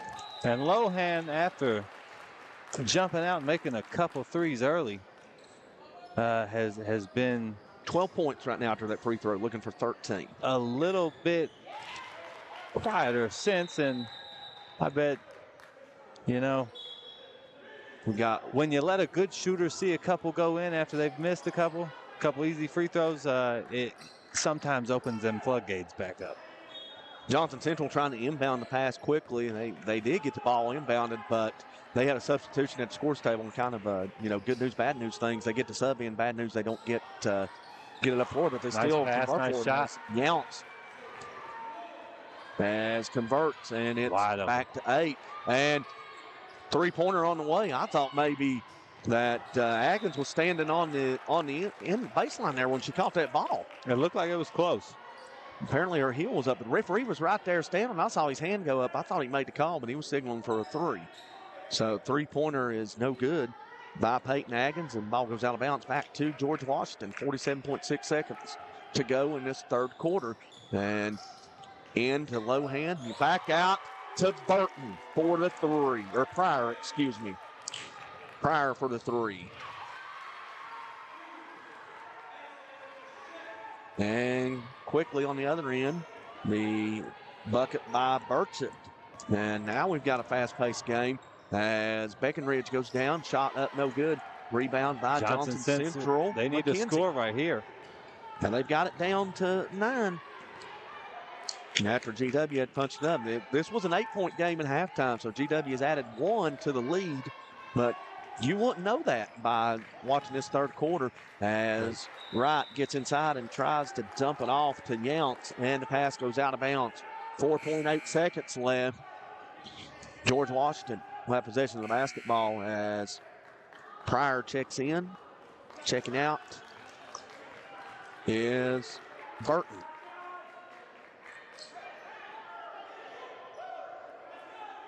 And Jiraiya's going to be able to get down there. Oh.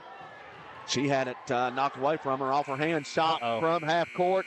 It's not close, and that'll be the end of the third quarter. 37-28. George Washington leading Johnson Central here in the Lady Wildcat Classic from Willie Agers Arena on Mountain Dreams Media. Fourth quarter coming up after these messages.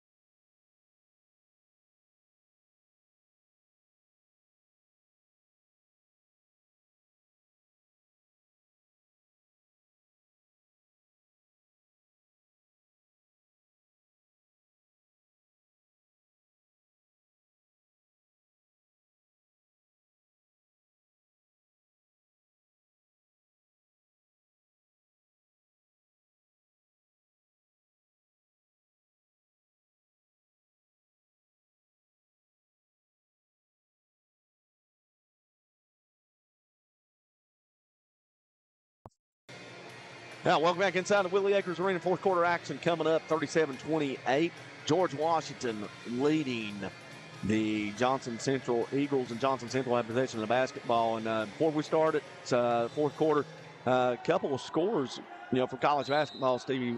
Houston, number 3 in the nation, 89-55 winners over West Virginia. Number 2, Kansas survives against TCU at home, 83-81. Oh, that's a close one. And that one, Florida gave Kentucky a scare, but Kentucky wins at 87-85 on the road as turnover by Johnson Central, and the steal coming up with it was Smith. She is. Who did you say Kentucky played? At Florida, 87-85. Oh, that's a big game right there. And we've got It always gets fun during conference play. Things start to seem to heat up. Another upset. Creighton beat Providence. Providence was number 23, 69-60. And Seton Hall beats Marquette. Marquette, number 7, 78-75. How about this one? Southern Miss, 73. James Madison, 62 with 4:21 to go in the second half. James Madison's top 25. Top 25 undefeated.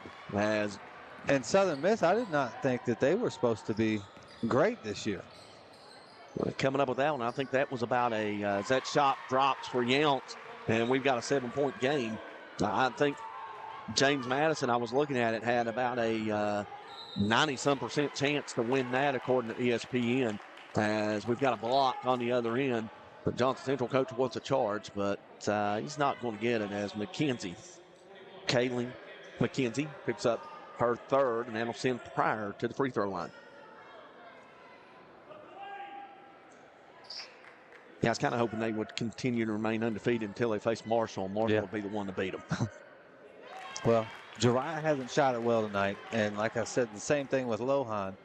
You know, when girls who can, and guys, whoever it is, when you can get a clean look and watch one go in, it tends to help you out a whole lot. This is on that free throw. She was 3-5 from the free throw line tonight as Johnson Central comes away with a rebound, trailing by 8, and they got possession of the basketball in the front court. And Becca Wright will be guarded by Lohan. She'll feed it down inside to Younts. Younts will get it back out to stand ball back to Wright.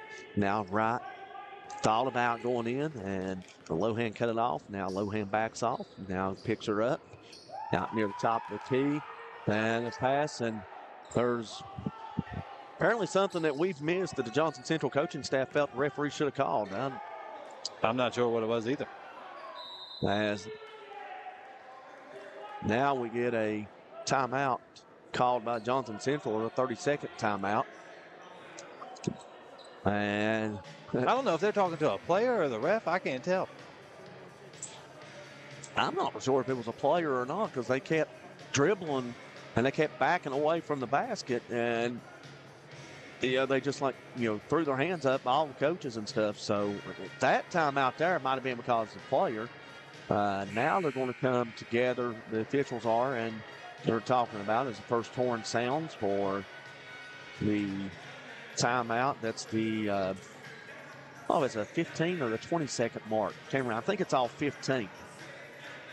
As this Johnson Central team looking to cut into this deficit. They've trailed the entire contest, and they are trailing by 8, trying to get it down to 6, maybe 5, and nearly a steal by GW. They'll try backdoor. Nice screen, but there's Ellows with the block, and she'll be whistled for the foul, and that'll be personal foul number 4. That was a nice play. And with 6:12, that'll get GW's Tylee Burton up off the bench to check in for Zellos. And the coach for Johnson Central knew he had one right there, because this is a big moment. And he knew he needed a bucket, and he called a timeout, and that's what he had drew up, and it worked to perfection. And when they originally threw it, I said, ooh, I don't know where this is going. Well, it makes you think when they called that timeout, that must have been what they saw. Yeah, absolutely. And both free throws go for McKenzie, and it's a 6-point game, 38-32. That was big. With 6:12 to go, and GW is going to have to call a timeout as they were up against the 5-second count. They eventually got the ball in, but timeout was granted. And 6:12, looks like it'll be a 30-second timeout as well. So we'll kick things right here with GW up by 6, 38-32. But, Johnson Central, this kind of has the feel of last night's game between Robert C. Byrd and Logan. Robert C. Byrd pretty much dead in the water for 3 quarters. They were down 13 points entering that 4th quarter, and they started to gain confidence, getting turnovers, and they got out in transition to score. And before you know it, we were in overtime. But Logan made the plays in the overtime, and I know to come away with the win. I know you are a big fan of the bringing the ball out when it's ran right. Yeah. But I'm not, man. But it was I don't like to do it until it was like just what I've seen the last two games from Logan. They just tend to panic at the first sign of pressure, and they're going to try to go for the home run ball. And nice job by Pryor to come back for it like a wide receiver and get it. Otherwise, it would have been a turnover. Well, it is anyway. As she got it to Lohan. Lohan tried to drive baseline, and she steps out on the inline and give it back to Johnson Central. And Johnson Central's been feisty, and they've fought this whole game. You got to give them a lot of credit. They haven't let this game get out of hand, and they've stayed. And now they've got a chance to cut it to 4, maybe even 3. On the drive is McKenzie. She'll dribble it back out and give it back to Wright. 5:47 to go. Plenty of time in this basketball game. Johnson Central has been inching closer and closer. Younce inside. Shot up off the glass and in. And this is the closest that Johnson Central has been in quite some time. And nearly a turnover. They thought they had a turnover in the backcourt. The GW getting into the front court. And up against the 5-second count is Pryor. She'll kick it out to Lohan. Lohan thought about a 3, but couldn't get it off as she was guarded by Stanbaugh. And Atkins. Nice move. Smith will dribble it in, stop and pop. And it's back to a 6-point game, 40-34, as Johnson Central with the basketball as we approach the 5-minute mark of the fourth quarter. And the Eagles. Nice cut as that layup is good as McKenzie got a pass. And they are starting to get all those looks that they weren't getting early. This is the game that we thought we would have to start. Yeah. As the screens are starting to work, they're starting to get open, and Johnson Central is taking advantage of being well disciplined.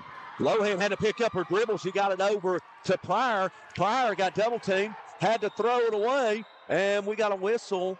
And Johnson Central's going to maintain possession of the ball. It's coming up with a steal was McKenzie. McKenzie dribbling up the baseline there, nearly lost it right in front of the Johnson Central bench, but Pryor was the last one. And Beckenridge, the last one to touch it. Johnson Central's undefeated, so they know how to win. And this one's going to come down to the wire. Come down the wire. And what you're seeing right now, the pressure's picking up. And the Johnson Central pressure is having an effect on Beckenridge, the freshman. She's been forced into a couple of mistakes in this quarter. Pryor as well. And this has been long because you still got Zellos down there within 4 fouls on the bench. And that hurts. When does Coach Lemaster put Zellos back in? As aggressive as she is, I don't think you can do it yet. I think you got to wait, try and get down to closer to the 2-minute mark and try and maybe put it back in, but Shot by Wright, may have been blocked. Lohan coming up with it. She'll get it over into the corner. Now she'll get it back. Now near the wing. She'll look to drive. Nothing there. She kicks it back. Defender falls down, but gets back up. And the defender that fell down gets up. And Lohan took a shot to the head. She's kind of banged up right there. And you'll see. Oh, they're coming back with her. She's okay. And we've got I believe we had a held ball.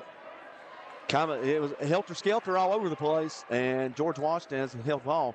Lohan will. He's taking a timeout. He's going to take a timeout to keep Lohan. And we saw this last night in the Logan game. Coach Gertz took the timeout, trying to keep Hallie Krause into the game who had a cut, but Hallie missed one play before she checked back into the contest. So 3:46 on the clock, full timeout. Let's take it with them. George Washington 40 and Johnson Central 36. This is the Wildcat Classic on Mountain Dreams Media. Jennifer May, family nurse practitioner at Mountain Laurel Integrated Healthcare at Chatteroy, West Virginia. Mountain Laurel is a federally qualified health center providing primary care and other medical services to individuals and families in southern West Virginia and eastern Kentucky. Besides being a family nurse practitioner, I'm also a wife and mother of 2. I've had a passion to work in the healthcare field for many years. This isn't just a job for me, it's a calling. Mountain Laurel Integrated Healthcare, where change begins. Judge Sabrina Deskins would appreciate your vote this upcoming election to be held in May. Judge Deskins is running for circuit judge in the newly formed 11th Circuit, which combines Logan and Mingo counties. Judge Deskins has 10 years judicial experience and the only candidate with years of experience in both Logan and Mingo counties. Vote Judge Deskins, the right choice for Logan and Mingo's Circuit Court, paid for by the candidate.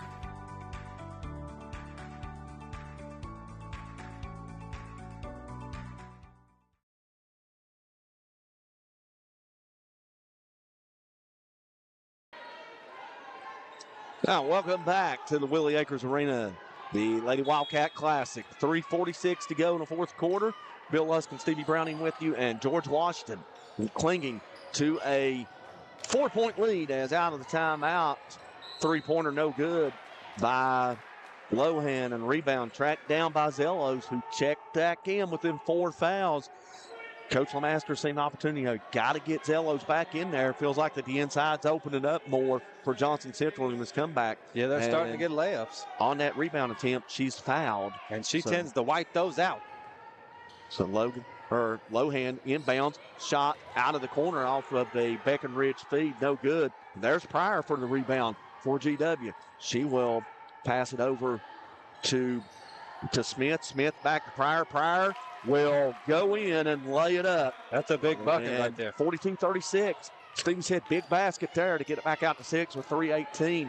Try to stifle somewhat of that momentum that Johnson Central's had. So they're going to try to counter that and try to bounce back. As Johnson Central's just doing a great job running through their stuff. Now we'll get a timeout here. Patient. Do we get a timeout, or do we have some sort of wet spots? I don't know. That's where the coach was standing. Yeah. That wasn't on the floor. I mean, I can understand, you can have. Yeah. I guess it's close enough to the playing surface where you can wipe it up. If somebody goes out there, steps going after a loose ball or something, you don't want to. That we can understand that. So GW, they're in that 2-3. 6-point lead, 2-3 zone. I wouldn't be surprised to see them trap the first pass like they did the last time. And three-pointer on the way. This is big. If it goes, no good by Stanley, and rebounded by Zellos. GW with the ball as Pryor brings it into the court. Pryor gets to the lane, puts it up and in, and that may be the backbreaker for Johnson Central. And she's starting to attack. I mean, good things have been happening since she has. She's had a nice second half. Stevie, I got her for 14 points in the second half, 18 for the game. Very quiet 18, some might say. 18. And her free throw is good. She completes the three-point play. And she hasn't shot the ball well. But she's gotten to the rim as the three-pointer's off the backboard. No good. Zellos went up for the rebound, couldn't corral it. And it comes into the hands of Stanbaugh, and Stanbaugh trying to get it down to McKenzie, and it goes off her hands out of bounds. Now Johnson Central will apply some full court pressure. And when Zellos is in, it's just a different game. She controls the paint. She gets all the rebounds. She affects every shot. Breckenridge with a play that would be the play that would remind you of an underclassman as she dribbles past the defenders into the front court, get it over to Pryor. Pryor tried to feed it in to Lohan. The pass was just a little too far for Lohan, and turnover back over to Johnson Central. But 2 minutes to go. Johnson Central by 9. They can't afford to dribble out this clock any much more. They got to go on offense. They've got to attack. Not saying they need to jack up threes, but they need to try to get to the rim as quick as they can. That's not happening with Zellos in there. No, as good backdoor. There's a corner. There it is. Shot they just inside the 3, and it's good by McKenzie. So Kayla McKenzie with 8 points, and Johnson Central will take a timeout. It's a full timeout. We'll take it with them with 1:46 to play. 45-38. George Washington leading Johnson Central in the Lady Wildcat Classic on Mountain Dreams Media. Accidents, illness, heart attacks, strokes. When an emergency strikes, count on Logan Regional Medical Center. We're here providing emergency care 24/7, including the higher levels of emergency heart care found in our accredited chest pain center, and our enhanced cleaning, mask requirements, and social distancing to help keep you safe. Emergency care at Logan Regional Medical Center.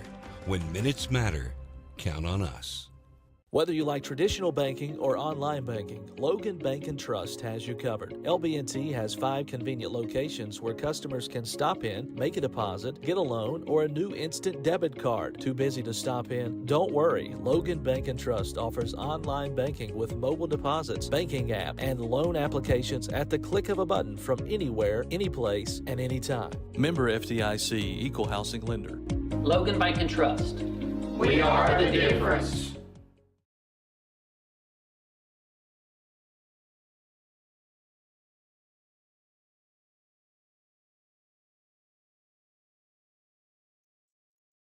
Welcome back inside the Willie Acres Arena.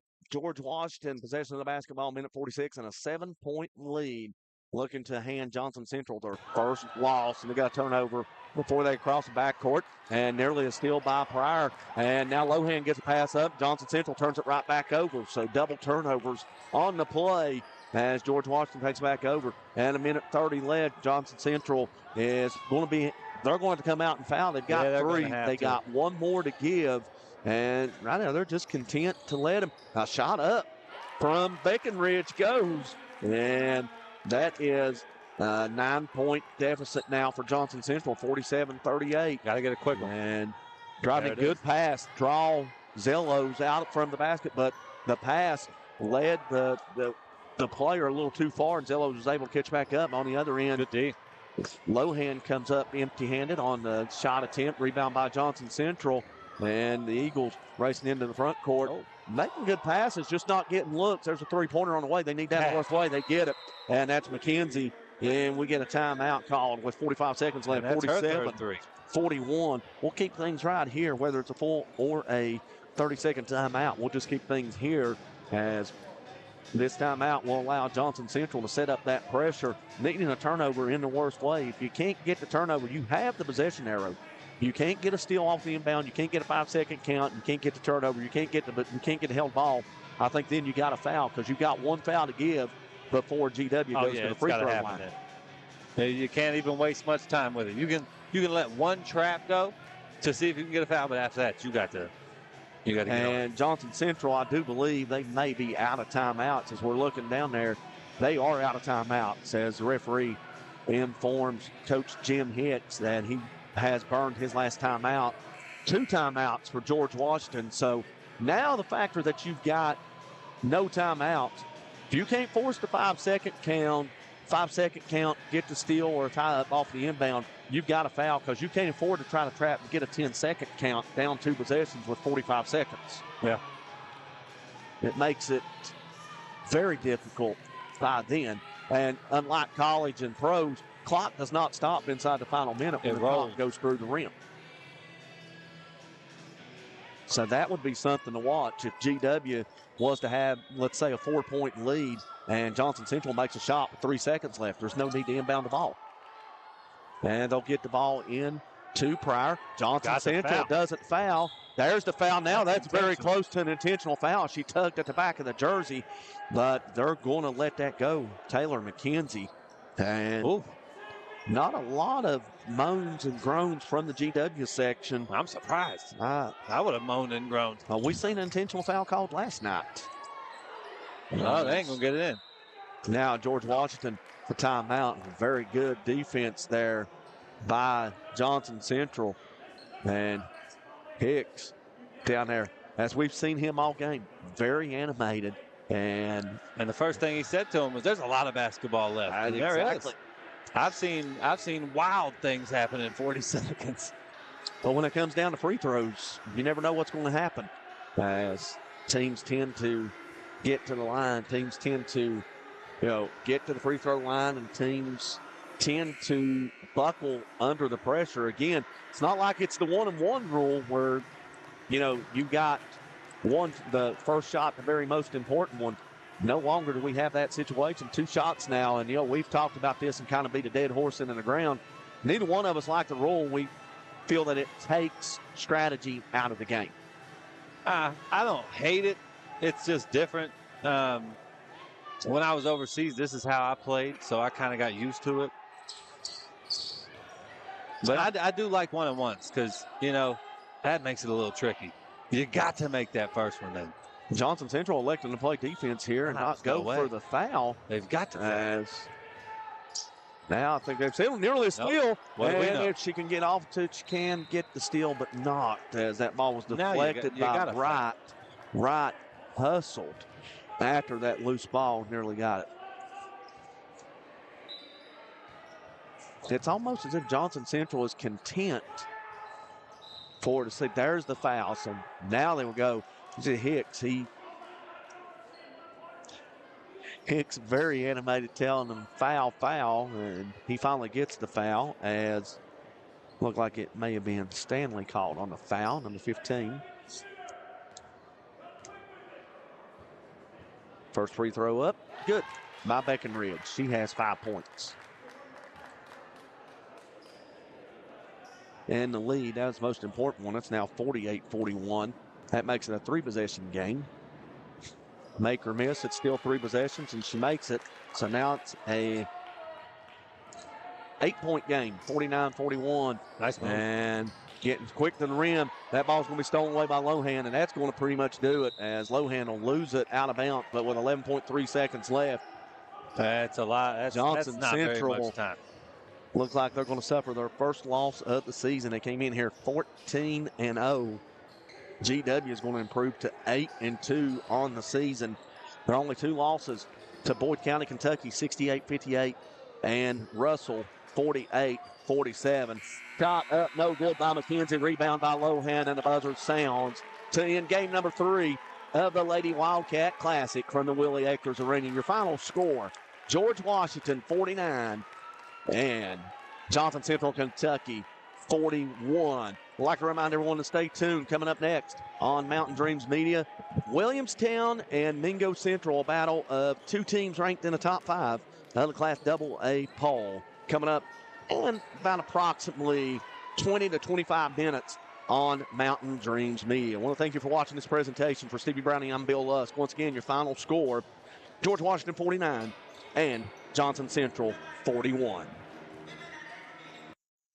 Hi, I'm Whitney Miller, family nurse practitioner at Mountain Laurel Integrated Healthcare. I have long had a heart for serving others since I was little and have always wanted to provide care to people in our community. We also offer our family dental clinic, behavioral health care, an in-agency pharmacy, a 24-hour crisis stabilization unit and safe detox, in-agency lab, transportation services, and much more. Mountain Laurel Integrated Healthcare, where change begins. Hi, I'm Chris White. And I'm Stephen Wolf. And for the last 10 years, Wolf White & Associates have been representing clients injured in motor vehicle wrecks, medical negligence, wrongful termination, social security disability, and real estate closings and transactions. We've recovered over $10 million in verdicts and settlements and over $10 million in real estate closings. So, when you need a win, give your local law team a call. Judge Sabrina Deskins would appreciate your vote this upcoming election to be held in May. Judge Deskins is running for circuit judge in the newly formed 11th Circuit, which combines Logan and Mingo counties. Judge Deskins has 10 years judicial experience and the only candidate with years of experience in both Logan and Mingo counties. Vote Judge Deskins, the right choice for Logan and Mingo's Circuit Court, paid for by the candidate.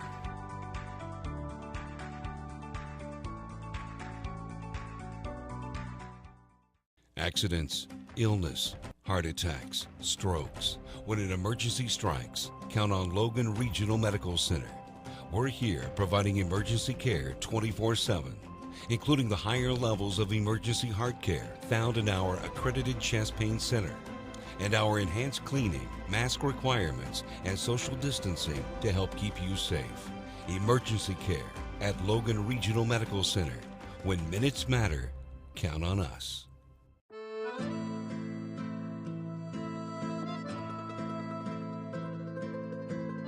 Giovanni's of Logan.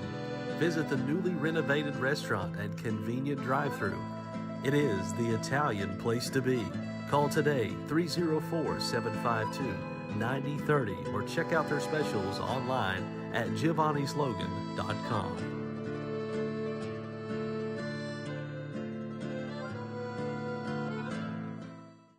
Shayna O'Brien-Thompson is seeking your vote for circuit judge for Logan and Mingo counties in May 2024 for one of 2 Logan seats. Vote Shayna O'Brien-Thompson, your choice for a fair, respectful, working circuit judge. Paid for by the committee to elect Shayna O'Brien-Thompson.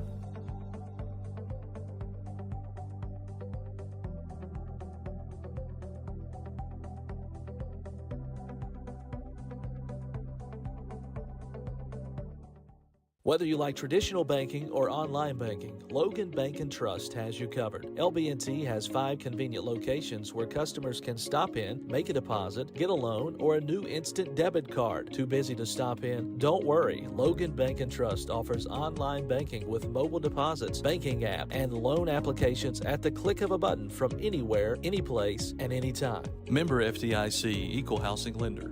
Logan Bank & Trust. We are the difference. Hello, I'm Elise Hinkle, psychiatric mental health nurse practitioner and director of behavioral health at Coalfield Health Center. Our providers have experience with a full spectrum of disorders. To schedule an appointment with one of our providers, call 304-855-1222. As a community, let's help each other address mental health. We are here for you when you're ready. Coalfield Health Center. Let our family take care of your family. Are you looking to find the right home for your family, or are you wanting to list your property? With over 80 years of collective experience in serving Southern West Virginia, there is no one better to trust than Hometown Real Estate. We're knowledgeable in market trends and can assist you in finding buyers or sellers. Please reach out to our home office at 304-752-5570 or contact one of our professional sales representatives. Here at Thornhill, our goal is to provide you with the best automotive experience. From our state-of-the-art facilities, amenities, and certified staff we call family. You'll be offered the best experience you deserve. We take pride in our focus for customer care, bringing the best quality and support for all of our customers' needs. What are you waiting for?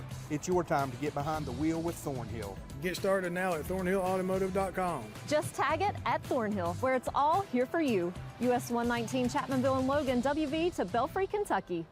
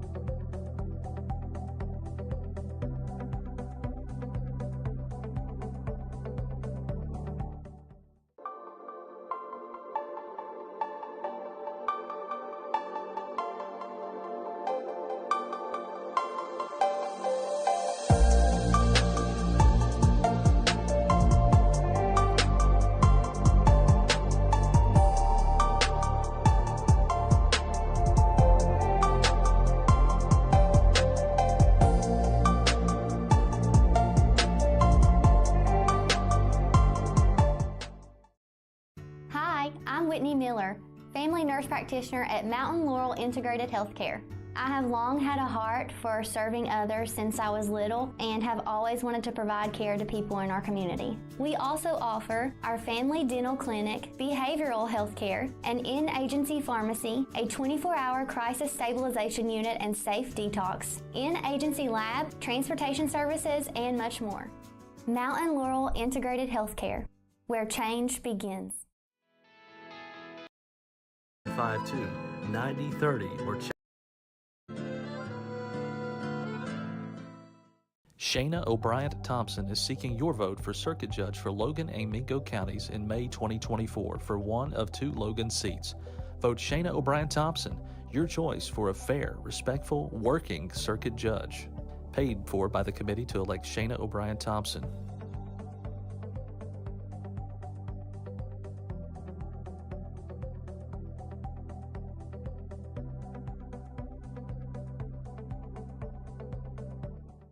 Whether you like traditional banking or online banking, Logan Bank & Trust has you covered. LB&T has 5 convenient locations where customers can stop in, make a deposit, get a loan, or a new instant debit card. Too busy to stop in? Don't worry. Logan Bank & Trust offers online banking with mobile deposits, banking app, and loan applications at the click of a button from anywhere, anyplace, and anytime. Member FDIC, Equal Housing Lender. Logan Bank & Trust. We are the difference. Hello, I'm Elise Hinkle, psychiatric mental health nurse practitioner and director of behavioral health at Coalfield Health Center. Our providers have experience with a full spectrum of disorders. To schedule an appointment with one of our providers, call 304-855-1222. As a community, let's help each other address mental health. We are here for you when you are ready. Coalfield Health Center. Let our family take care of your family. Are you looking to find the right home for your family, or are you wanting to list your property? With over 80 years of collective experience in serving Southern West Virginia, there is no one better to trust than Hometown Real Estate. We're knowledgeable in market trends and can assist you in finding buyers or sellers. Please reach out to our home office at 304-752-5570 or contact one of our professional sales representatives. Here at Thornhill, our goal is to provide you with the best automotive experience. From our state-of-the-art facilities, amenities, and certified staff we call family. You'll be offered the best experience you deserve. We take pride in our focus for customer care, bringing the best quality and support for all of our customers' needs. What are you waiting for? It's your time to get behind the wheel with Thornhill. Get started now at thornhillautomotive.com. Just tag it at Thornhill, where it's all here for you. US 119 Chapmanville and Logan, WV to Belfry, Kentucky.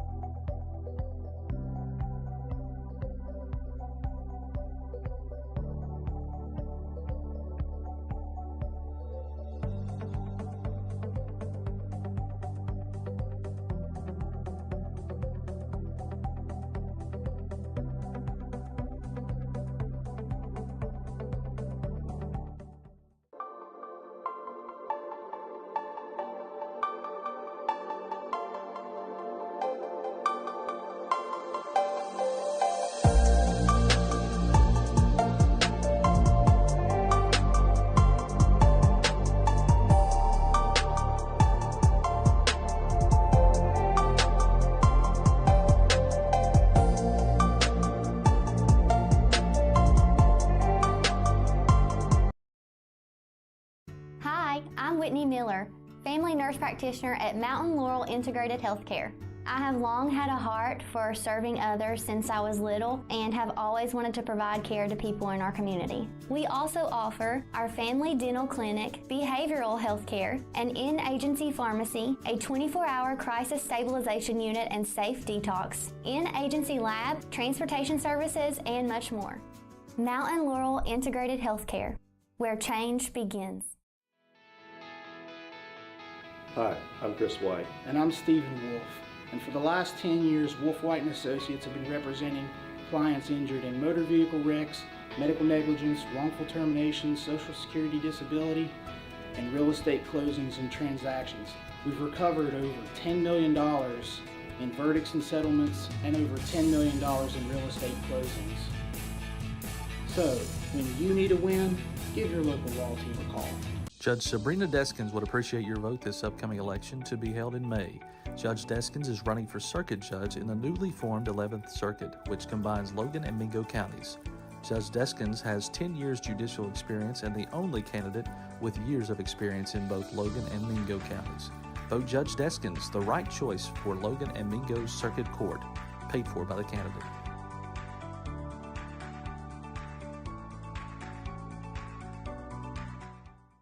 Accidents, illness, heart attacks, strokes. When an emergency strikes, count on Logan Regional Medical Center. We're here providing emergency care 24/7, including the higher levels of emergency heart care found in our accredited chest pain center, and our enhanced cleaning, mask requirements, and social distancing to help keep you safe.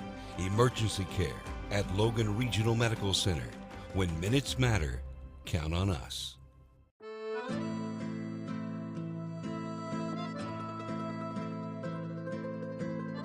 Giovanni's of Logan. Visit the newly renovated restaurant and convenient drive-thru. It is the Italian place to be. Call today 304-752-9030 or check out their specials online at giovannislogan.com.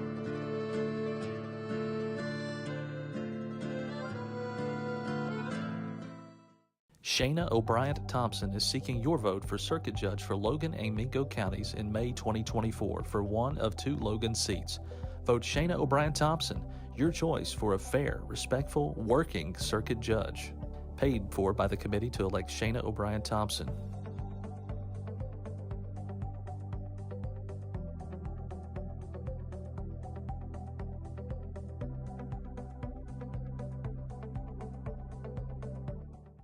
Whether you like traditional banking or online banking, Logan Bank & Trust has you covered. LB&T has 5 convenient locations where customers can stop in, make a deposit, get a loan, or a new instant debit card. Too busy to stop in? Don't worry. Logan Bank & Trust offers online banking with mobile deposits, banking app, and loan applications at the click of a button from anywhere, anyplace, and anytime. Member FDIC, Equal Housing Lender. Logan Bank & Trust. We are the difference.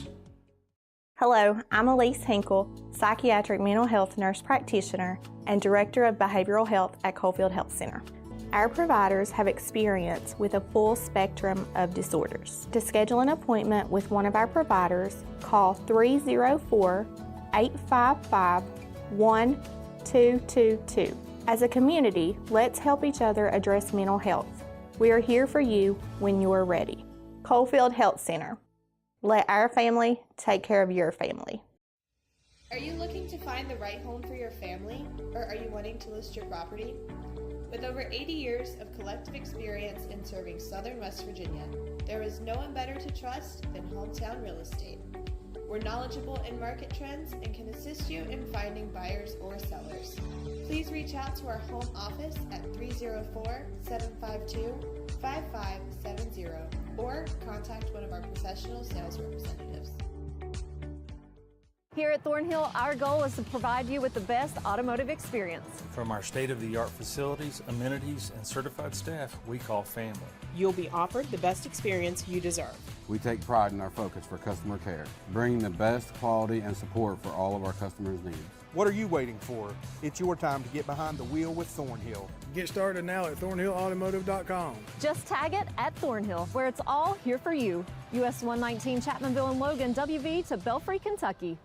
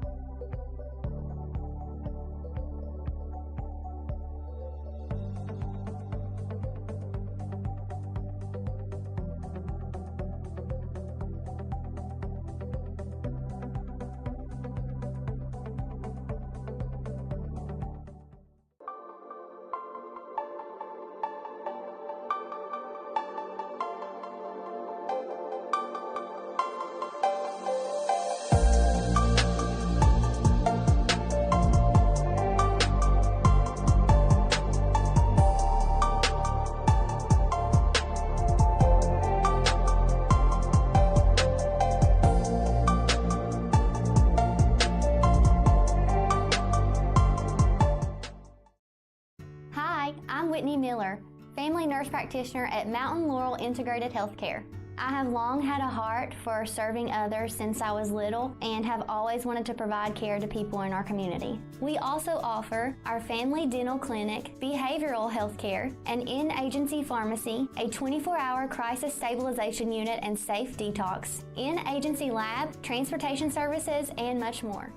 Mountain Laurel Integrated Healthcare, where change begins.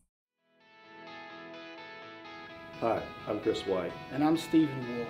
And for the last 10 years, Wolf White & Associates have been representing clients injured in motor vehicle wrecks, medical negligence, wrongful termination, social security disability, and real estate closings and transactions.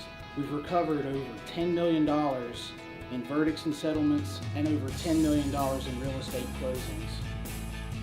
So, when you need a win, give your local law team a call. Judge Sabrina Deskins would appreciate your vote this upcoming election to be held in May. Judge Deskins is running for circuit judge in the newly formed 11th Circuit, which combines Logan and Mingo counties. Judge Deskins has 10 years judicial experience and the only candidate with years of experience in both Logan and Mingo counties. Vote Judge Deskins, the right choice for Logan and Mingo Circuit Court, paid for by the candidate.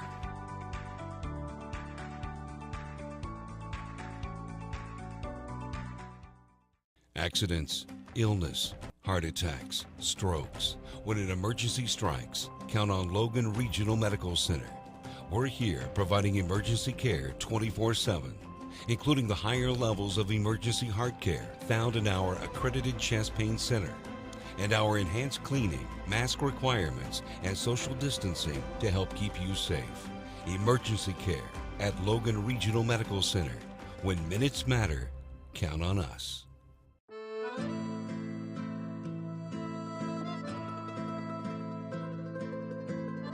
Giovanni's of Logan. Visit the newly renovated restaurant and convenient drive-thru. It is the Italian place to be. Call today 304-752-9030 or check out their specials online at giovannislogan.com.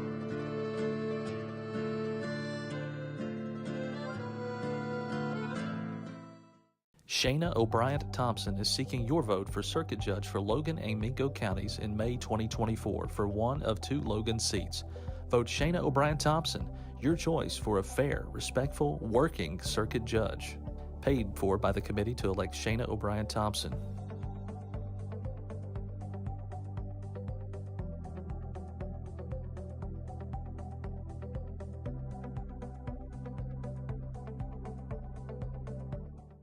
Whether you like traditional banking or online banking, Logan Bank & Trust has you covered. LB&T has 5 convenient locations where customers can stop in, make a deposit, get a loan, or a new instant debit card. Too busy to stop in? Don't worry. Logan Bank & Trust offers online banking with mobile deposits, banking app, and loan applications at the click of a button from anywhere, anyplace, and anytime. Member FDIC, Equal Housing Lender.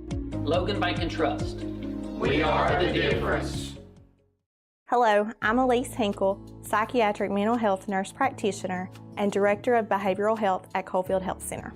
Our providers have experience with a full spectrum of disorders. To schedule an appointment with one of our providers, call 304-855-1222.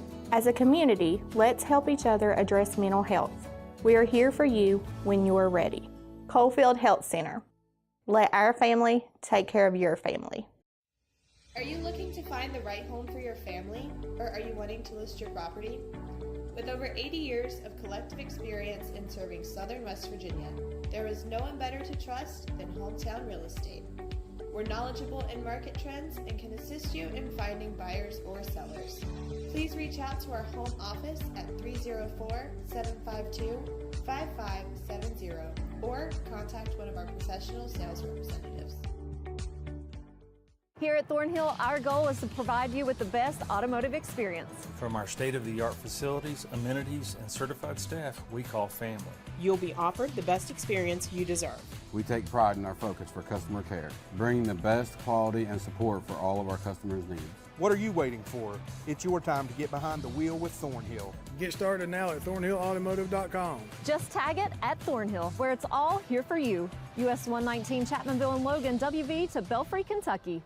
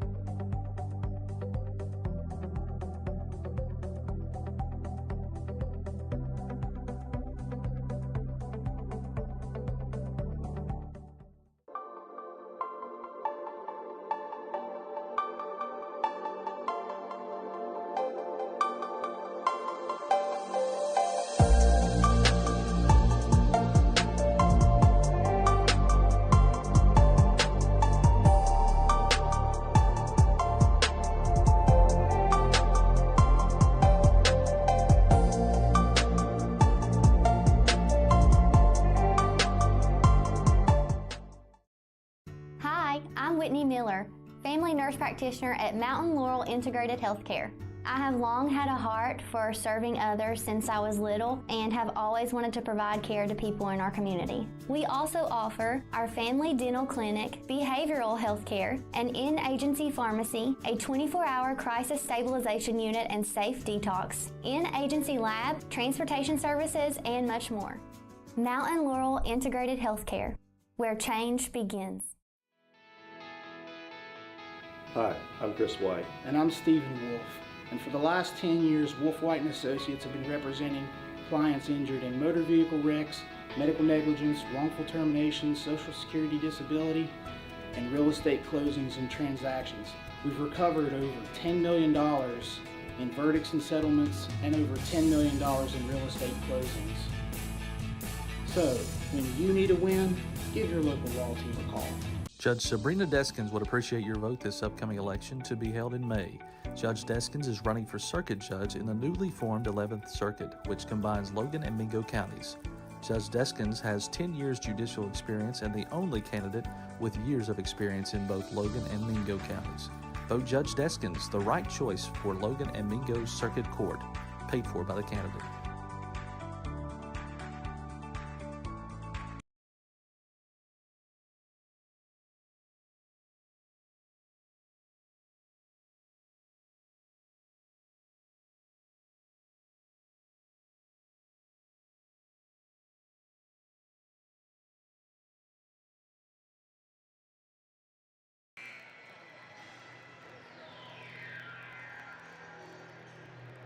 Yeah, ladies and gentlemen, welcome inside the Willie Acres Arena. The Lady Wildcat Classic, game number 4 on Saturday evening now, as we have approached the evening hour, as this game pits Mingo Central and Williamstown, a pair of Class AA ranked teams in the Associated Press preseason poll. The new poll has yet to come out yet, and tip controlled by Williamstown. That new poll will be released Monday. Got to imagine that Williamstown may be moving up in that poll as three-pointer is off the mark, and that was Akia Miller with the missed three. And jump ball possession to Mingo Central as they inbound the ball to Addie Smith. Smith, all-state point guard, all-time leading scorer in Mingo Central girls basketball history, 1,000-point scorer. And she is gives the ball up to Bella Hall, and Hall throws it away. Pass was intended for Jenna Bradford. Smith, Bradford, Hall, Delaney Grimmett, and Gianna Akers, the starting lineup for the Mingo Central Miners. For Williamstown, Quinn Bunch, Riley Landis, Akia Miller, Faith Pickens, and Arissa Burt. That's the starting five. And a three-pointer launched by Bunch, and it goes for our first basket of the evening. 3-0 Williamstown over Mingo Central. Bill Usquickie bringing you all the action from inside the famed Willie Acres Arena, as Bella Hall is closely guarded. She'll give the ball up to Grimmett. Grimmett will drive the lane, put the shot up, no good. May have been blocked by Miller. Coming away with the rebound is Williamstown as Bunch races into the front court. She'll get it over to the corner. Pass deflected, but right to her and inside. Shot missed by Burt. Rebound by Mingo Central Smith, and she will push it across the timeline. Mingo Central looking for the first point, 6:40 in this opening quarter. Smith fakes one way, drives the other one, shot up off the glass, no good. Rebound fought for, coming out with it. There's Arissa Burt for Williamstown, and she'll get it back to the point guard, Quinn Bunch, and Bunch will push it into the front court as she gets it out over in the corner. Three-pointer on the way for Akia Miller, no good. Rebound by Bella Hall for Mingo Central. And she gets it ahead to Smith, who pushes, gets it up ahead to number 23. That's Gianna Akers. Shot no good. Rebound comes off to Burt. Burt gets it up to Landis. Landis back to Burt. Burt will take it in and lay it in. May have got away with the travel, but no call. And it's 5-0 Williamstown as pressure applied in the backcourt. And timeout called by Mingo Central and Kim Davis-Smith. She wants a 30-second timeout, so we'll keep things right here. This game 4 of 5 on Saturday as our nightcap. Final game coming up. The host, Logan Lady Wildcats, taking on Lady Renegades of Westside High School. Logan with a victory last night in overtime over Robert C. Byrd, 41-37. And a game that Logan led by 13 at the end of the third quarter, but RCB closed on a 17-4 run to force the extra frame. This one here, Williamstown and Mingo Central, as I mentioned, the battle of top 5 teams in Class AA. Mingo Central number 3 and Williamstown number 5. Head coach Fred Sorrow has been at the helm of Williamstown High School for 39 seasons, and last night with a 51-46 win over Chapmanville, he picked up a milestone victory, win number 543 in the career of Fred Sorrow, making him the all-time winningest coach in girls high school basketball history in the state of West Virginia, breaking the tie with Stan Blankenship, who had 542. So myself and the rest of the Mountain Dreams media staff sends congratulations out to Fred Sorrow on win number 543, and I'm sure it's not his last this season, as out of the timeout, Mingo Central works the ball inside, and the shot's missed by Bella Hall, rebounded by Pickens. Pickens gets it up the floor, and the pass from Marissa Burks knocked away, and possession remains with Williamstown. Ball inbounded to Burt, who gets it over to Miller. Miller to Landis. Landis now over into the corner to Bunch. Bunch gets it inside to Pickens. Shot up, no good. Rebound fought for, missed. And coming away with it was Williamstown. Three-pointer, no good. Williamstown gets three-pointer back. And a pass inside from Landis to Pickens will draw a foul as she was in the act of shooting. So 2 shots and a foul on Gianna Akers. Her first team foul number 1. Pickens to the line for 2. First one good. And 6-0 now the lead for Williamstown. Second shot, hit front iron, no good. Rebound by Burt. She will dribble out, put it back up and in. And Williamstown off to a fast start. They're up 8-0 on the number 3 ranked Lady Miners. And an unforced error as Delaney Grimmett traveled with the basketball. That is 2 turnovers early on for Mingo Central in the first 3 minutes. And Williamstown will take possession of the basketball, leading 8-0. As checking out for the Lady Miners will be Jenna Bradford, checking in Jaden Bailey. And off the inbound, Burt has her shot blocked. And coming up with a rebound was Miller. She tried to save it back in bounds, but Mingo Central was able to steal the ball away. So first turnover of the game for Williamstown. Smith jacks a 3 up, no good. And shot is rebounded but tipped out of bounds by Mingo Central. Possession to Williamstown, and the Yellow Jackets will make a substitute as Annabelle Hawk checks in the contest for Akia Miller. 4:40 to go in our opening quarter. It's been all Williamstown early on, as a 3-pointer on the way, no good by Bunch, rebounded by Burke. Burke kicks it over to Hawk, who misses, rebounded underneath by number 12, Landis. Her shot no good. And coming up with it is Burke for her second basket. It's now 10-0. As racing into the court, nearly a carry. And that's the Mingo Central player. That was Bella Hall. And the shot no good by Bailey, rebounded by Williamstown. They're quickly into the front court. And what a move by Riley Landis to get free, and the run continues. First 12 points of the game to Williamstown, and a full timeout called by Coach Smith and the Mingo Central Miners. 3:50 to go in the opening quarter. Williamstown 12, Mingo Central nothing. We'll be back with more Lady Wildcat Classic on Mountain Dreams Media after these messages.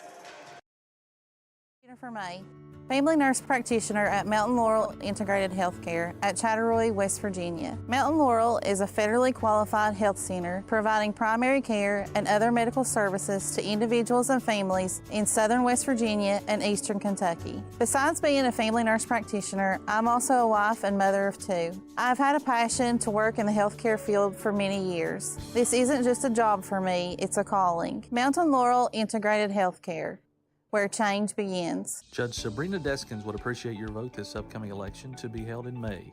Judge Deskins is running for circuit judge in the newly formed 11th Circuit, which combines Logan and Mingo counties. Judge Deskins has 10 years judicial experience and the only candidate with years of experience in both Logan and Mingo counties. Vote Judge Deskins, the right choice for Logan and Mingo's Circuit Court, paid for by the candidate.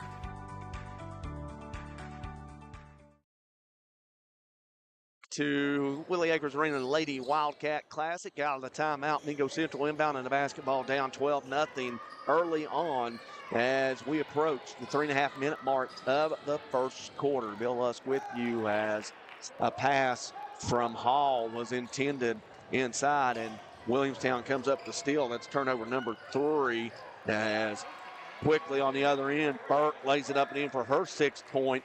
14-0 Williamstown on top as pressure applied in the backcourt. Mingo Central having difficulty getting the ball in. They do finally get it in as Smith gets it in to Grimmett. Grimmett being guarded by Hott. Hott steals it and is fouled by Grimmett before she can get to the basket. So that's second personal foul, or second team foul on the Miners. First personal on Delaney Grimmett. And Williamstown will make another substitution as Anna Costner checks in for Bunch. Also, the Yellow Jackets with a 14-0 lead looking to add to it as they work the ball around the perimeter as Costner nearly lost it. She gets it over to the corner. Three-pointer on the way by Riley Landis is good, and the lead balloons to 17. First 17 points of the game to the Yellow Jackets, and they are on cruise control right now. Mingo Central having difficulty just breaking this pressure or even coming up with the ball. And there's a steal by Hott. She will dribble in, lay up off the glass and in. And it's 19-0. Mingo Central has already used 2 timeouts, a 30 and a full. They've got 3 left. And they need a basket in a most desperate way to stop this bleeding. They try to go inside to Bradford, and Smith's pass is intercepted by Burt, and Burt will be called for the offensive foul. Thought maybe she might have stepped onto the baseline trying to get free, but she used her elbow to create separation. So turnover number 2 on the Yellow Jackets, 5 for Mingo Central. And Mingo Central inbound the basketball. And they get it in to Delaney Grimmett. Grimmett gets it over to Smith. His first bucket for Mingo Central. No. Back iron, no good. Rebound fought for as Gianna Akers and Anna Cosner come down with the rebound and get tied up. Whistle, tailed ball, possession to the Yellow Jackets. 2 minutes to go in the opening quarter. Williamstown. Cosner with the basketball, gets it over to Landis. Landis back to Cosner. Cosner will now get it in the middle of floor as they break the trap.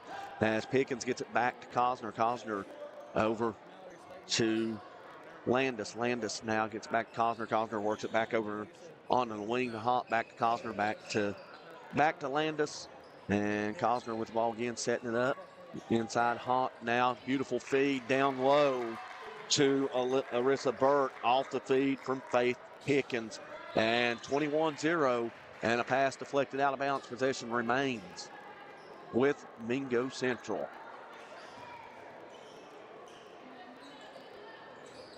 Miners inbound the basketball. They get it in to Addie Smith. Smith breaks the pressure, and she will dribble across court, put a shot up off the glass and in. Minute 14 to go in the quarter. First points for the Miners, and they trail 21-2 as we approach the final minute of the opening quarter from Logan's Willie Acres Arena as Williamstown breaks the pressure and get it inside. Nearly a turnover. Burt's able to track it down. She gets it back over to Cosner. Cosner dribbles in, put the shot up, no good. Air ball, in fact, not even touched by anybody.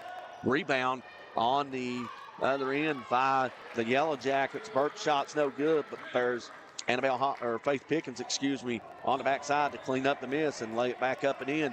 23-2 as coming up with the steal. And Coach Sorrow thought he had a timeout, but ball's taken right back as Gianna Akers lays it up and in for the 4th point of the contest for Mingo Central. And we're going to foul in the backcourt on Hall. Her first, team foul number 3 of the quarter. 18.6 seconds to go. And it's all Williamstown right now, 23-4, as Williamstown in possession of the basketball, chance to hold for the final shot of the quarter. Williamstown breaking the pressure as Cosner gets it over to Landis, who works it inside to Pickens at the free throw line, back to Cosner, and a pass out of bounds intended for Hott along the wing. Turnover to Mingo Central, and that's the 3rd on Williamstown, and nearly a steal as Mingo Central tried to get the ball into Addie Smith. Smith drawing a double team, and that ball was smacked out of bounds. Back to Mingo Central. Central does get it in this time to Smith. 3 seconds on the clock. She's going to have to let a 3 fly at the buzzer. No good. Rebounded underneath by Arissa Burt for Williamstown. And the horn sounds into the first quarter of play. And what has been a dominating start for the Williamstown Yellow Jackets. They lead Mingo Central 20-34 after 1 quarter of play here in the Lady Wildcat Classic on Mountain Dreams Media. Accidents, illness, heart attacks, strokes. When an emergency strikes, count on Logan Regional Medical Center. We're here providing emergency care 24/7, including the higher levels of emergency heart care found in our accredited chest pain center, and our enhanced cleaning, mask requirements, and social distancing to help keep you safe. Emergency care at Logan Regional Medical Center. When minutes matter, count on us. Whether you like traditional banking or online banking, Logan Bank & Trust has you covered. LB&T has 5 convenient locations where customers can stop in, make a deposit, get a loan, or a new instant debit card. Too busy to stop in? Don't worry. Logan Bank & Trust offers online banking with mobile deposits, banking app, and loan applications at the click of a button from anywhere, anyplace, and anytime. Member FDIC, Equal Housing Lender. Logan Bank & Trust. We are the difference.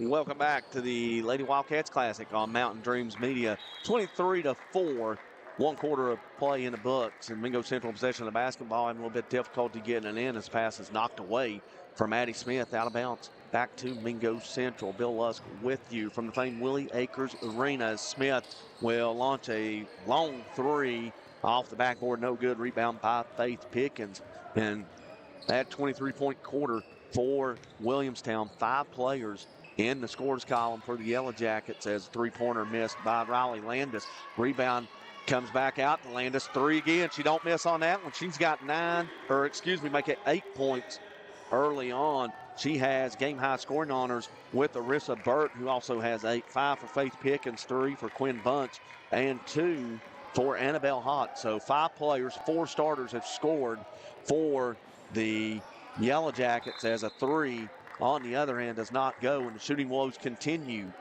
for Mingo Central as they've made just 2 field goals in this opening half. They trail 26-4, possession of the basketball as Smith gets it inbounded to Grimmett. Grimmett to Hall, back to Smith, who's being closely guarded out there by Annabelle Hott, and Smith has no choice but to throw the ball off the feet of Hott to keep possession. And now Mingo Central with the ball. Smith, good pump fake. She'll go inside. She'll get it dumped off to Gianna Akers. Akers' shot is no good, and the rebound will go out of bounds and stay with Mingo Central. Again, Williamstown coming into this contest ranked number 5 in the state in West Virginia in the preseason poll. Got to imagine if they keep this pace up, they're moving up, well, maybe to the number 2 spot in Class AA. And Wyoming East will more than likely maintain number 1 as Smith launches a 3, misses, no good. There for the rebound is Akers, shot no good. And once again, shot out of bounds, maintain possession with the Miners. Smith to inbound. Trying to find somebody to get it into. She does. And it comes back into Grimmett. Grimmett misses, gets her own rebound, goes back up with it, misses again. Shot comes down, and the rebound finally taken by Williamstown's Faith Pickens, and she'll dribble out of it. And she's got numbers ahead of her. She gets it up to Landis. Landis with a shot fake, puts her shot up, but she is stripped on the way in. And possession will remain,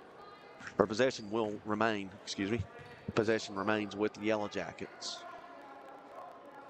6:21 to go as the pass comes in to Pickens. Pickens now gives it up to Bunch, who's checked back in. Back over to Landis for a three, and Landis knocks down her third three-pointer. She's got 11, and the lead is now 25, 29-4 as Mingo Central gets it into Bella Hall. Hall racing into the front court, try to get it to Grimmett. She has it go off of her body, but she's able to track it down, and she's fouled on the play by Riley Landis. First personal on Landis, first team foul, as Arissa Burt checks back in the contest for the Yellow Jackets, replacing Faith Pickens, who has 5 points in opening quarter. And now they will, fouls wasn't reset on the scoreboard, so now they will reset the fouls on Mingo Central's side. The Miners with no fouls in this quarter, no team fouls. They were whistled for 3 in the opening quarter. Williamstown picking up their first team foul here in the second quarter with 5:58 to play. Central gets the ball inbounded. That is Grimmett. Grimmett will dribble out back near the top, back near the corner, and she'll pass it out around as Hall comes up with it. Now Hall gets it back in to Bailey. Bailey, Bailey scoreless thus far off the bench, has provided Mingo Central some quality minutes as shot by Grimmett's up, no good. Rebound by Miller. Miller gets it up to Burt.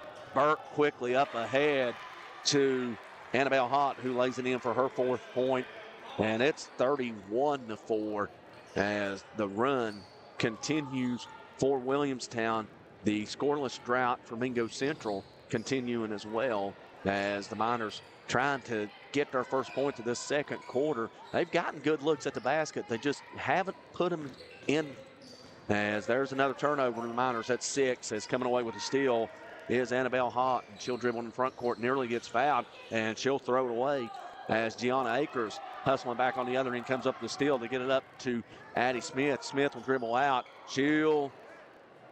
Don't know if she was necessarily shooting a three or making a pass, but nobody was there, and it goes out of bounds to Williamstown. 31-4 with 4:49 to go as you see Coach Smith talking with Addie down. It may be just a little frustration play going on. You know, you're down, you're struggling to score, just trying to make something happen, and things like this happen on the other end as Landis lays it up in. She's got 8 of the 10 points in this quarter for Williamstown, and she has 13 total in the contest as Williamstown now up by 29. Addie Smith, everywhere she goes, she draws a crowd as Mingo Central tries to get her open, but Williamstown's good switch and then drive inside. Bob Hall, shot no good, rebounded by Kia Miller, and the Yellow Jackets coming up the floor with it.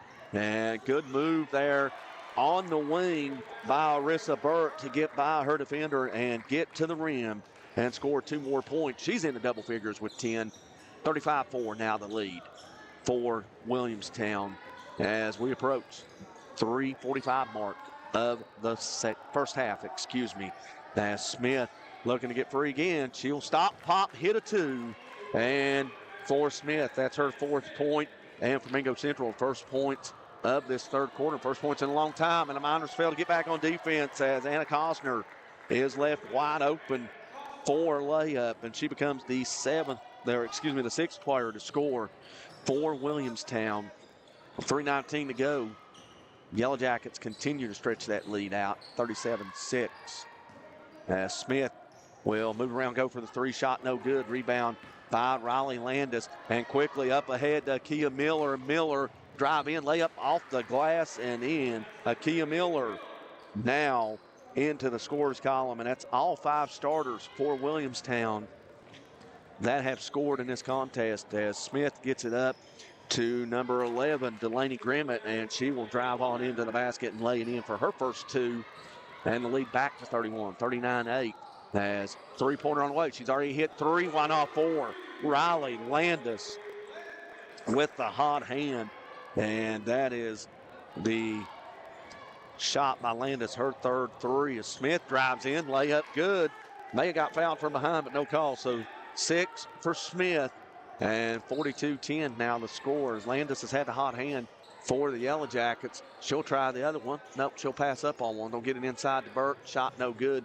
Rebounded by Delaney Grimmett, and Williamstown comes up empty-handed on one of the few possessions, and now Smith will get it. She'll launch 3, no good. Doesn't hit anything, and it'll go out of bounds to Williamstown.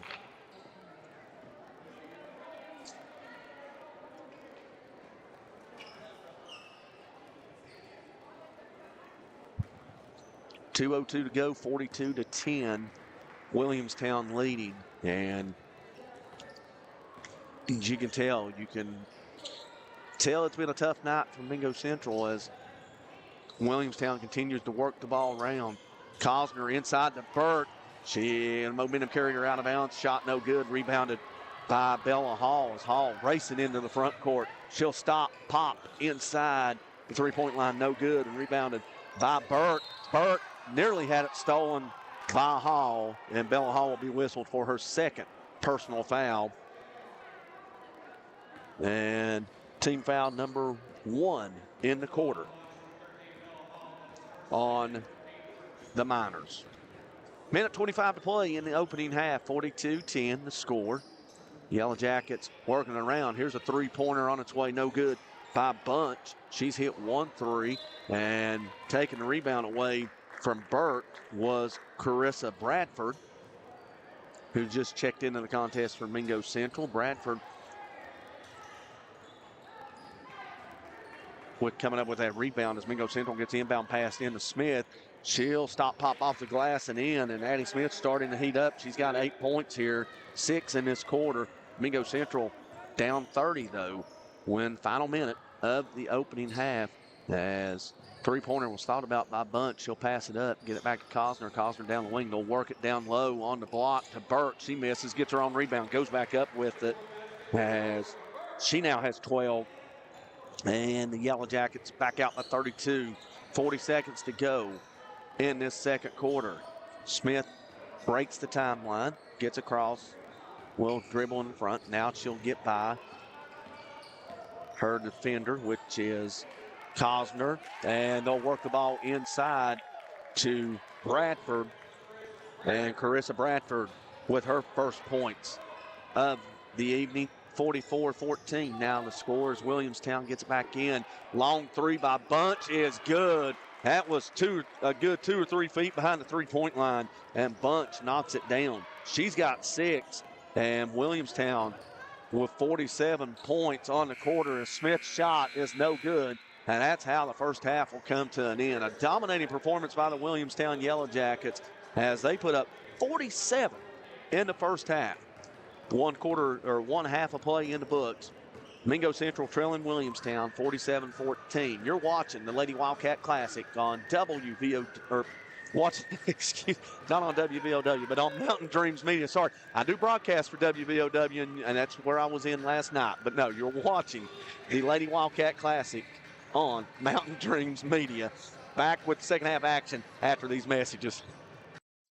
Hi, I'm Whitney Miller, family nurse practitioner at Mountain Laurel Integrated Healthcare. I have long had a heart for serving others since I was little and have always wanted to provide care to people in our community. We also offer our family dental clinic, behavioral health care, an in-agency pharmacy, a 24-hour crisis stabilization unit and safe detox, in-agency lab, transportation services, and much more. Mountain Laurel Integrated Healthcare, where change begins. Hi, I'm Chris White. And I'm Stephen Wolf. And for the last 10 years, Wolf White & Associates have been representing clients injured in motor vehicle wrecks, medical negligence, wrongful termination, Social Security disability, and real estate closings and transactions. We've recovered over $10 million in verdicts and settlements and over $10 million in real estate closings. So, when you need a win, give your local law team a call. Judge Sabrina Deskins would appreciate your vote this upcoming election to be held in May. Judge Deskins is running for circuit judge in the newly formed 11th Circuit, which combines Logan and Mingo counties. Judge Deskins has 10 years judicial experience and the only candidate with years of experience in both Logan and Mingo counties. Vote Judge Deskins, the right choice for Logan and Mingo Circuit Court, paid for by the candidate.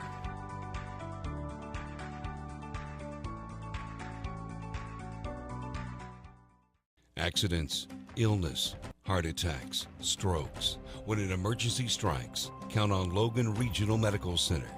We're here providing emergency care 24/7, including the higher levels of emergency heart care found in our accredited chest pain center, and our enhanced cleaning, mask requirements, and social distancing to help keep you safe. Emergency care at Logan Regional Medical Center. When minutes matter, count on us.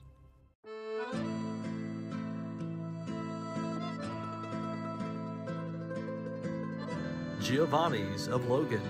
Visit the newly renovated restaurant and convenient drive-thru. It is the Italian place to be. Call today 304-752-9030 or check out their specials online at giovannislogan.com.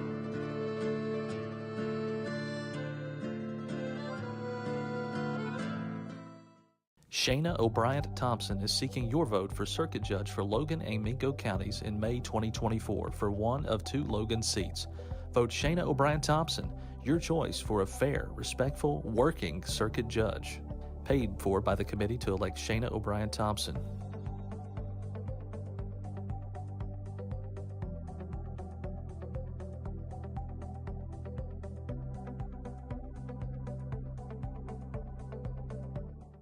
Whether you like traditional banking or online banking, Logan Bank & Trust has you covered. LB&T has 5 convenient locations where customers can stop in, make a deposit, get a loan, or a new instant debit card. Too busy to stop in? Don't worry. Logan Bank & Trust offers online banking with mobile deposits, banking app, and loan applications at the click of a button from anywhere, anyplace, and anytime. Member FDIC, Equal Housing Lender. Logan Bank & Trust. We are the difference. Hello, I'm Elise Hinkle, psychiatric mental health nurse practitioner and director of behavioral health at Coalfield Health Center. Our providers have experience with a full spectrum of disorders. To schedule an appointment with one of our providers, call 304-855-1222. As a community, let's help each other address mental health. We are here for you when you're ready. Coalfield Health Center. Let our family take care of your family. Are you looking to find the right home for your family, or are you wanting to list your property? With over 80 years of collective experience in serving Southern West Virginia, there is no one better to trust than Hometown Real Estate. We're knowledgeable in market trends and can assist you in finding buyers or sellers. Please reach out to our home office at 304-752-5570 or contact one of our professional sales representatives. Here at Thornhill, our goal is to provide you with the best automotive experience. From our state-of-the-art facilities, amenities, and certified staff we call family. You'll be offered the best experience you deserve. We take pride in our focus for customer care, bringing the best quality and support for all of our customers' needs. What are you waiting for? It's your time to get behind the wheel with Thornhill. Get started now at thornhillautomotive.com. Just tag it at Thornhill, where it's all here for you. US 119 Chapmanville and Logan, WV to Belfry, Kentucky.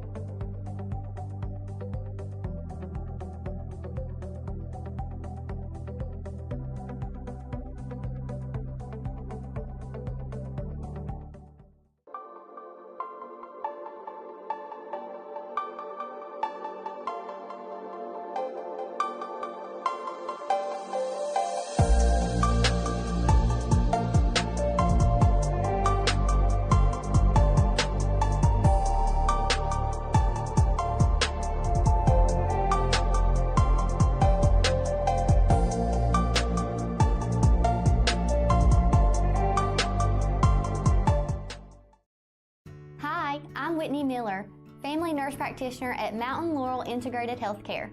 I have long had a heart for serving others since I was little and have always wanted to provide care to people in our community. We also offer our family dental clinic, behavioral health care, an in-agency pharmacy, a 24-hour crisis stabilization unit and safe detox, in-agency lab, transportation services, and much more. Mountain Laurel Integrated Healthcare, where change begins.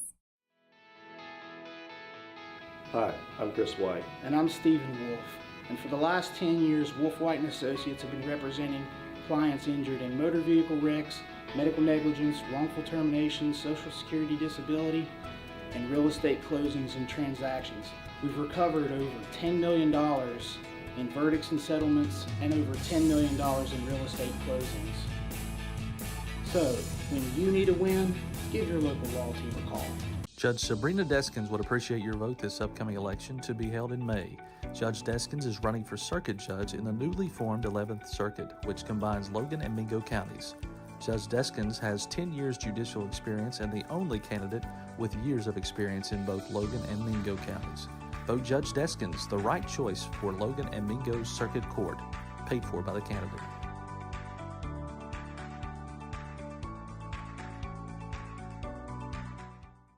Accidents, illness, heart attacks, strokes. When an emergency strikes, count on Logan Regional Medical Center. We're here providing emergency care 24/7, including the higher levels of emergency heart care found in our accredited chest pain center, and our enhanced cleaning, mask requirements, and social distancing to help keep you safe. Emergency care at Logan Regional Medical Center. When minutes matter, count on us.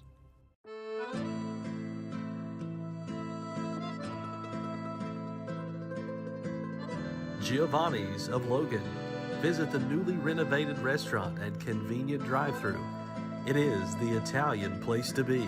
Call today 304-752-9030 or check out their specials online at giovannislogan.com.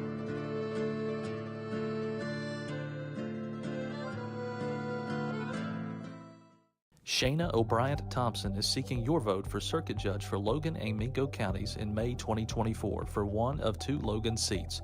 Vote Shayna O'Brien Thompson, your choice for a fair, respectful, working circuit judge.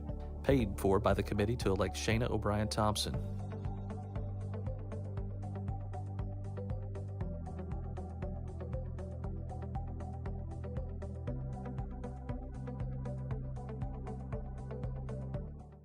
Whether you like traditional banking or online banking, Logan Bank & Trust has you covered. LB&T has 5 convenient locations where customers can stop in, make a deposit, get a loan, or a new instant debit card. Too busy to stop in? Don't worry. Logan Bank & Trust offers online banking with mobile deposits, banking app, and loan applications at the click of a button from anywhere, anyplace, and anytime. Member FDIC, Equal Housing Lender. Logan Bank & Trust. We are the difference. Hello, I'm Elise Hinkle, psychiatric mental health nurse practitioner and director of behavioral health at Coalfield Health Center. Our providers have experience with a full spectrum of disorders. To schedule an appointment with one of our providers, call 304-855-1222. As a community, let's help each other address mental health. 47 points as they lead 47-14. And will be in possession of the basketball to start the third quarter as the Yellow Jackets, off of that emotional win last night at Chapmanville, again, win number 543 for Coach Fred Sorrow, and in his career making him the all-time wins leader in West Virginia, as the Yellow Jackets possession of the ball and working it around the perimeter. Now they're backing out, going to try to clear some lanes, work on some man-to-man stuff, it appears, as they'll get a shot out of the corner for 3 from Quinn Bunch. And for Bunch, that's her third 3, and for the Yellow Jackets, 3-pointer number 7 of this game. And it's now 50-14 as Mingo Central with possession of the basketball, trying to cut into this lead, trying to win a half, take some momentum into their next game. Not saying that they can't come back from a 36-point deficit. Strange things have happened in high school basketball. Once seen Woodrow Wilson come from 20 points down in the fourth quarter of a state tournament game against Byrd against Brook, and win that game as three-pointer launched by Addie Smith is no good. Williamstown with the rebound into the front court as Bunch has it out near the jump circle, and she'll work it over to Burt. Burt, one of two scorers in double figures, and they work it down inside to Faith Pickens, and Pickens lays it up and in, and Pickens with 7 points in the contest. Very well balanced scoring for these Yellow Jackets. 4 players with at least 7 points in this contest. 4 starters, that is, with at least 7 points. As Smith for Mingo puts a shot up, no good, off the backboard, rebounded by Pickens, and she gets it up ahead to Landis. Landis' shot goes off the backboard, rebound Mingo Central. Here comes Bella Hall racing into the court. Good pass by Hall to Gianna Akers, and Akers lays it up and in. And Mingo Central with their first points of the third quarter in the second half. Trim deficit to 36. As Yellow Jackets working around the perimeter yet again, trying to get a shot out of the corner. There's Bunch, thought about a three. She'll pump fake, move her left, put up a three. She hits her fourth three. That's the 8th three.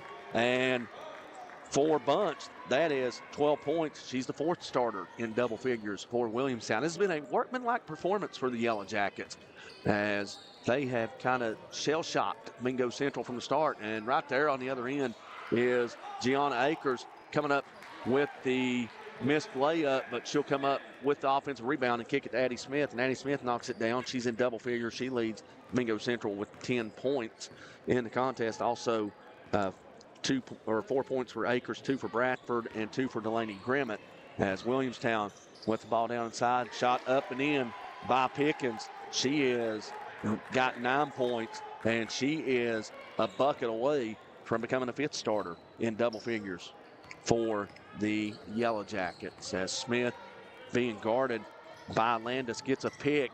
A little bit of a pick and roll action, but momentum carries Akers underneath the basket. Akers will be able to kick it back out for a three-pointer for Delaney Grimmett. And Mingo Central getting some shots to drop. Actually, that's a long 2, they say. So Mingo Central with buckets on 3 straight possessions. They're starting to get some drops, some shots to drop, and built a little bit of confidence here on the offensive end. They'll struggle in the first half for them shooting from the field, as all their points were 2-point variety. So 7 field goals in the first half, 5 in that second quarter, as Williamstown works the ball around, and shot up by Akia Miller is no good, and she'll go to the free throw line. So 3 starters in double figures for the Yellow Jackets. First shot by Miller is good. She's got 3. Bradford picks up the personal foul, her first, team foul number 1 of the half. Second shot up and in for Miller. She has 4 points in this contest, and it's now 59-20. Biggest lead of the game for Williamstown, 39 points, as Mingo Central trying to work the ball in, knocked away by Faith Pickens. Pickens with 9 points, threatening to reach double figures. Again, 3 players in double figures for the Yellow Jackets, 3 starters it is, as the ball on the inbound thrown away. Coming away with it is Miller. She takes it to the lane, and she's fouled on her shot. She'll go back to free throw line for 2 shots. As picking up a foul was, I believe it was Addie Smith. That will be the second team foul. Free throw up and good for Miller. Actually, they called a foul on Jaden Baker.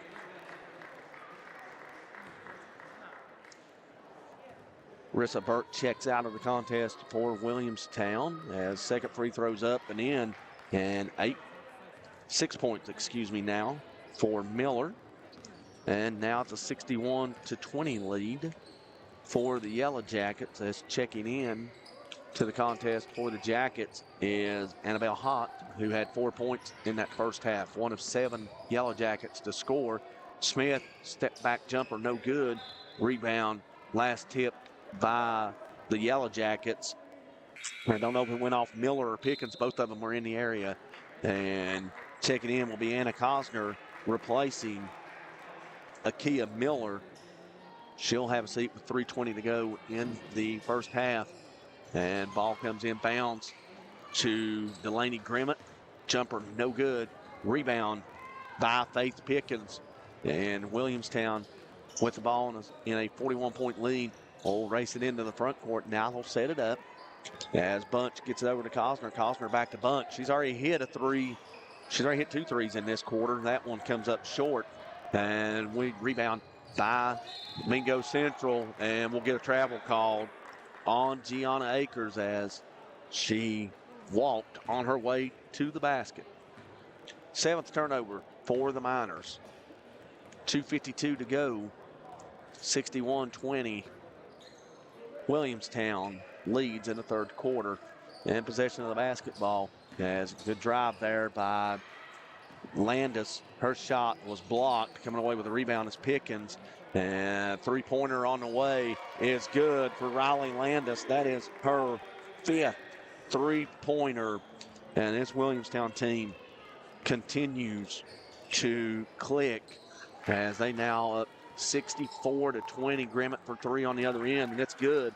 Delaney Grimmett with the first 3-point basket for the Miners this afternoon. And back corner 3 on its way, no good.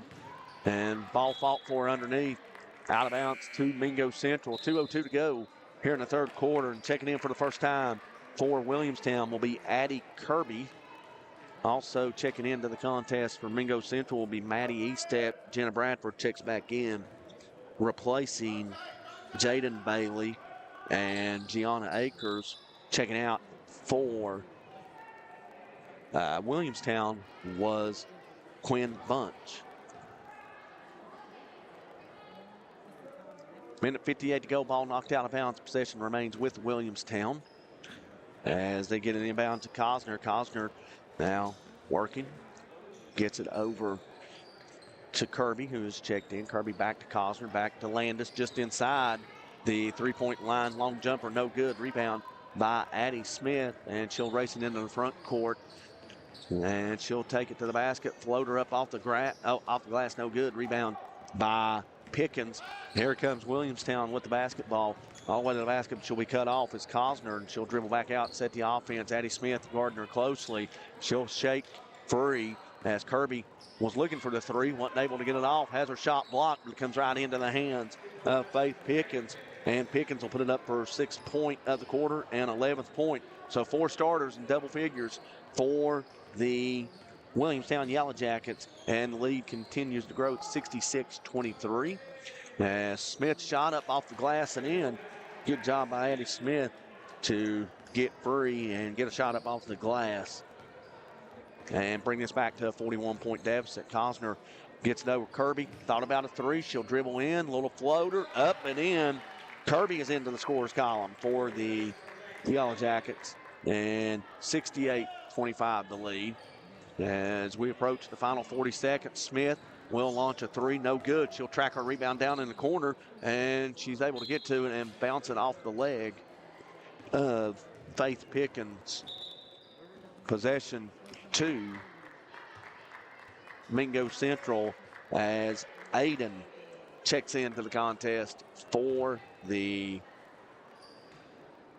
Yellow Jackets, replacing Riley Landis. Inbound pass deflected. Pass remaining with possession remains with Mingo Central. As Williamstown guarding Smith on the inbound. Pass comes in to Delaney Grimmett, and Grimmett's unable to handle it. It goes off her leg out of bounds to Williamstown. So the Yellow Jackets on their way to another win on the season. And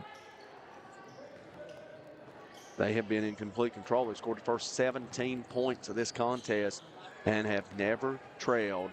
As a shot inside by Hawk, no good there for the rebound underneath was Faith Pickens. She continues to add to her total. She's got 8 in the quarter, 13 for the game.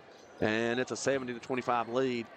Smith's three will be off the mark as the horn sounds to end the third quarter. 3 quarters in the books here from the Lady Wildcat Classic from the Willie Acres Arena.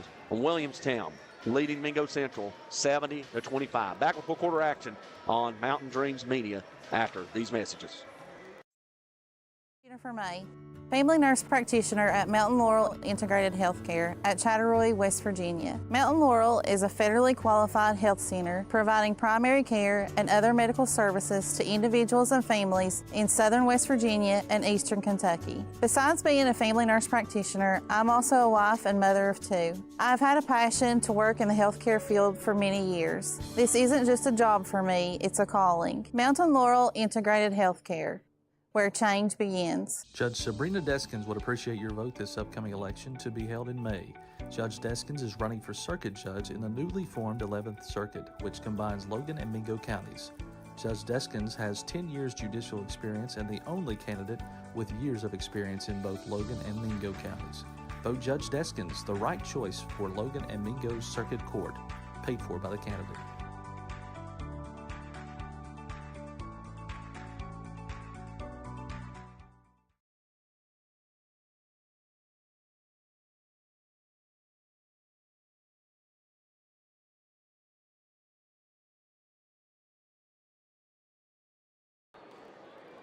Welcome back to the Willie Acres Arena. Fourth quarter action.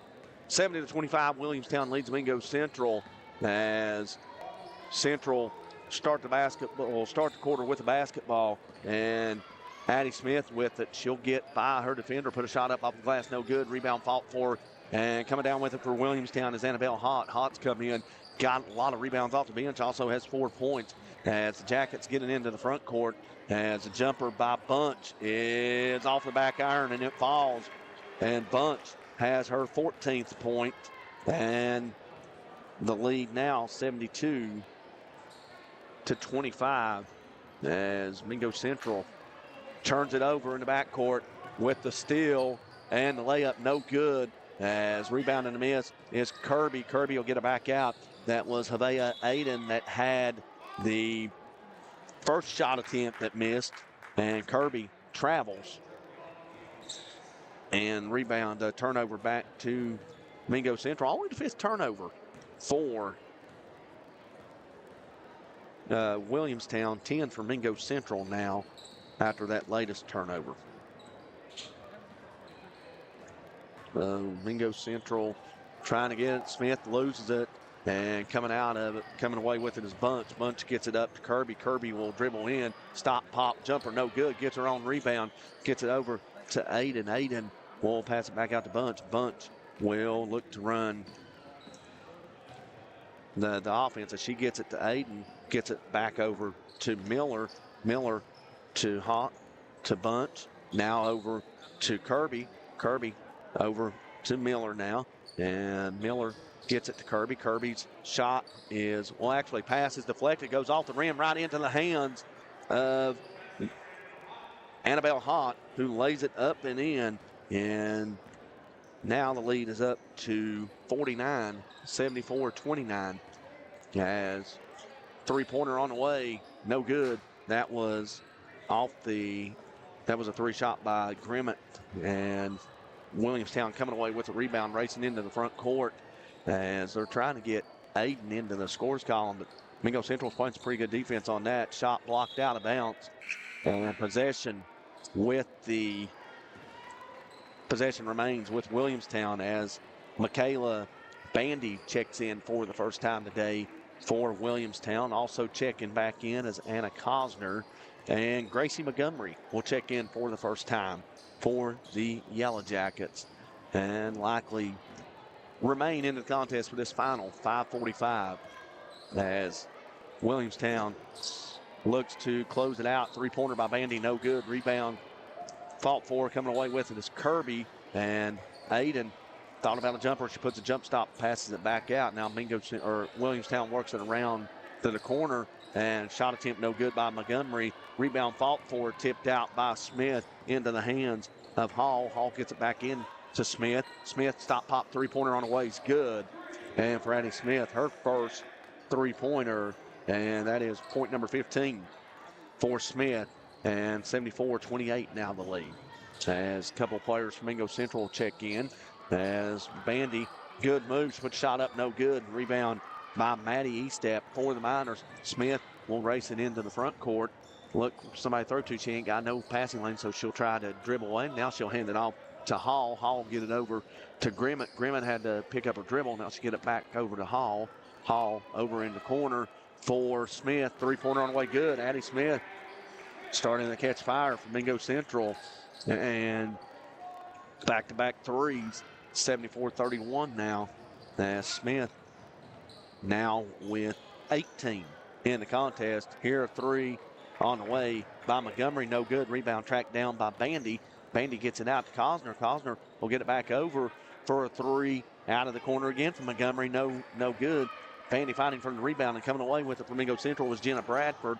Bradford gets it up to Smith. Smith gets it over into the corner to Grimmett. Grimmett dribble drives, finds Jenna Bradford on the inside. Shot no good. Rebound by rebound by Williamstown's Addie Kirby. Pass deflected out of bounds. And possession remains with Williamstown. Is checking back into the contest. Carissa Bradford and Jaden Bailey replacing Estep and Jenna Bradford. 3:51 to go in the fourth quarter. All Williamstown in this one. As thinking about the shot was Bandy. She passes up, gets an inside free throw line jumper is good for Addie Kirby. And Kirby with 4 points in the contest for Williamstown, 76-31. Now the lead as Smith will take a long three and hit. Addie Smith with all 9 points this quarter for the Miners. And Smith now went over 20 points. She's got 21 in the contest. As 76-34 the lead. As a three by Aiden's up, no good. Rebound fought for, coming down into the hands of Cosner. Shot up, no good. She traveled with it. Turnover number 6 on the Yellow Jackets. Williamstown coming in here with a 7-2 record. And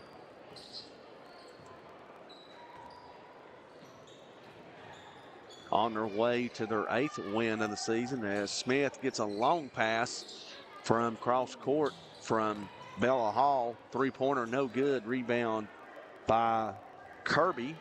Kirby gets it up the court now. Here's Aiden, that is.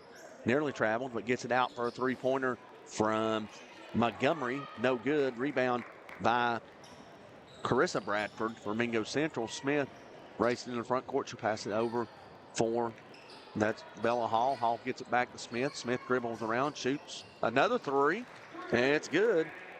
4 3-pointers for Maddie Smith in this fourth quarter. And Mingo Central building a little bit of momentum. Look like they're going to win this fourth quarter. And that's, good thing, because as a coach, you want to try to take as much momentum as you can. And I'm sure Coach Smith for Mingo Central will be happy with the fourth quarter performances. Her girls have not quit. And right now they're winning the fourth quarter 12-6 as ball out of bounds knocked off of, actually I thought it was knocked off a Williamstown player. I actually thought it was knocked off of Kirby, but Mingo Central was the last to touch it, so possession remains with Williamstown. Shot out of the corner for three by Montgomery, no good, and we get a whistle and a foul on the rebound, and I believe they're going to get Aiden on the foul. So Aiden picks up her first team foul of the quarter. And there's not a whole lot of fouls in this contest. And Mingo Central with possession of the basketball, looking to add to this fourth quarter total. Addie Smith wants another three. No good as it rolls off the mark. Aiden with the rebound. She quickly gets it up to Cosner. Cosner dribbling in, has her Well, she didn't get up with a shot as Bella Hall was hustling back to deflect the pass out of bounds. Possession remains with Mingo Central. Mingo Central 8-1 on the season. About to fall to 8-2 as Bandy is fouled on the play by Bella Hall. It's her third personal foul. And Sheridan Hatfield will check in for Hall for Mingo Central.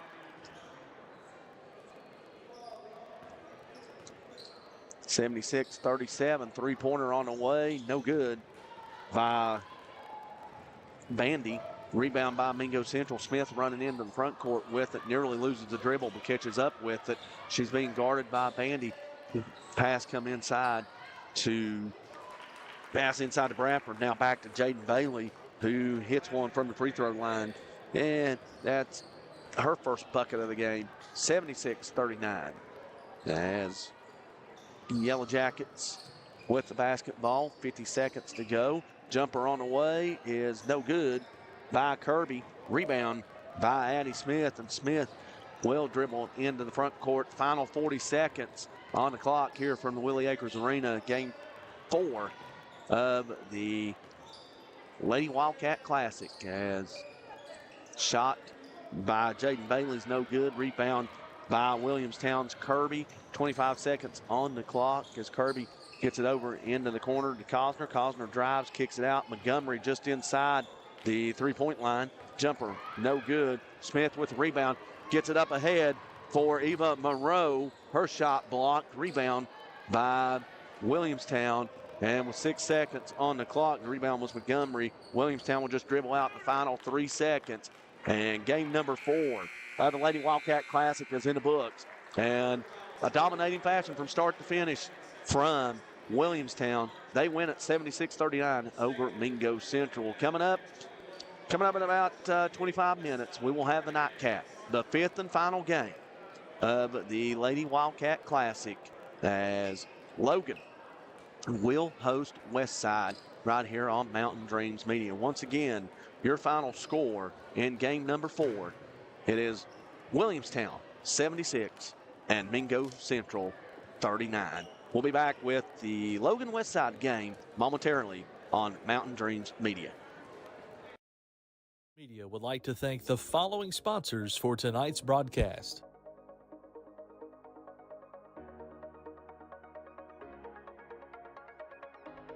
Are you looking to buy or sell real estate in southern West Virginia?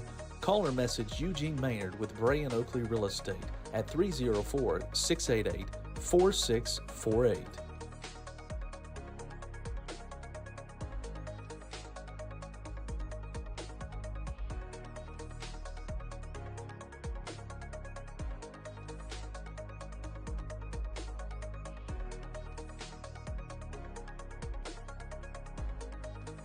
Check out Heard the Word podcast with Marshall alumni basketball stars Jared West and Stevie Browning, available on Spotify, Apple Podcasts, and YouTube. Looking to plan that next adventure with family? Amanda Thompson with Off to Neverland Travel is the best at planning that family vacation. Experienced in Disney vacations and much, much more. She can help you in finding that right place to make memories. Find her on Facebook or email at amanda.thompson@offtoneverland.com.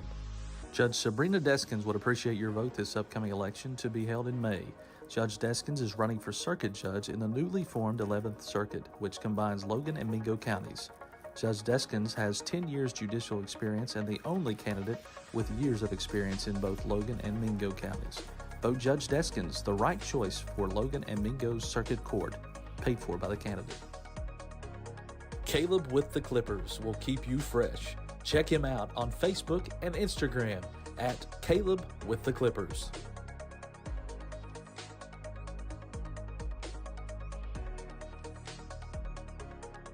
Shayna O'Brien Thompson is seeking your vote for circuit judge for Logan and Mingo counties in May 2024 for one of 2 Logan seats. Vote Shayna O'Brien Thompson, your choice for a fair, respectful, working circuit judge. Paid for by the committee to elect Shayna O'Brien Thompson.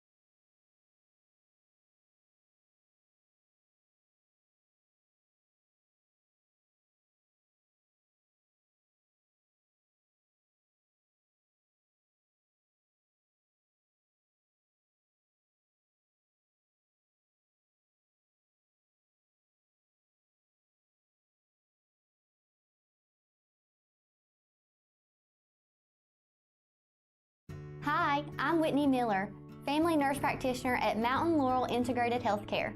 I have long had a heart for serving others since I was little and have always wanted to provide care to people in our community. We also offer our family dental clinic, behavioral health care, an in-agency pharmacy, a 24-hour crisis stabilization unit and safe detox, in-agency lab, transportation services, and much more. Mountain Laurel Integrated Healthcare, where change begins. Hi, I'm Chris White. And I'm Stephen Wolf. And for the last 10 years, Wolf White & Associates have been representing clients injured in motor vehicle wrecks, medical negligence, wrongful termination, social security disability, and real estate closings and transactions. We've recovered over $10 million in verdicts and settlements and over $10 million in real estate closings. So, when you need a win, give your local law team a call.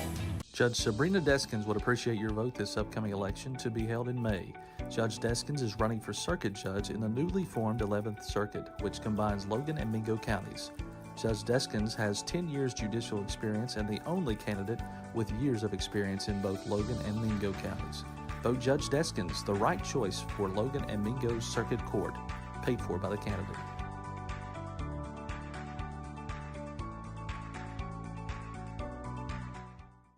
Accidents, illness, heart attacks, strokes. When an emergency strikes, count on Logan Regional Medical Center. We're here providing emergency care 24/7, including the higher levels of emergency heart care found in our accredited chest pain center, and our enhanced cleaning, mask requirements, and social distancing to help keep you safe. Emergency care at Logan Regional Medical Center. When minutes matter, count on us.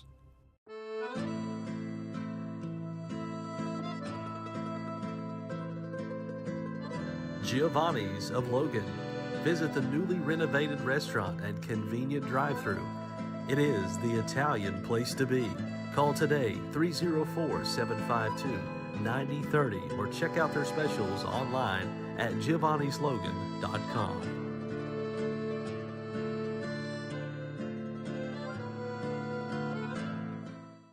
Shayna O'Brien Thompson is seeking your vote for circuit judge for Logan and Mingo counties in May 2024 for one of 2 Logan seats.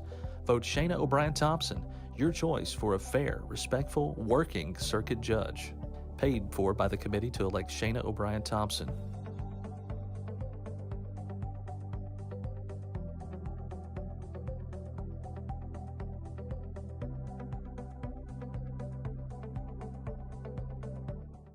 Whether you like traditional banking or online banking, Logan Bank & Trust has you covered. LB&T has 5 convenient locations where customers can stop in, make a deposit, get a loan, or a new instant debit card. Too busy to stop in? Don't worry. Logan Bank & Trust offers online banking with mobile deposits, banking app, and loan applications at the click of a button from anywhere, anyplace, and anytime. Member FDIC, Equal Housing Lender. Logan Bank & Trust.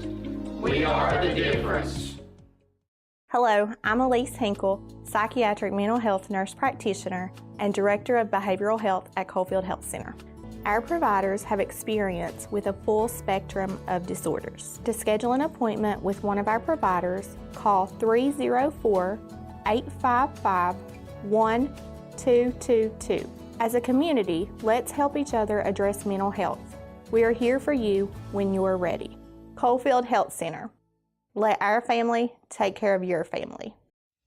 Are you looking to find the right home for your family, or are you wanting to list your property? With over 80 years of collective experience in serving Southern West Virginia, there is no one better to trust than Hometown Real Estate. We're knowledgeable in market trends and can assist you in finding buyers or sellers. Please reach out to our home office at 304-752-5570 or contact one of our professional sales representatives. Here at Thornhill, our goal is to provide you with the best automotive experience. From our state-of-the-art facilities, amenities, and certified staff we call family. You'll be offered the best experience you deserve. We take pride in our focus for customer care, bringing the best quality and support for all of our customers' needs. What are you waiting for? It's your time to get behind the wheel with Thornhill. Get started now at thornhillautomotive.com. Just tag it at Thornhill, where it's all here for you. US 119 Chapmanville and Logan, WV to Belfry, Kentucky.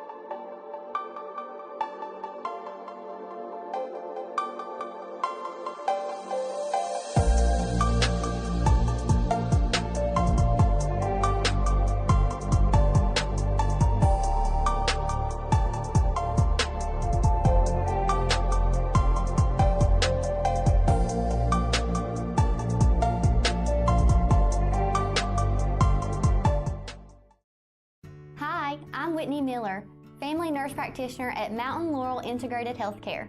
I have long had a heart for serving others since I was little and have always wanted to provide care to people in our community. We also offer our family dental clinic, behavioral health care, an in-agency pharmacy, a 24-hour crisis stabilization unit and safe detox, in-agency lab, transportation services, and much more.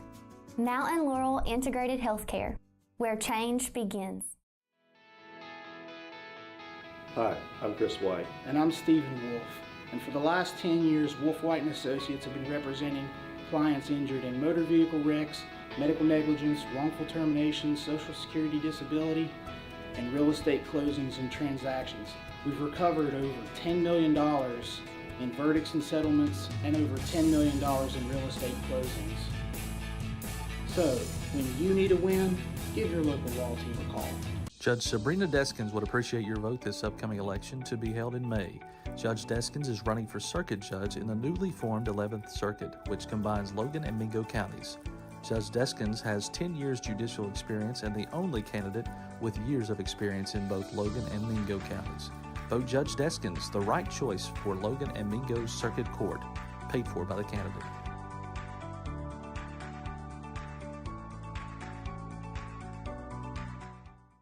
Accidents, illness, heart attacks, strokes. When an emergency strikes, count on Logan Regional Medical Center. We're here providing emergency care 24/7, including the higher levels of emergency heart care found in our accredited chest pain center, and our enhanced cleaning, mask requirements, and social distancing to help keep you safe. Emergency care at Logan Regional Medical Center. When minutes matter, count on us.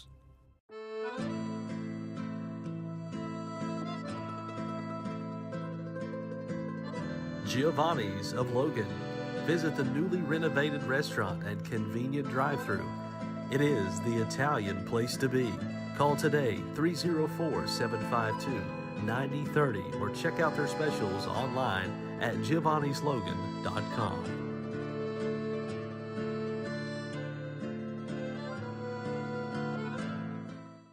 Shayna O'Brien Thompson is seeking your vote for circuit judge for Logan and Mingo counties in May 2024 for one of 2 Logan seats. Vote Shayna O'Brien Thompson, your choice for a fair, respectful, working circuit judge. Paid for by the committee to elect Shayna O'Brien Thompson.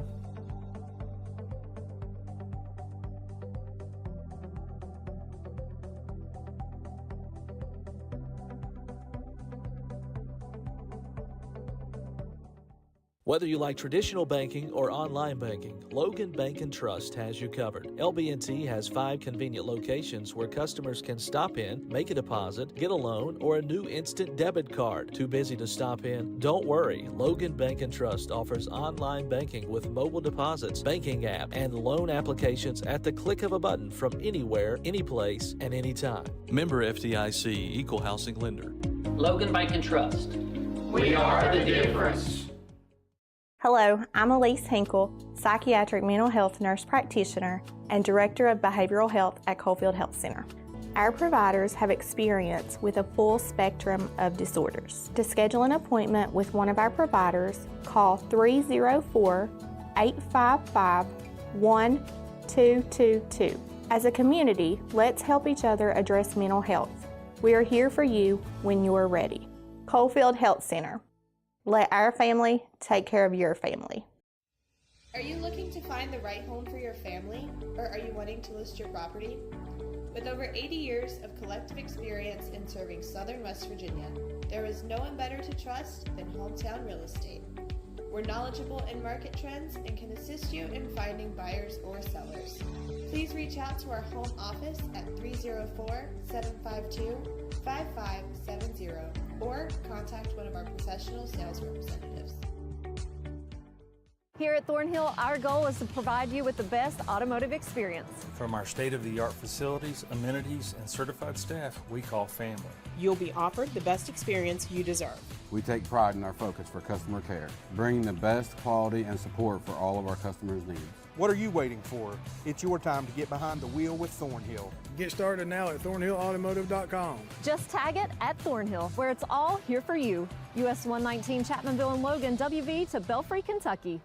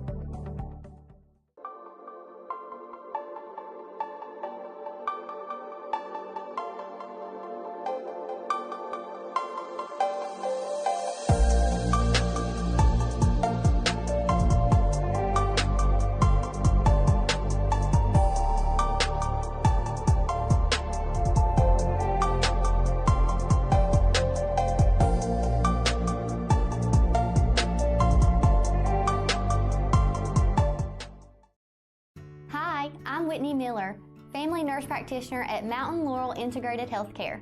I have long had a heart for serving others since I was little and have always wanted to provide care to people in our community. We also offer our family dental clinic, behavioral health care, an in-agency pharmacy, a 24-hour crisis stabilization unit and safe detox, in-agency lab, transportation services, and much more. Mountain Laurel Integrated Healthcare, where change begins. Hi, I'm Chris White. And I'm Stephen Wolf. And for the last 10 years, Wolf White & Associates have been representing clients injured in motor vehicle wrecks, medical negligence, wrongful termination, social security disability, and real estate closings and transactions. We've recovered over $10 million in verdicts and settlements and over $10 million in real estate closings. So, when you need a win, give your local law team a call. Judge Sabrina Deskins would appreciate your vote this upcoming election to be held in May. Judge Deskins is running for circuit judge in the newly formed 11th Circuit, which combines Logan and Mingo counties. Judge Deskins has 10 years judicial experience and the only candidate with years of experience in both Logan and Mingo counties. Vote Judge Deskins, the right choice for Logan and Mingo's Circuit Court, paid for by the candidate.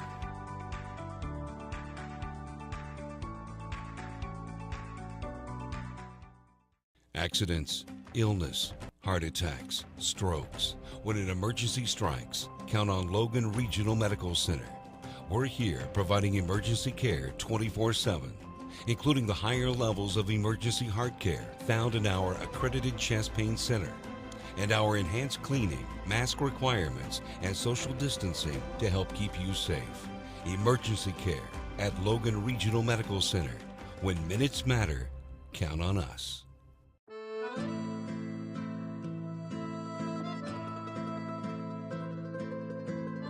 Giovanni's of Logan. Visit the newly renovated restaurant and convenient drive-thru. It is the Italian place to be. Call today 304-752-9030 or check out their specials online at giovannislogan.com.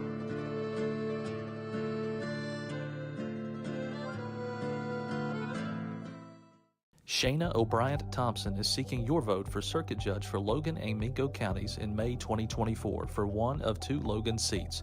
Vote Shayna O'Brien Thompson, your choice for a fair, respectful, working Circuit Judge. Paid for by the committee to elect Shayna O'Brien Thompson.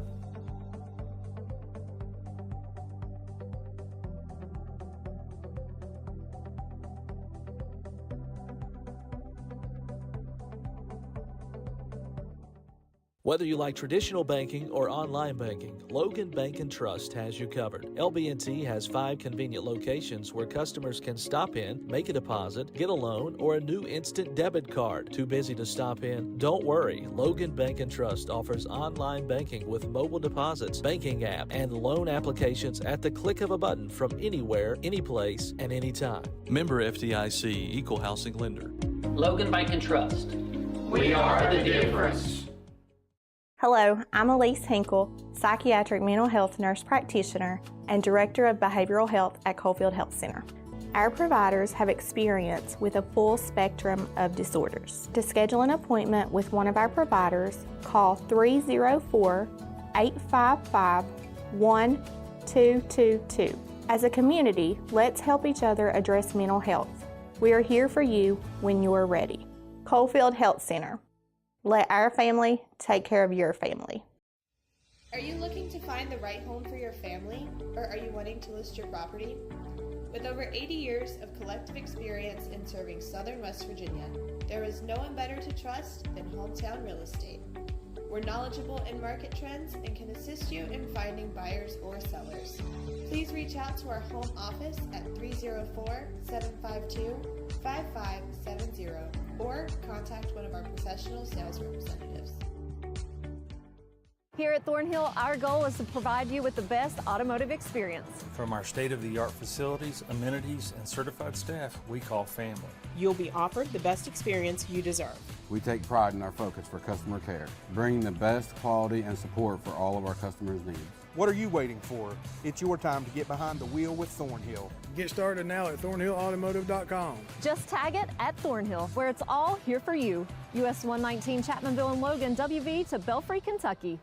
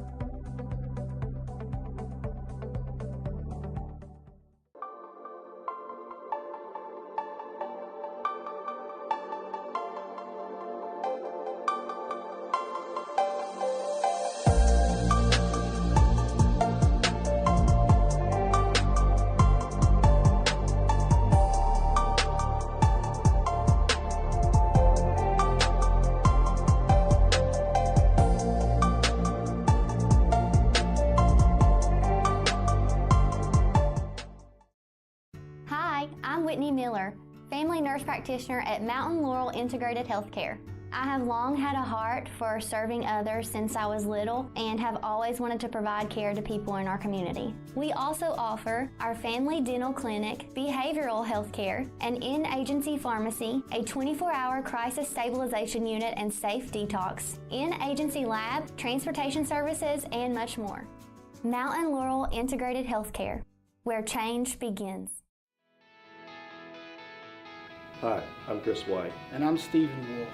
And for the last 10 years, Wolf White & Associates have been representing clients injured in motor vehicle wrecks, medical negligence, wrongful termination, social security disability, and real estate closings and transactions. We've recovered over $10 million in verdicts and settlements and over $10 million in real estate closings. So, when you need a win, give your local law team a call. Judge Sabrina Deskins would appreciate your vote this upcoming election to be held in May. Judge Deskins is running for Circuit Judge in the newly formed 11th Circuit, which combines Logan and Mingo counties. Judge Deskins has 10 years judicial experience and the only candidate with years of experience in both Logan and Mingo counties. Vote Judge Deskins, the right choice for Logan and Mingo's Circuit Court, paid for by the candidate.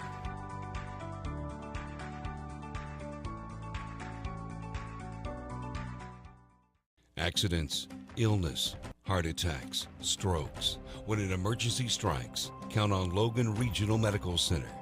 We're here providing emergency care 24/7, including the higher levels of emergency heart care found in our accredited chest pain center, and our enhanced cleaning, mask requirements, and social distancing to help keep you safe. Emergency care at Logan Regional Medical Center. When minutes matter, count on us.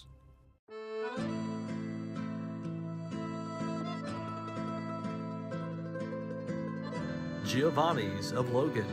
Visit the newly renovated restaurant and convenient drive-thru. It is the Italian place to be. Call today 304-752-9030 or check out their specials online at giovannislogan.com.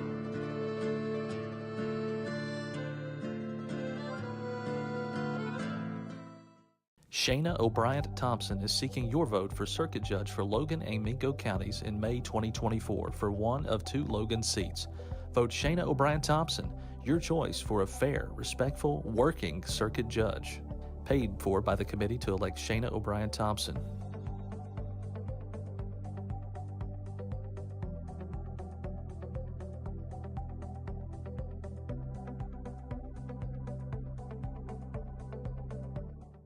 Whether you like traditional banking or online banking, Logan Bank & Trust has you covered. LB&T has 5 convenient locations where customers can stop in, make a deposit, get a loan, or a new instant debit card. Too busy to stop in? Don't worry. Logan Bank & Trust offers online banking with mobile deposits, banking app, and loan applications at the click of a button from anywhere, anyplace, and anytime. Member FDIC, Equal Housing Lender. Logan Bank & Trust.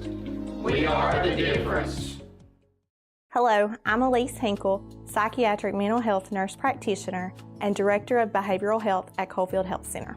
Our providers have experience with a full spectrum of disorders. To schedule an appointment with one of our providers, call 304-855-1222. As a community, let's help each other address mental health. We are here for you when you're ready. Coalfield Health Center.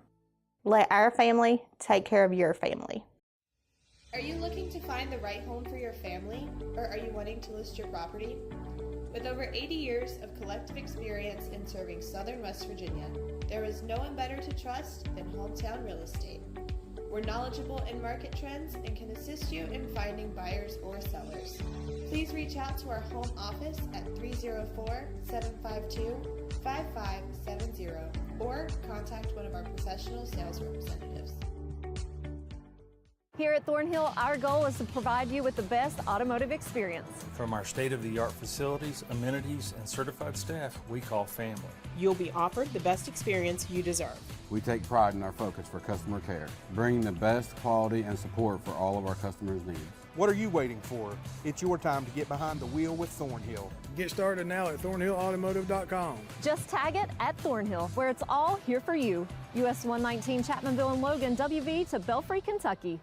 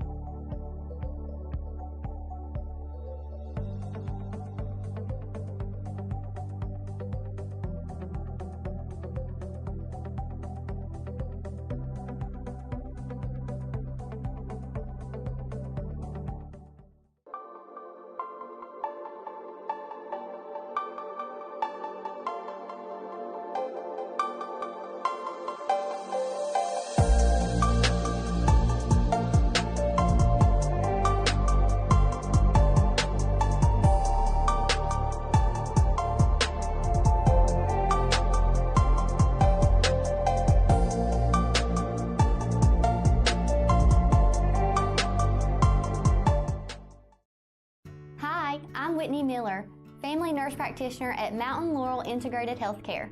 I have long had a heart for serving others since I was little and have always wanted to provide care to people in our community. We also offer our family dental clinic, behavioral health care, an in-agency pharmacy, a 24-hour crisis stabilization unit and safe detox, in-agency lab, transportation services, and much more. Mountain Laurel Integrated Healthcare, where change begins. Hi, I'm Chris White. And I'm Stephen Wolf. And for the last 10 years, Wolf White & Associates have been representing clients injured in motor vehicle wrecks, medical negligence, wrongful termination, social security disability, and real estate closings and transactions. We've recovered over $10 million in verdicts and settlements and over $10 million in real estate closings. So, when you need a win, give your local law team a call. Judge Sabrina Deskins would appreciate your vote this upcoming election to be held in May.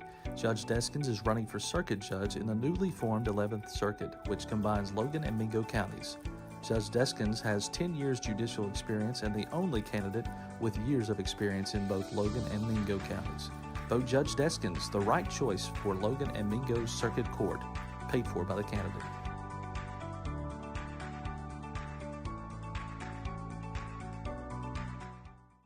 Accidents, illness, heart attacks, strokes. When an emergency strikes, count on Logan Regional Medical Center. We're here providing emergency care 24/7, including the higher levels of emergency heart care found in our accredited chest pain center, and our enhanced cleaning, mask requirements, and social distancing to help keep you safe. Emergency care at Logan Regional Medical Center. When minutes matter, count on us.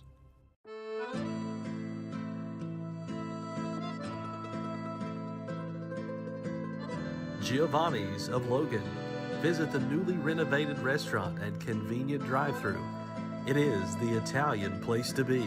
Call today 304-752-9030 or check out their specials online at giovannislogan.com.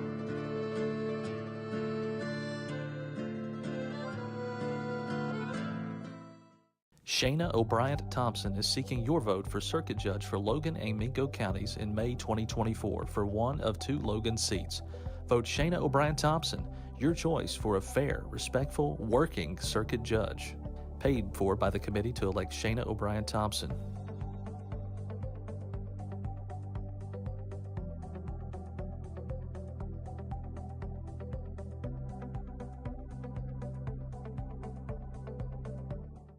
Whether you like traditional banking or online banking, Logan Bank & Trust has you covered. LB&T has 5 convenient locations where customers can stop in, make a deposit, get a loan, or a new instant debit card. Too busy to stop in? Don't worry. Logan Bank & Trust offers online banking with mobile deposits, banking app, and loan applications at the click of a button from anywhere, anyplace, and anytime. Member FDIC, Equal Housing Lender. Logan Bank & Trust. We are the difference.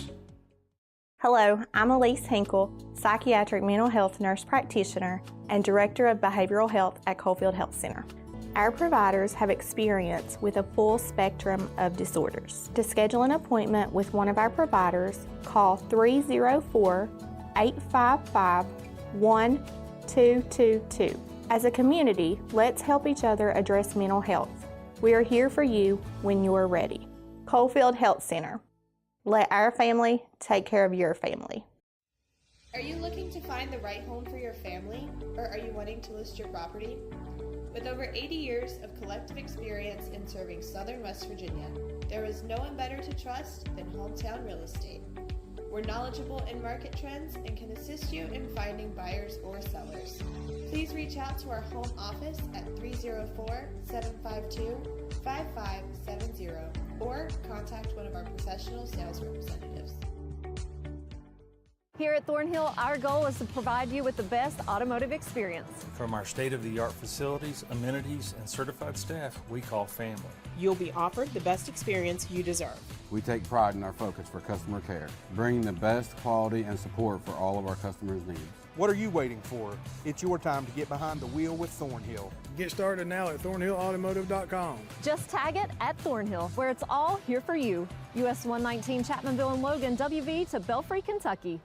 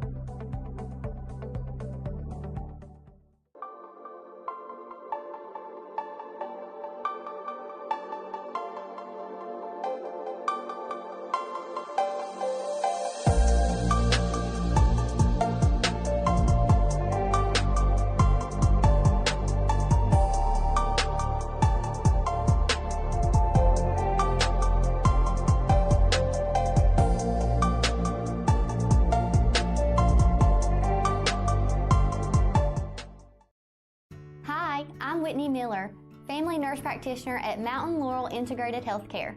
I have long had a heart for serving others since I was little and have always wanted to provide care to people in our community. We also offer our family dental clinic, behavioral health care, an in-agency pharmacy, a 24-hour crisis stabilization unit and safe detox, in-agency lab, transportation services, and much more.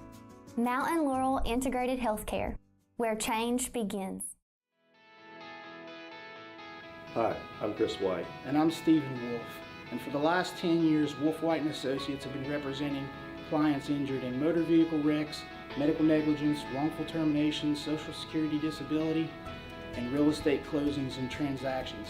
We've recovered over $10 million in verdicts and settlements and over $10 million in real estate closings.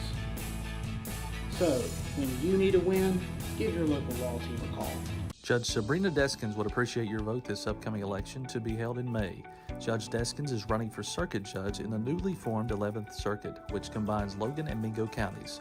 Judge Deskins has 10 years judicial experience and the only candidate with years of experience in both Logan and Mingo counties. Vote Judge Deskins, the right choice for Logan and Mingo Circuit Court, paid for by the candidate.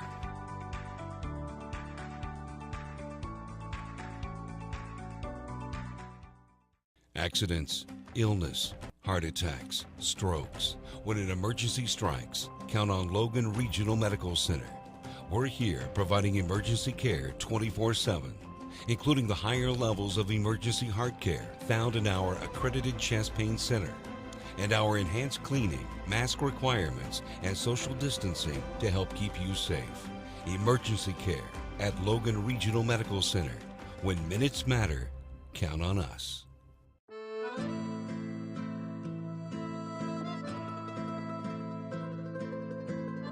Giovanni's of Logan. Visit the newly renovated restaurant and convenient drive-thru. It is the Italian place to be.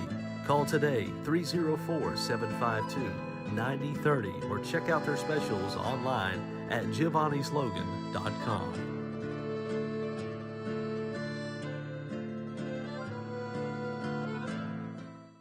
Shayna O'Brien Thompson is seeking your vote for circuit judge for Logan and Mingo counties in May 2024 for one of 2 Logan seats.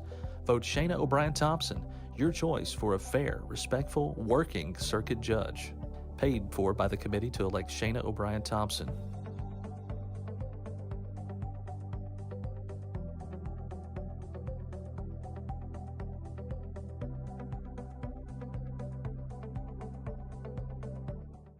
Whether you like traditional banking or online banking, Logan Bank & Trust has you covered. LB&T has 5 convenient locations where customers can stop in, make a deposit, get a loan, or a new instant debit card. Too busy to stop in? Don't worry. Logan Bank & Trust offers online banking with mobile deposits, banking app, and loan applications at the click of a button from anywhere, anyplace, and anytime. Member FDIC, Equal Housing Lender.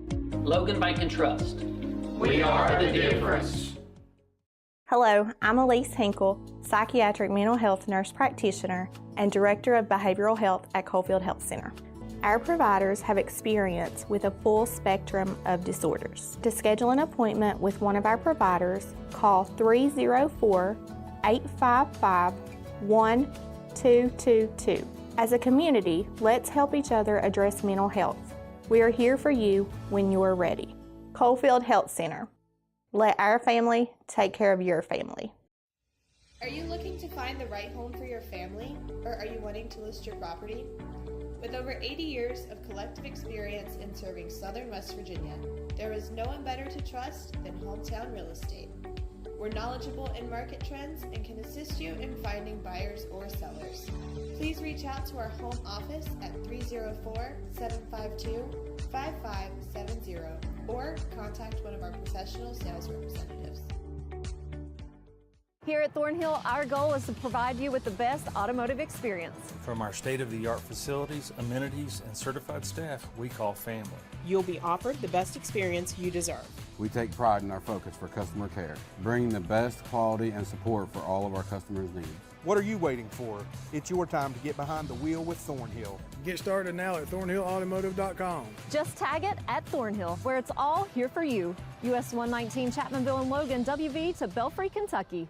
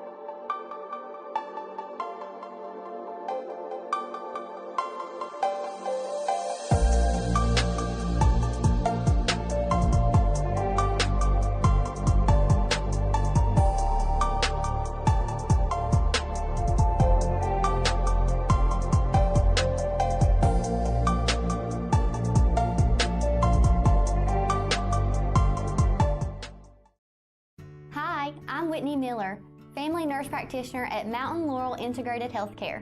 I have long had a heart for serving others since I was little and have always wanted to provide care to people in our community. We also offer our family dental clinic, behavioral health care, an in-agency pharmacy, a 24-hour crisis stabilization unit and safe detox, in-agency lab, transportation services, and much more. Mountain Laurel Integrated Healthcare, where change begins. Hi, I'm Chris White. And I'm Stephen Wolf. And for the last 10 years, Wolf White & Associates have been representing clients injured in motor vehicle wrecks, medical negligence, wrongful termination, social security disability, and real estate closings and transactions. We've recovered over $10 million in verdicts and settlements and over $10 million in real estate closings. So, when you need a win, give your local law team a call. Judge Sabrina Deskins would appreciate your vote this upcoming election to be held in May. Judge Deskins is running for circuit judge in the newly formed 11th Circuit, which combines Logan and Mingo counties. Judge Deskins has 10 years judicial experience and the only candidate with years of experience in both Logan and Mingo counties. Vote Judge Deskins, the right choice for Logan and Mingo Circuit Court, paid for by the candidate.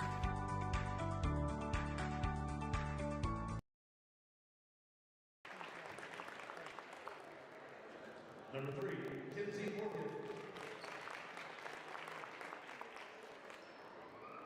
Number 5, Riley Brown. Number 10, Daisha Clark. And number 11, Sarah Lilly.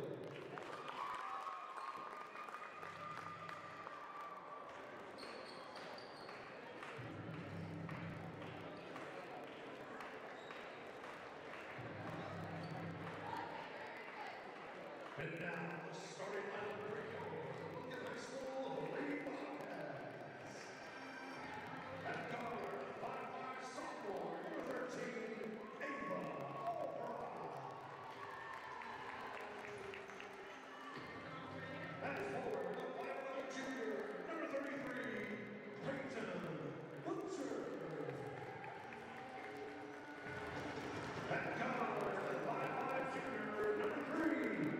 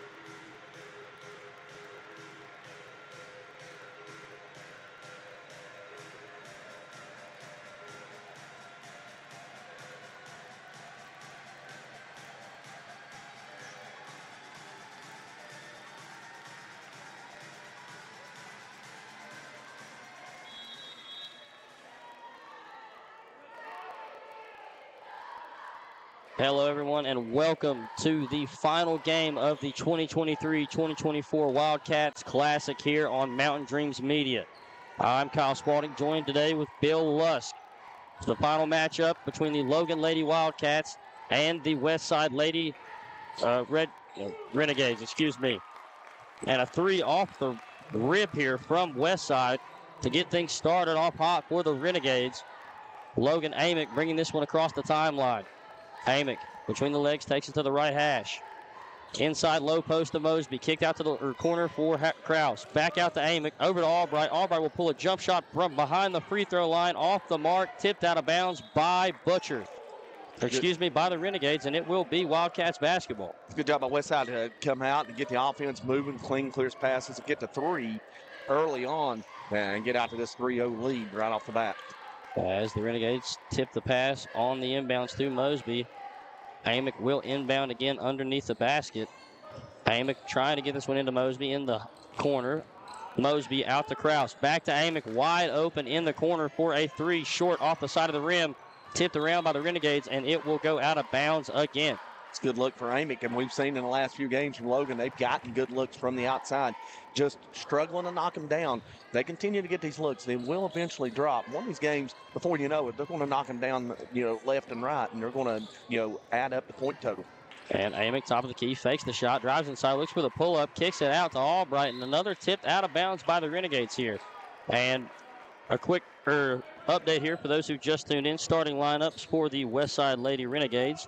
Caitlin Lester, Kenzie Morgan, Riley Brown, Daisha Klein, and Sarah Lilly. For the Wildcats, Addison Amick, Hallie Kraus, Bam Mosby, Peyton Butcher, and, Ava Albright.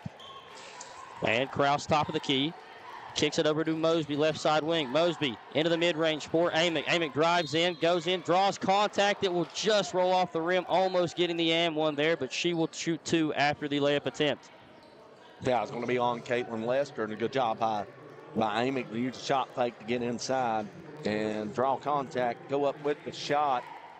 Didn't drop for her, unfortunately, but she's going to line a chance to earn 2 points the hard way.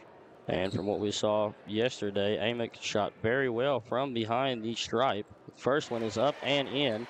And so far in this contest, we've seen one quick possession there from the Renegades. Worked out for a quick and easy three, but just can't get the rebound to go into anyone's hands. A lot of out-of-bounds tips out here, and Logan's had the ball here for the remainder of the possession after that quick 20-second bucket from the Renegades, as Amick knocks down her second. Well, we know who knocked that three down. I happened to look up. It happened so quick, I missed it. I didn't get to see it either. We were looking over the lineups here, but almost stolen away from Kraus, but it will be a turnover on the Renegades. Kenzie Morgan. Yeah, good pressure there as Kraus come up to apply pressure, and Morgan picked up her dribble, and unfortunately he was going a little too quick. Couldn't stop the pivot foot from dragging. And Albright near the volleyball line will kick this one over to the left hash for Amick. Amick drives over, finds Kraus in the corner, just throws it over top of her head in between her hands, and that will be a turnover on the Wildcats. I'd like to see Amick just dribble on over there and give Kraus time to get around there and set her feet for a potential shot out of the corner there. Pass just a little too high for her. And another turnover coming from the Renegades. Just lost the hold of the ball there. It was Caitlin Lester for Westside. Albright will inbound here to Amick. Amick walking it across the timeline. Over to Albright. Deep behind the arc. Amick looking to go inside here. Trying to find Kraus in that corner. Kicks it to Mosby in the low post. Back out to Amick. Wide open from the top of the key. That three is good. And Amick starting off hot for the Wildcats with all 5 of their points. Yeah, she's not going to miss very many of them. She missed her first 2. Third one goes. Good look. And a great time to shoot a three. Off the feed from the inside. They got Mosby at the free throw line. Mosby was able to free throw line, get it back to Amick for the three. And on the other end, Mosby comes up with a steal. And we got a blocking foul called on the Renegades, and I believe that was Kenzie Morgan, number 3. So second personal of the quarter, or second team foul of the quarter, first personal on Morgan. And for those watching at home, a few technical difficulties here with our scoreboard, but the score is currently 5-3 with 5 minutes and 35 remaining as Kraus fires up a quick corner three, just short. It will roll off the rim, but Another rebound tipped out of bounds by the Renegades. Just can't seem to get a hold of the ball when they're going for the board. I like that look by Kraus. She was able to get a shot out of the corner. She's been struggling to shoot from the outside, but eventually she's going to keep getting enough open looks that they're going to drop. And Amick kicks it to Mosby on the free throw line. Mosby will dribble this one back out, almost stolen away by the Renegades. And Amick will kick this one up, or back out to Kraus, top of the key. Kraus wide open. Amick again. She's ready to fire and will knock down another one. Amick missed the first shot of the game from the three, but back-to-back threes coming from Amick to give this Wildcat team a 5-point lead. Amick with all 8 points so far in this contest for Logan. And a very quick 8-0 run for Logan, and pressure applied again, and there's turnover number 4. And Amick giving it her all right now. Almost loses it, tries to pass it out, but it will be stolen away by Morgan for the Renegades. Morgan in transition, looking to give it up to her teammate. Throws it into the low post to Lily, but stolen away by Mosby. Mosby pushing this one up quick, finds Kraus wide open for the layup, and it will drop in off the backboard. Logan with a 10-3 lead, and the Renegades will take a timeout here. And it will be, I believe, a 30. Yeah. So we will stay here with you. And Bill, so far from what we've seen from the Lady Wildcats, compared to yesterday's game, it was a lot slower pace, but they're getting out and getting active early on here. Yeah, kind of the same start as yesterday. Turnovers, leading in the offense. Very good on the defensive end. They forced 5 turnovers already in this contest. And in that game yesterday against RCB, if they go back through my book here, they forced 15 turnovers in the first half, and they had a 14-point lead in the first half. Of course, we know they had that 13-point lead there in the start of the fourth quarter, and RCB outscored them 17-4 basically because they couldn't, they didn't take care of the basketball. But, right now, so far, Logan taking care of the ball. They've only got 2 turnovers. One of those was a little quick tempo off of a steal, trying to do too much after a turnover, but good job on the offensive end thus far. Amick's got the hot hand. Kraus has got one to go. She on that layup. That could be contagious. As a shooter, when you see that first one go, they start to add up in bunches. And, I saw that last week when they played Scott, or a couple weeks ago when they played Scott here. Kraus was coming off an 0-for-12 performance at Ripley. She made a couple of layups, and then the outside shot starting to drop. She finished for 21 in that game. And the Renegades shot up from Lester. No good. Rebound tipped around. It will be out of bounds on the Wildcats. And we'll finally get to see a little bit of this Renegades offense work in the setup. Well, they're going to, not for sure. Okay, going to try to line up in like a box formation on the inbound pass here. Try to get it inside. And we will get a held ball on the inside. They tried to feed Caitlin Lester on the inside. But both Butcher and Mosby were right there to close the lane down real quickly, and then either Mosby or Butcher was able to get in there and force the tie-up, and that's a turnover. So that's number 6. And as we enter the halfway mark of this first quarter in the final game of the 2023-2024 Wildcats Classic, Logan getting quick here in the offense, finds a wide open Albright for 3. Just short, but rebound saved by Mosby. Going up strong. A little bit of contact, but no call, and Peyton Butcher will be called for an over-the-back. And it will be Renegades basketball. Butcher trying to get in there and assert herself on the offensive end, be aggressive on the offensive rebounds. That's what she did in the first quarter yesterday. She had 6 points, 4 of them off of 2 offensive rebounds. And against Ripley, she had 16 and 15 boards. And for the Renegades, the 3 up from Riley Brown is in, and that will cut this lead to 4 for the Wildcats. What we've seen so far yesterday, the Wildcats getting in that pressure defense early and creating a lot of turnovers, but the Renegades able to break that one apart and get a quick bucket as we see Amick top of the key, drives in on Lily, kicks it back out to Albright. Albright looking for the shot, finds Kraus in the corner. Kraus drives, throws it into Butcher. Butcher being triple teamed, goes up strong, just hard off the rim, and it will be rebounded by Lester for the Renegades. Thought about going for the steal, but then she thought she was out of position and didn't want to risk picking up a second foul. And we will see subs getting ready to check in for the Wildcats as Lily's 3 for the Renegades is off the mark. Butcher looking to save this one. Able to get a hold of it. Finds Mosby. Mosby kicks it up to Kraus. Kraus going to go in strong on this one, and she will be hacked on the shot attempt by Morgan. Now Kraus will hit the line and shoot 2 as we see Patience Bragg and I believe Kinley Steele looking to check in for the Lady Wildcats. And for Morgan, that's her second personal, team foul number 3. And for a Westside team, not very many players on the roster. I'm looking at about 7 or 8. Haven't counted them there, but not a lot of players on this roster for the Renegades. Kraus hits the first. And it will be Steele and Bragg checking in, as well as for the Renegades, we will see a sub as well. Paisley Shannon, and she checked in for Caitlin Lester, not Morgan. Second free throw's good for Kraus. So she's got 4, and Amick has 8. And a travel there will be called on the Renegades on the quick inbound. The inbound coming from Albright to Amick. Amick finds Kraus in the corner. Kraus, crossover floater up, just falls short. Rebound bounced around, but it will be in the hands of the Renegades. Brown in transition, kicks it over and gets it right back in the corner. Looking for a jump shot here. Finds in the low post, stolen away there by Kraus. Tipped to Steele, back over to Kraus. Kraus pushing this one up the left side. Goes in strong for the Euro, skips through. It will bounce in and just get a little bit of a roll to drop in for the Wildcats, increasing this lead to 8. Allie Kraus is asserting herself in the paint there. She's got 2 buckets inside and a couple of free throws. 6 points as a double dribble in the backcourt. 9 turnovers for the Renegades, and it's never a good sign when you have more turnovers than points. What the Renegades have, 9-6. And subs coming from all angles here for the Renegades. We also see Carson Painter enter the game, as well as Sydney Lusk. And we have a foul on the floor here. Wildcats will inbound this one under the basket. That'll be on Painter, who just checked in. So that's the 4th team foul on Renegades. 2:11 to go. If there's another foul on Westside, presuming it's not a player control foul, Logan will be shooting 2 shots the rest of the quarter. And the inbound from Albright to Steele. Back to Albright for a wide open mid-range jump shot. Just rattles out of the rim, and the rebound grabbed there by the Renegades. We will see Morgan push this one up the right side. Almost loses it. Amick wasting no time to get into the defensive position. Almost strips that one away, but Painter will lose that one out of bounds, and it will be Lady Wildcats basketball. Now it's 10 turnovers in the opening quarter. Again, Logan forced 15 in the first half yesterday, 8 in that first quarter. That's what got them out to the 14-point halftime lead.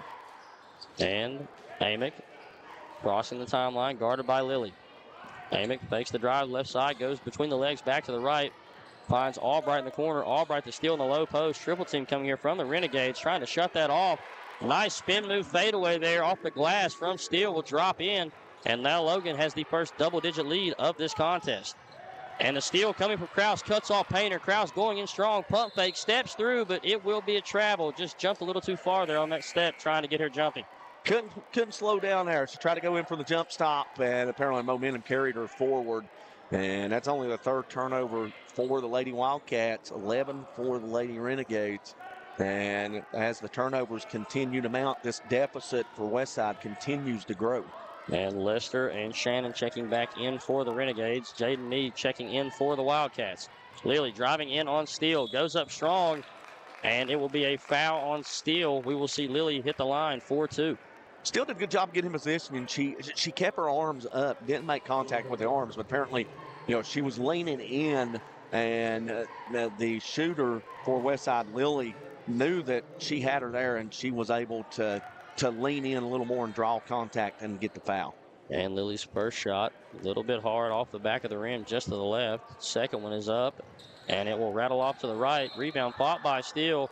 Quick tie-up call there by the referee, and between Steele and Lester, and it will be Renegades basketball underneath the rim. Now, Westside fans down below us, they want a foul called on Steele. I didn't see it. I think it was a good jump ball call. Looked like Steele had all ball. I don't think she got any of the body, nor did she get any of the arm. And Morgan, right side wing, will drive into the double team, kick it over to Lester. Lester has a shot, throws the floater up. It will drop in and cut this lead down to 8. Yeah, that was a good shot by Lester. It looked like it was going to be another turnover as Westside threw it inside and tried to, force the feed. And Kraus almost loses that one off the bump from Morgan. She will slow this thing down with 40 seconds remaining here. Bring it back out to the volleyball line. Kick it over to Meade. Back to Kraus, keeping this one high. Meade wide open for 3. Nothing but net. Great shot there from Meade, and that will increase this lead to 11 for the Wildcats. Excuse me, that was a 2. Foot was on the line. That will be a lead of 10. And the steal away from Steele. Kraus gives it up to Amick. Back over to Kraus with 18 remaining. You can expect Logan to hold this one for the last shot here. Kraus dribbling this one high, trying to get the offense set up. Head coach Kevin Gertz calling out the play to get everyone lined up. Mead swings it over to Bragg. Bragg back out to Kraus. 2 seconds remaining. Mead wide open in the corner at the buzzer is just short. And Logan will close this first quarter out. 18-8 with a 10-point lead over the Renegades. When we come back in the second quarter with more action here on Mountain Dreams Media. Jennifer May, family nurse practitioner at Mountain Laurel Integrated Healthcare at Chatteroy, West Virginia. Mountain Laurel is a federally qualified health center providing primary care and other medical services to individuals and families in southern West Virginia and eastern Kentucky. Besides being a family nurse practitioner, I'm also a wife and mother of 2. I've had a passion to work in the healthcare field for many years. This isn't just a job for me, it's a calling. Mountain Laurel Integrated Healthcare, where change begins. Judge Sabrina Deskins would appreciate your vote this upcoming election to be held in May. Judge Deskins is running for circuit judge in the newly formed 11th Circuit, which combines Logan and Mingo counties. Judge Deskins has 10 years judicial experience and the only candidate with years of experience in both Logan and Mingo counties. Vote Judge Deskins, the right choice for Logan and Mingo Circuit Court, paid for by the candidate.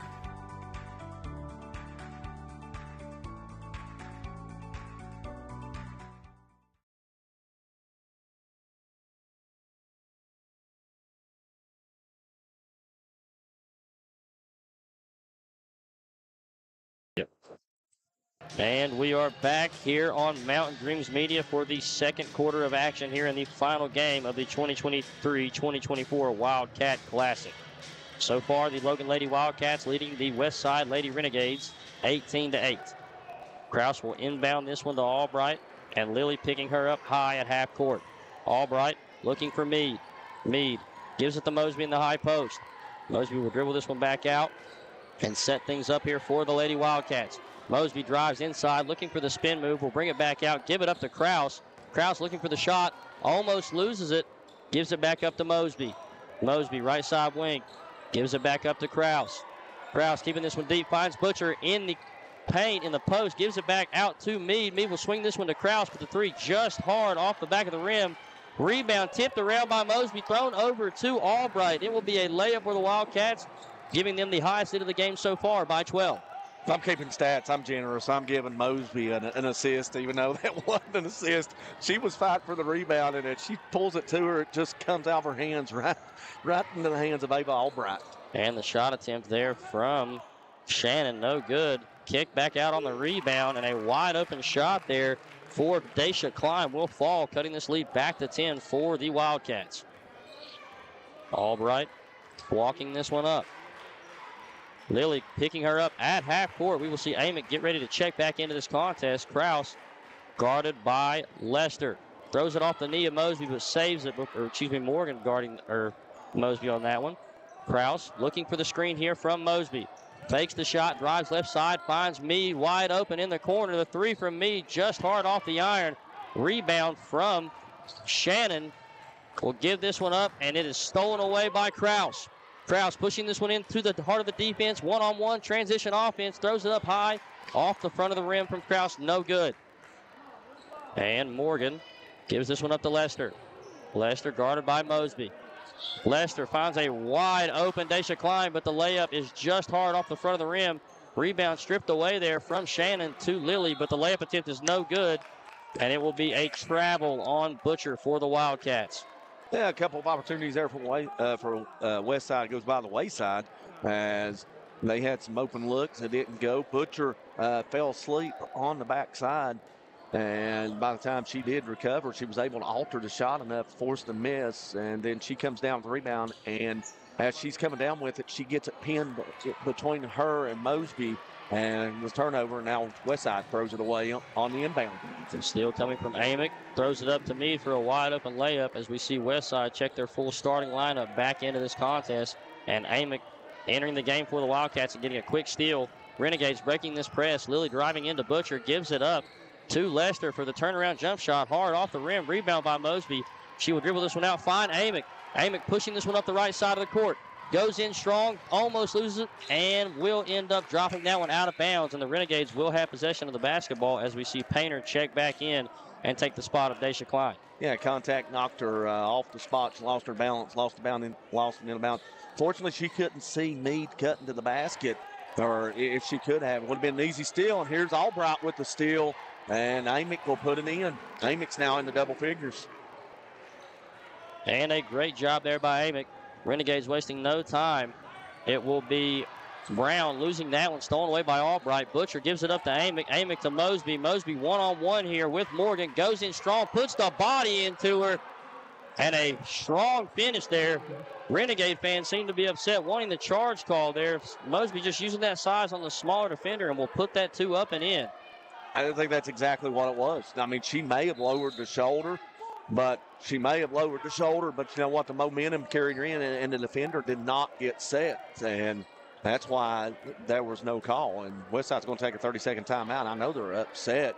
They have reason to be upset, and they feel that way. But, still, Mosby's going in. She's going at a full rate of speed. The defender's going with her. The defender does not get stationary. And because of the speed, the contact looks worse than what it is. And that's why there's no charge call. I do agree with you on that one. Did seem that Mosby looked to lower the shoulder there a little bit, but put a lot of power into that drive and sent the defender flying. I can understand why the Renegade fans are upset, but like you just said, fast-paced offense like that, when you're moving your feet right there, the ref, in reality, if you're moving your feet, it can go both ways, blocking foul or charge. So the ref decided to let that one play out and leave the call up to whoever made the shot and let it come down for a rebound, but Mosby was able to knock that one down. Well, at the same time, while the coaching staff is upset, Coach Thomas is in that huddle, and I'm sure he's telling them, listen, I know we're upset. He feels that he's not getting the calls that he should, but at the same time, they're not taking care of the basketball. 15 turnovers in this first half, and I'm sure that was addressed in that first half. They got to do a better job, and right out of the timeout, they turn it over. So that's turnover number 16. And Amick there putting pressure on her. Almost gets the full steal, but it's tipped out of bounds by the Renegades. Amick will give this one over to Albright. Albright finds Meade wide open in the corner for a 3. That is Meade's second of the night. Logan so far putting the ball movement to work here, creating a lot of open shots from behind the arc for the Wildcats. 7 points for Meade off the bench. Her first shot, they ruled a 2. Her first one said she was inside. She had a foot on the line, but still on the other end of turnover. And another steal here from Amick. Also, during that timeout, Swan checks in for the Wildcats as we see another sub from Logan getting ready to check in. Amick's 3 off the mark there. Mishla Swan fighting for the rebound, but stripped away by the Renegades. Morgan looking for a teammate to give this one up to. She will give it up to Lester. Lester being guarded by Mosby, drives in strong, throws it up with the opposite hand, and will be fouled on the shot attempt. Great way to draw contact there and go for these 2 at the free throw line. So they get Bam Mosby, or if they get Swan, and they will get Mosby. And not Miss, I believe they told me the other day it's Missalay. Almost like you're saying Michelin, but drop the N, Missalay. Yep.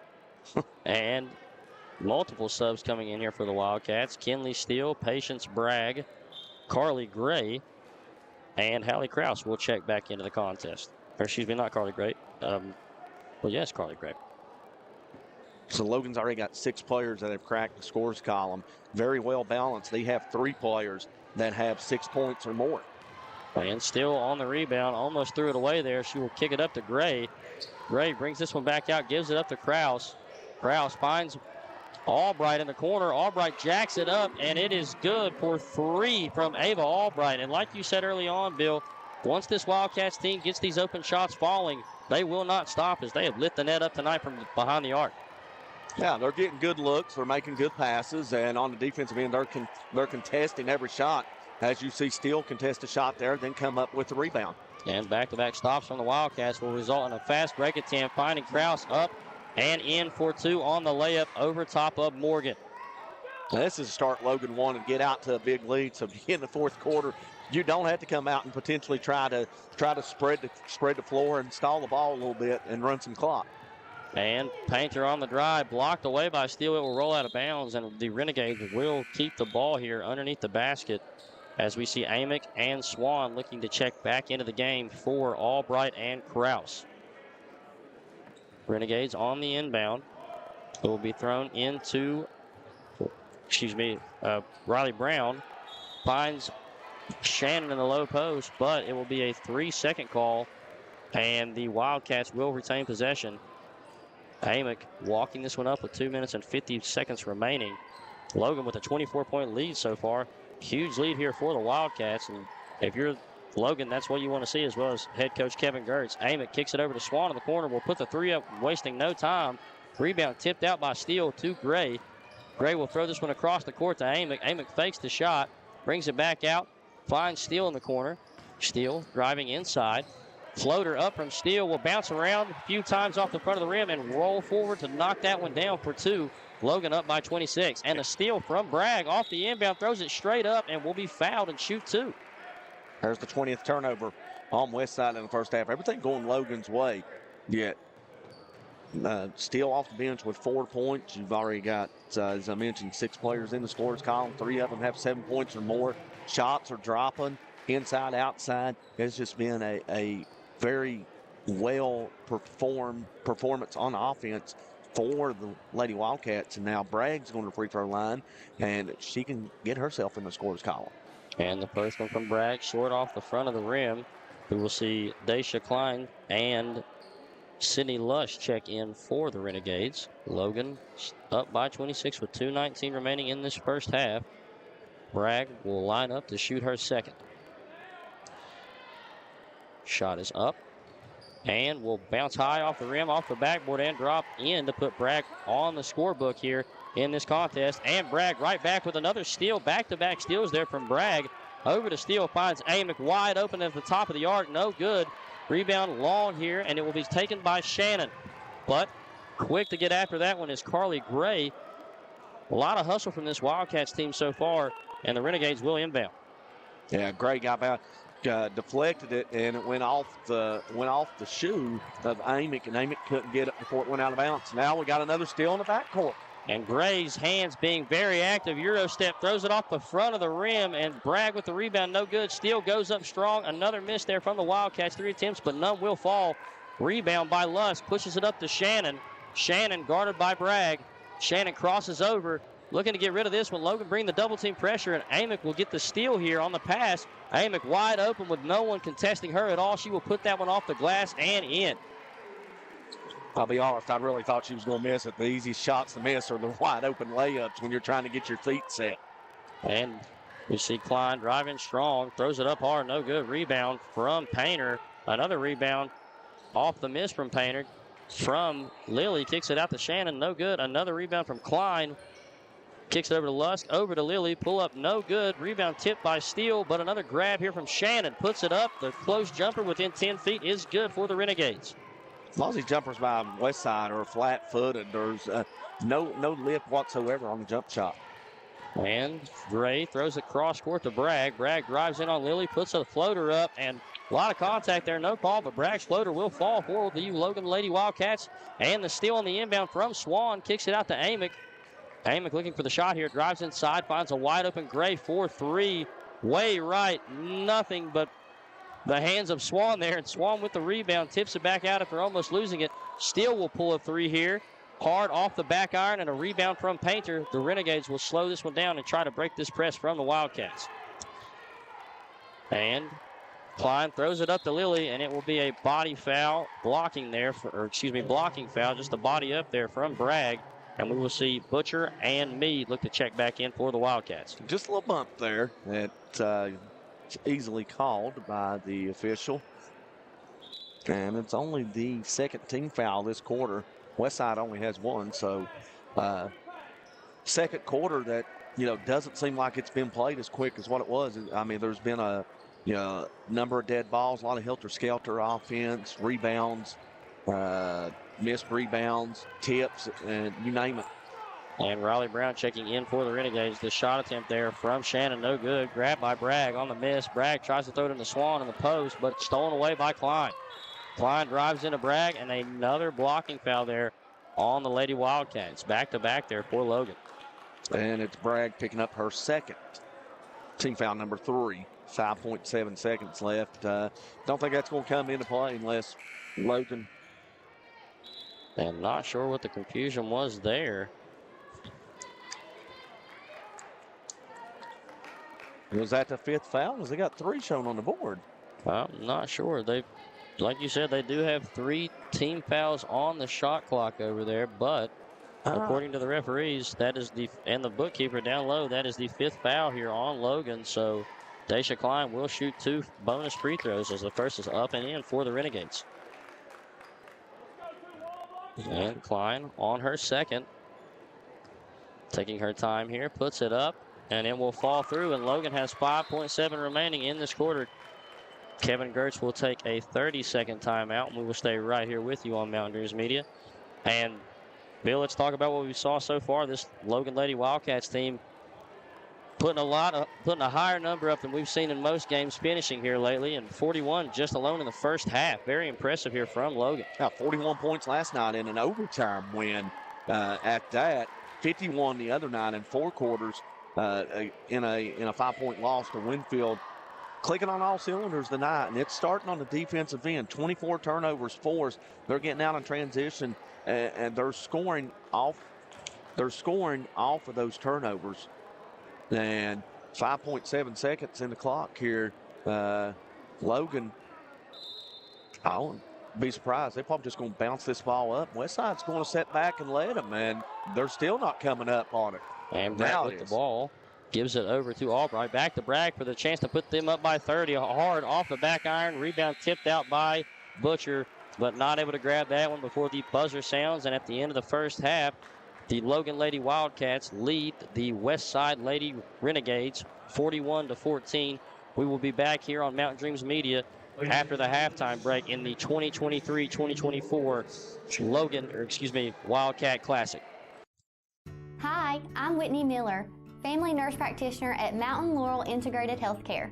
I have long had a heart for serving others since I was little and have always wanted to provide care to people in our community. We also offer our family dental clinic, behavioral health care, an in-agency pharmacy, a 24-hour crisis stabilization unit and safe detox, in-agency lab, transportation services, and much more. Mountain Laurel Integrated Healthcare, where change begins. Hi, I'm Chris White. And I'm Stephen Wolf. And for the last 10 years, Wolf White & Associates have been representing clients injured in motor vehicle wrecks, medical negligence, wrongful termination, social security disability, and real estate closings and transactions. We've recovered over $10 million in verdicts and settlements and over $10 million in real estate closings. So, when you need a win, give your local law team a call. Judge Sabrina Deskins would appreciate your vote this upcoming election to be held in May. Judge Deskins is running for circuit judge in the newly formed 11th Circuit, which combines Logan and Mingo counties. Judge Deskins has 10 years judicial experience and the only candidate with years of experience in both Logan and Mingo counties. Vote Judge Deskins, the right choice for Logan and Mingo's Circuit Court, paid for by the candidate.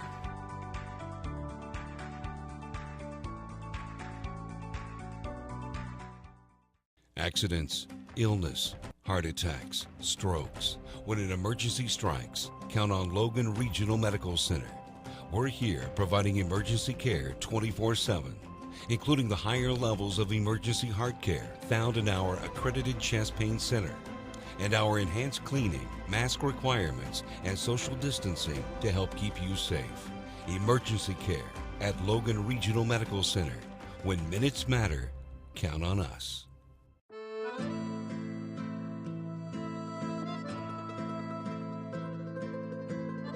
Giovanni's of Logan.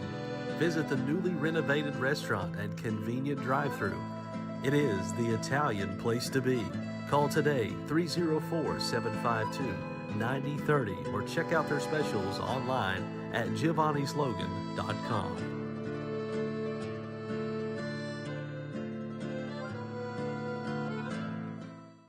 Shayna O'Brien-Thompson is seeking your vote for circuit judge for Logan and Mingo counties in May 2024 for one of 2 Logan seats. Vote Shayna O'Brien-Thompson, your choice for a fair, respectful, working circuit judge. Paid for by the committee to elect Shayna O'Brien-Thompson.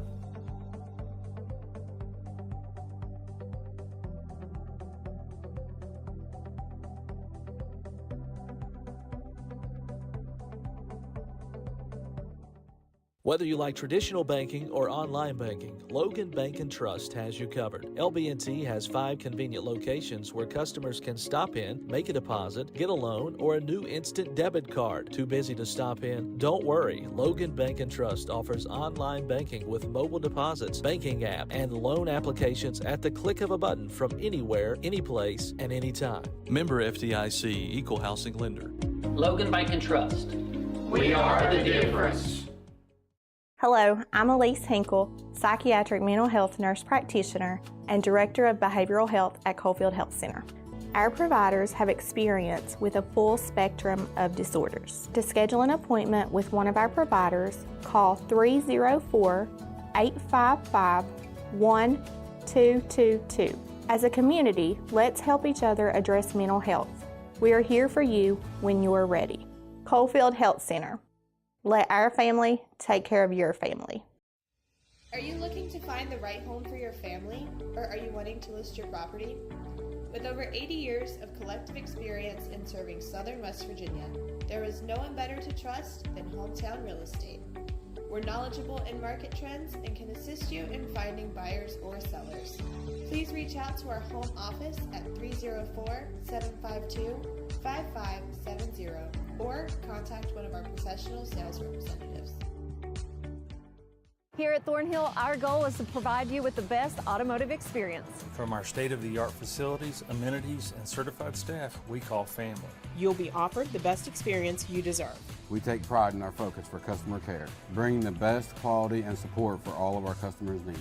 What are you waiting for? It's your time to get behind the wheel with Thornhill. Get started now at thornhillautomotive.com. Just tag it at Thornhill, where it's all here for you. US 119 Chapmanville and Logan, WV to Belfry, Kentucky.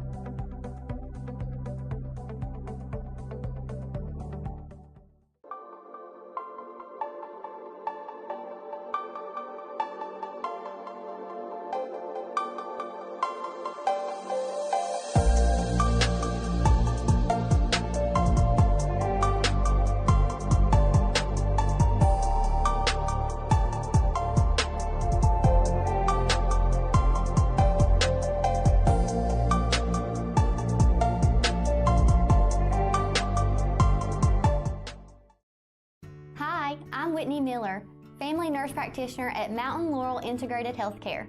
I have long had a heart for serving others since I was little and have always wanted to provide care to people in our community. We also offer our family dental clinic, behavioral health care, an in-agency pharmacy, a 24-hour crisis stabilization unit and safe detox, in-agency lab, transportation services, and much more.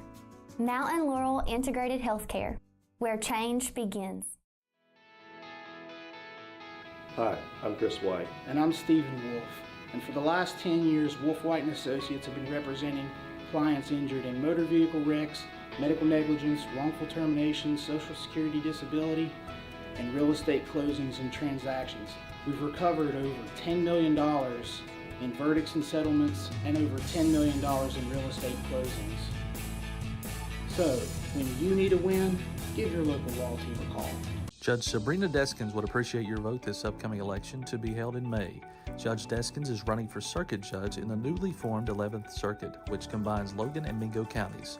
Judge Deskins has 10 years judicial experience and the only candidate with years of experience in both Logan and Mingo counties.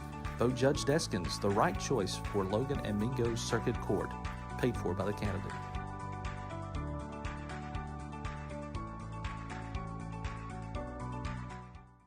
Accidents, illness, heart attacks, strokes. When an emergency strikes, count on Logan Regional Medical Center. We're here providing emergency care 24/7, including the higher levels of emergency heart care found in our accredited chest pain center, and our enhanced cleaning, mask requirements, and social distancing to help keep you safe. Emergency care at Logan Regional Medical Center, When minutes matter, count on us.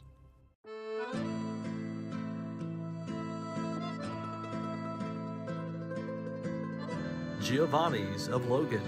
Visit the newly renovated restaurant and convenient drive-thru. It is the Italian place to be. Call today 304-752-9030 or check out their specials online at giovannislogan.com.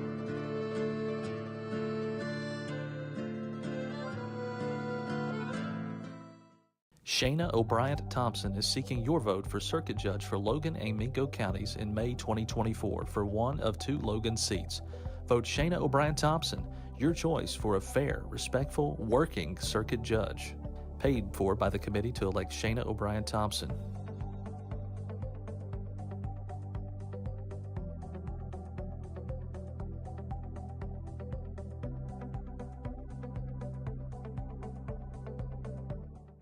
Whether you like traditional banking or online banking, Logan Bank & Trust has you covered. LB&T has 5 convenient locations where customers can stop in, make a deposit, get a loan, or a new instant debit card. Too busy to stop in? Don't worry. Logan Bank & Trust offers online banking with mobile deposits, banking app, and loan applications at the click of a button from anywhere, anyplace, and anytime. Member FDIC, Equal Housing Lender.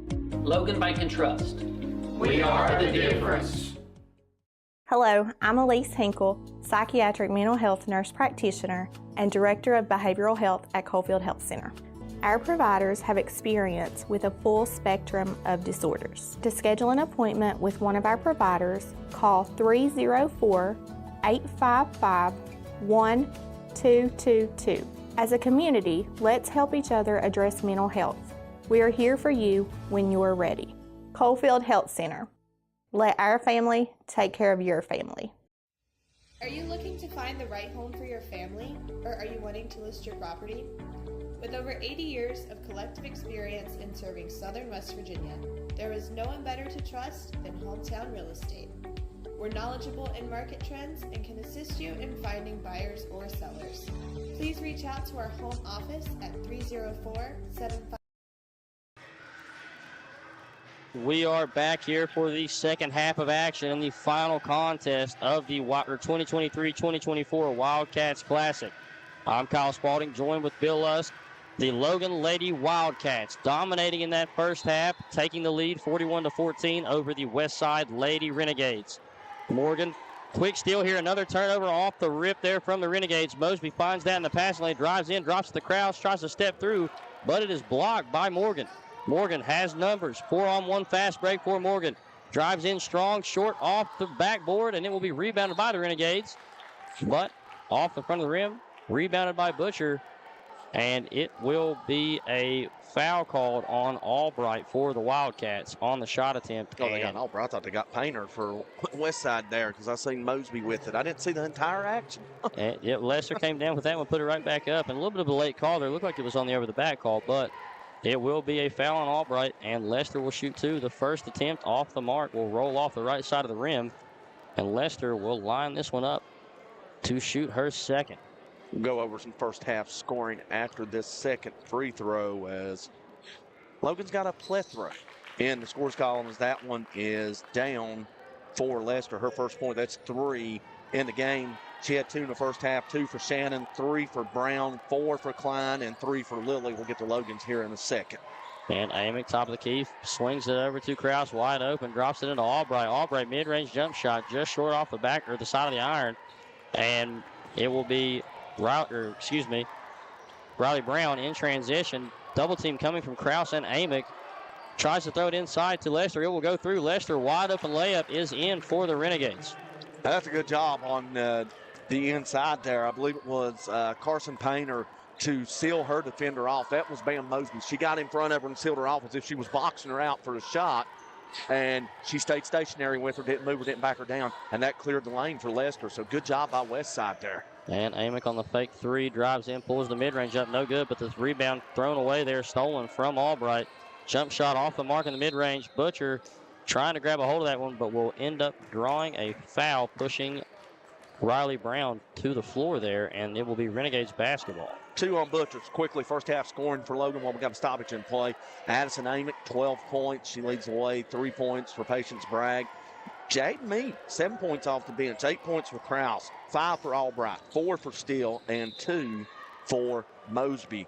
And all up, that's 7 players. 7 different players that scored for the Wildcats, and 3 of those have 7 or more.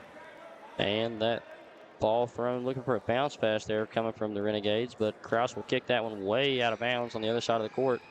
And Renegades will inbound this one into the backcourt for Brown. Brown gives it over to Lester. Lester guarded by Mosby. Lester drives inside. Floater is up. Just hard off the rim. Rebound by Mosby. Stripped away. Mosby pushing this one in transition. We'll give it up to Krause. Krause one-on-one with Morgan. Euro step. Up hard. No good. Just hard off the backboard. Rebound tipped out by 2 of Logan's big men on the team here, and it's taken away from Morgan. Morgan gives it up to Lily. Lily looking for a shot here, but she will double dribble on that possession, as the shot attempt would have been good through the net for Morgan, but turnover there from the Renegades will result in Wildcat basketball. Kind of the same things in the first half that we saw, the turnovers, the ill-advised turnovers, unforced errors for Westside. On the offensive end, when the shot goes up and you get a rebound for Logan, Logan is beating Westside back on the floor, and there's kind of a turnover. I guess Addison thought that Krause was going to be there, and Kevin Gertz, they've played 2 minutes and 6 seconds in this. They haven't scored. He's upset with what he sees with his starting 5. He's putting in a whole new 5, taking out his starting 5, and you tend to see this when you're up big at the end of the first half and come out in the third quarter. Focus is not always there, and they had a 27-point lead at the half. Westside scored the first 3. They've left a lot of points on the floor, and they've had plenty of opportunities to score, and they're just leaving buckets on the floor, not taking care of the ball. Passes are not crisp. The movement's not as efficient as it was in the first half. And Coach Gertz sees opportunity. I'm up 24. I can put these 5 in, send a message to my other 5. Who knows? He might finish the game with this 5. And like you just said, a lot of the times players come into that halftime are up by such a big number. Their confidence is high, and they don't think they need to push as much. And Coach Gertz coming in with a full new lineup here. Off the bench, we will see Mead, Swan, Bragg, Steele, and Gray into the contest. First time we've seen this full lineup on the court in a while.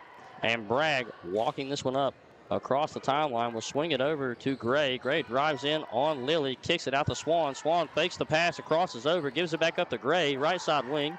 Bragg slowing this one down, gives it to Gray. Top of the key, Gray fakes the shot, throws the pass over to Mead, tipped away by Brown. So Mead will regain that one, give it up to Bragg. Bragg drives inside, kicks it over to Gray.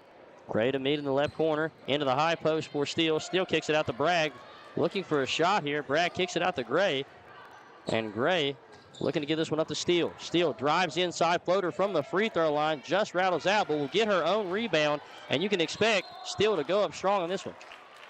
And she traveled. Yeah, she got caught to travel, trying to spin her way out of a double team after she picked up her dribble. But right off the bat, that's a good position there for a new 5 coming in that's set pretty much for the entire game. They come in, they force a turnover in the defensive end. They had some good movement on the offensive end. Couple of tip passes, but they were quick to the ball to recover.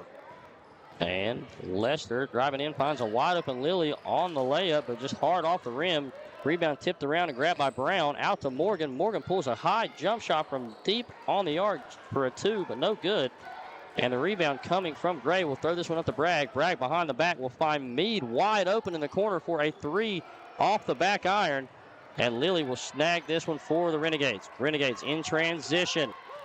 Morgan crossing the timeline, guarded by Mead. Gives it up to Brown. Brown drives in, finds a wide open painter, but blocked out of bounds by Steele. Steele didn't even have to leave her feet to block that shot. And, again, a lot of these Renegade shots, the majority of them, as you can tell, now, I tend to be wrong on my theory about Coach Gertz. He thinks they've said enough, but a good job by those 5 reserves to come in, put some good minutes and hold the Renegades scoreless. But the majority of these shots, Renegades are flat-footed. There's no jump, no leg to them, and it's hard to knock down outside shots. And a wide open corner 3 from Brown for the Renegades. No good. Rebound from Albright will find Amick wide open in transition. A lot of people consider that a cherry pick, but what people don't understand is that's the right way to play that 2-3 zone. You have 3 people in the paint for the rebound. Kick. Well, as soon as that board goes up, if you have faith in them getting it up and kicking it out to you, take off. And Amick done the right thing there to get in transition. As the Renegades on the other side, Brown's jump shot just rolls out. Rebound by Kraus. Kraus right side pushing this one across the timeline. Brings it back out behind the back, swings it across the court to Amick. No one stepping up on Amick. A wide open 3 will hit front rim, but roll out. And another over the back foul called on Butcher. That's going to be the 3rd foul on Butcher and the 3rd team foul of the quarter, I believe. But back to Amick's basket. Amick gets out ahead of the defense. People may call it cherry pick, but it's not necessarily cherry pick. Your job if you're Westside, somebody's got to know that and has to drop back on the defensive end to prevent that leak out. I think that's the better term for it, the leak out. And that's what happens. And when you play at the top of that zone and the rebound gets up, and if you don't pay attention, you're going to give up baskets on the end just like Westside did. And Lester's shot off the mark, rebounded by Klein, kicked out to Brown. Brown's mid-range jump shot no good, and the rebound going to Butcher. Amick will push this one up before the defense gets set up. Swing it over to Albright. Albright fakes the 3, drives in, floater from Albright, just short, rebound low here, grabbed by Butcher. Butcher goes up strong, but unable to finish on that one. Rebound grabbed by Mosby. Mosby spins into the post, goes up on 3 defenders, and converts the and one there from Mosby. That was all determination by Mosby.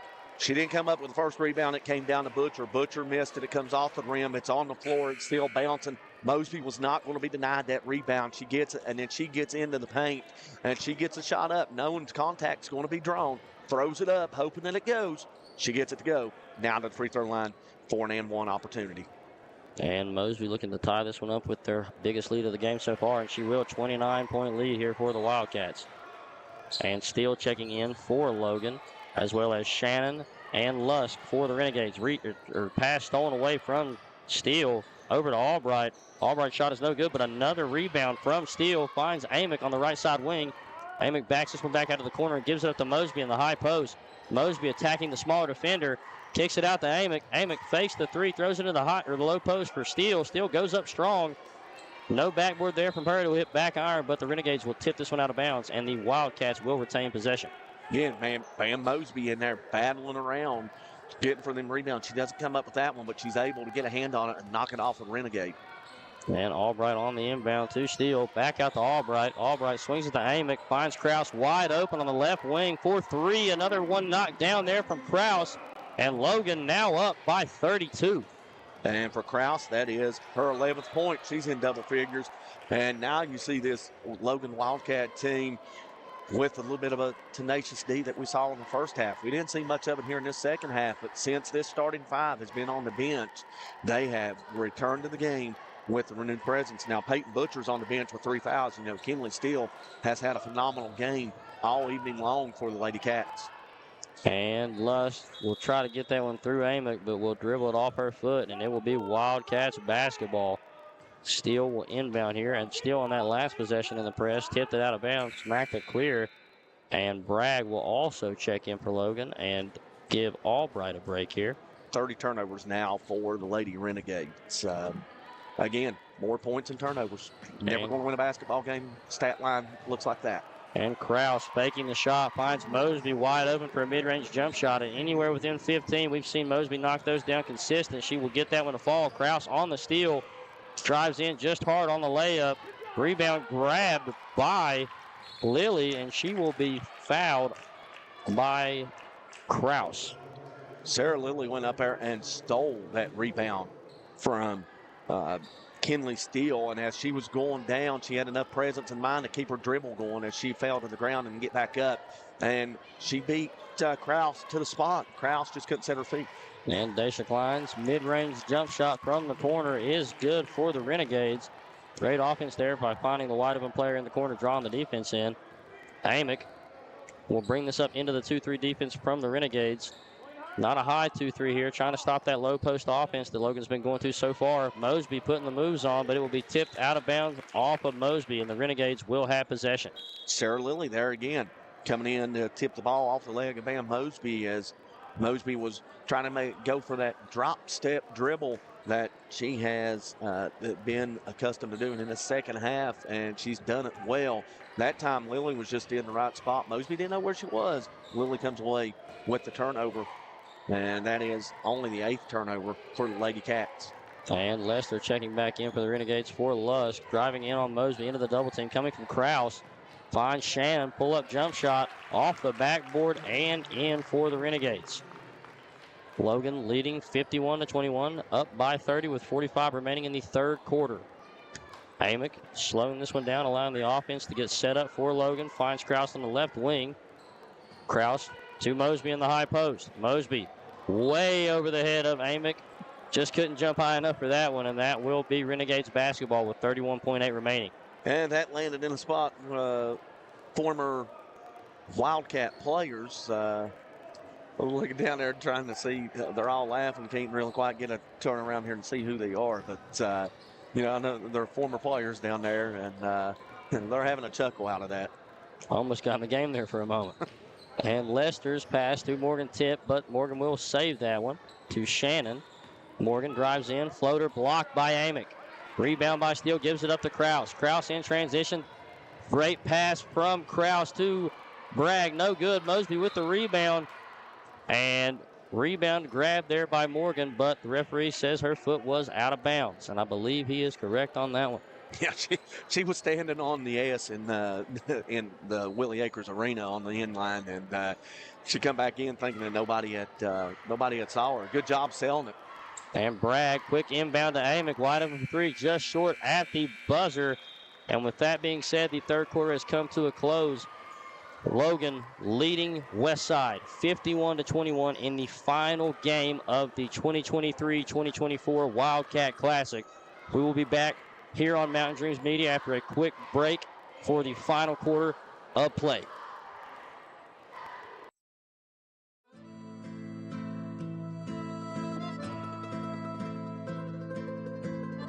Giovanni's of Logan. Visit the newly renovated restaurant and convenient drive-thru. It is the Italian place to be. Call today 304-752-9030 or check out their specials online at giovannislogan.com.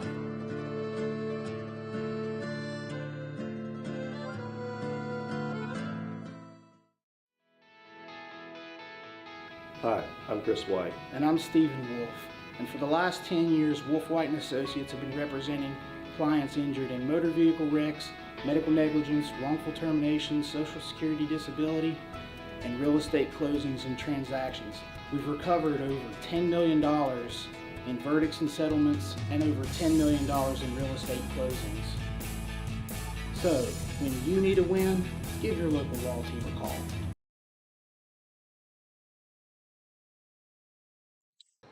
And we are back for the final quarter of action here in the 2023-2024 Wildcat Classic finale between the Logan Lady Wildcats and the Westside Lady Renegades. Logan wasting no time finding Meade in the corner, but the three is short, and the Renegades will be in transition. Morgan pushing this one up, finds a wide open Lily, still closing it out, but Lily able to get that one over top of her and cut this lead out of the 30 mark into 28. A good job by Westside to get back on offense, beat Logan back on defense. And Albright, top of the key. Mosby in the high post. Mosby will bring this one back out. Fake the mid-range jump shot out to Albright. Albright wide open from the top of the key. Will knock that one down and put this lead to 31 for Logan. Ava Albright, 8 points. She's closing in on double figures. Jaden Meade, 7. She's closing in on double figures. 7 for Bam Mosby. Logan could have 5 players in double figures by the time the night's over. And Lester, top of the key. Guarded by Mosby high. Mosby tips that one, but Lester will be able to grab a hold of it and reset this offense. Driving on Mosby. Lester inside, pushes all the way into the defense. The floater right under the rim will drop in, and she will be fouled for an and one. And you got to close that out if you're Logan. Somebody's got to slide over as Patience Bragg. She's going to pick up a foul. That's her third.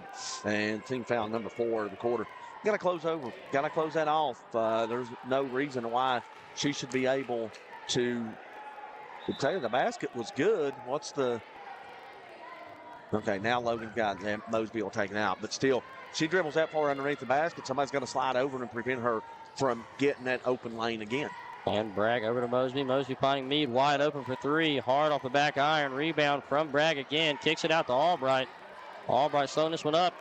Kicks it back over to Mead. Mead drives into Albright. Kicks it over to Bragg. Back to Mead in the corner. Looking for a shot here. We'll throw it to Steele in the low post.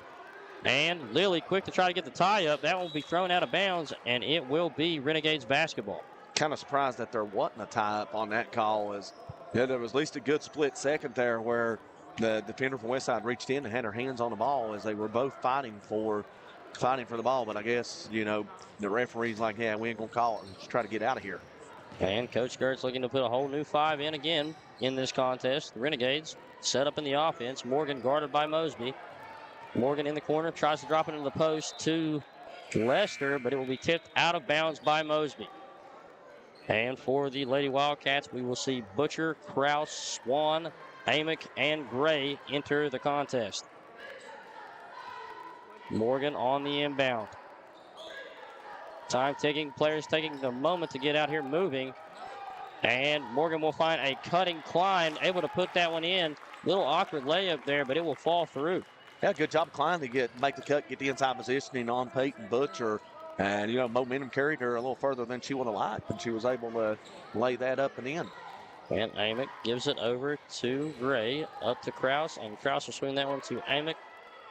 Amick swings it to Swan in the high post, out to Kraus for a three on the left wing, no good. Rebound saved by Lilly, and it will be Lester for the Renegades, walking this one up, being picked up by Kraus. Finding Shannon wide open, pulls the three off the front of the rim, no good. Butcher quick to get after this one, and another foul on Butcher. I believe that will be her 4th of the contest. Second team foul up the quarter as 54-28, 26-point lead, 5:25 to go. Wildcats in comfortable position on their way to win number 6, getting over 500, maybe cracking that top 10 come Monday.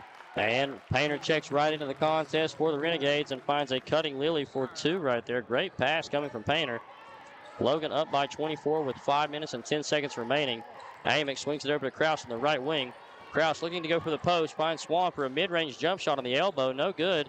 Rebound saved by Shannon for the Renegades, but stolen away by Amick. And Gray will give this one up to Kraus. Kraus finding Amick on the left wing. Amick looking for the shot, finds Butcher in the high post. Gives it back up to Kraus. Butcher, mid-range pull-up jump shot is in for Logan, putting this lead back to 26. That's the first points for Butcher in this game. She's got 2, and that is the 9th different Wildcat to score, I do believe, in the contest. And Morgan being guarded high by Amick. Swings it over to Klein. Klein finds Lilly on the cut again. Lilly's layup just hard, bounces out, gets her own rebound and puts it back up and in over Butcher. Great finish there from Lilly. Lilly's got 9 points. That leads all Westside scorers. And Logan walking this one up. Amick swings it over to Kraus. Kraus looking for Butcher, swings it over to Swan on the elbow, kicks it back out to Kraus, and that will be a travel called on Hallie Kraus. And once again, head coach Kevin Gertz will swing out the entire offense and put in a whole new lineup. Actually, they got to travel on Michelle Swan as she tried to, she thought about a shot at first, then she saw Kraus opening, and when she was going up with it, she couldn't control her pivot foot, so she lifted the pivot foot before she got the pass off to Kraus, and they busted her for the travel. And Shannon in the post, throws it up into the hands of Bragg. It will be blocked. Mosby grabs the rebound, pushing this one up, swings it over to Albright. Albright finds Mead in the corner, and another travel here on Logan. And for those watching at home, a few technical difficulties here with the scoreboard. The away score is not showing, so we will keep you updated. The score is currently 56-32 with 3 minutes and 40 seconds remaining in the final quarter of play. Logan leading Westside. Morgan kicks it over to Klein on the left corner. Klein going to give this one up to Lilly. Lilly swings it to Shannon, but Bragg reads the passing lane well, steals it away, gives it up to Mead. Mead over top of Lilly will finish that one strong. And Mead coming off the bench and getting active for Logan all game. 9 points. And Morgan, guarded by Albright, gives it up to Klein. Klein finding Painter at the top of the key, drives into Mosby. Mosby quick to pick that one away. Mosby with a trailing Lilly. Lilly will tip that one out of bounds, and Logan will retain possession here as head coach Kevin Gertz will sub Carly Gray and Michelle Swan back into the game. So Mosby will leave. So will Albright. Albright leaves with 8 points. Van Mosby leaves with 7 points. They may have played their final minutes of the day as Logan nearly lost it on the inbound and still fighting for the position and comes up empty on both tries. And still no good there. And excuse me on that last one, Michelle Swan, excuse me. Morgan guarded by Gray. Morgan gives it up to Klein on the left wing, guarded by Steele. Steele reaching in, and that will be a foul on the Wildcats. Yeah, Steele reaching in. Got Klein right underneath the chin. Nothing, no ill intent by it. Just, foul, trying to move your feet, get your hands in the passing lane, and she just wasn't set. And Klein just happened to run right into the left hand of Steele. And Morgan, top of the key, swings this one over to Klein. Klein looking for someone inside, but no one there. Trying to find someone on the cut. Tipped away by Steele.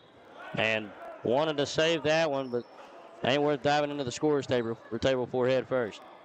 Well, it doesn't matter if Coach Kevin Gertz is up 1, down 1, up 26, or down 26. He is always using this opportunity to teach his team and coach them, as he was showing Steele the proper way to get in front of a defender and break down.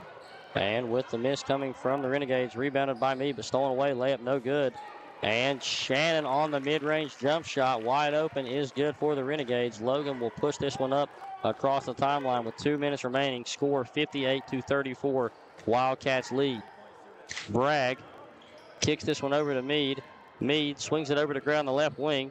Gray drives inside, back to Bragg at the top of the key. Screen coming from Steele, but Bragg will slow this one down. Throw it to Meade in the corner. Meade getting pressured on that one. Throws a bounce pass to Swan. Swan driving inside, and it will be tipped out of bounds by Westside, as well as Painter checking in for the Lady Renegades. Now, Swan had a clear cut to the basket. The pass was just a little bit in front of her, and as she was coming in, she was losing the dribble, it looked like, on her way down to the block to get in position for a layup, and Westside happened to knock it out. And Bragg trying to find Steele on the inbound, but unable to get it in there. Stolen away by Klein. Klein picked up by Gray on the right side.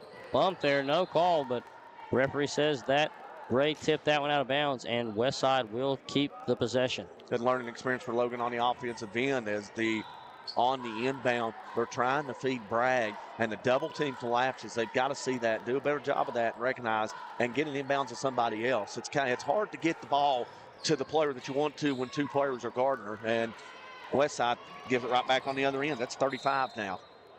And Logan will give it right back. It's 14 now on Logan. And Steele's coming from all angles right there on those 2 possessions, but Meade got that one, just took 1 too many steps after trying to get a hold of the ball after losing it. Renegades will inbound. Lilly looking for someone to give this one up to. Logan playing high pressure defense, even though up by 24, wasting no time to try to get a stop here. Lilly with the spin move drives into the heart of the defense. No call. Rebound by Painter. Throws it straight up in the air. And it will be a foul on, I believe, Meade. Meade, yeah, they're going to get Meade, but I didn't see her down there. Well, she was down there. She was down there, and they're going to get the foul on Meade now, unless when she was down on the ground, she come across the arms. I kind of thought that the Westside, I kind of thought that Painter had ran into her own player.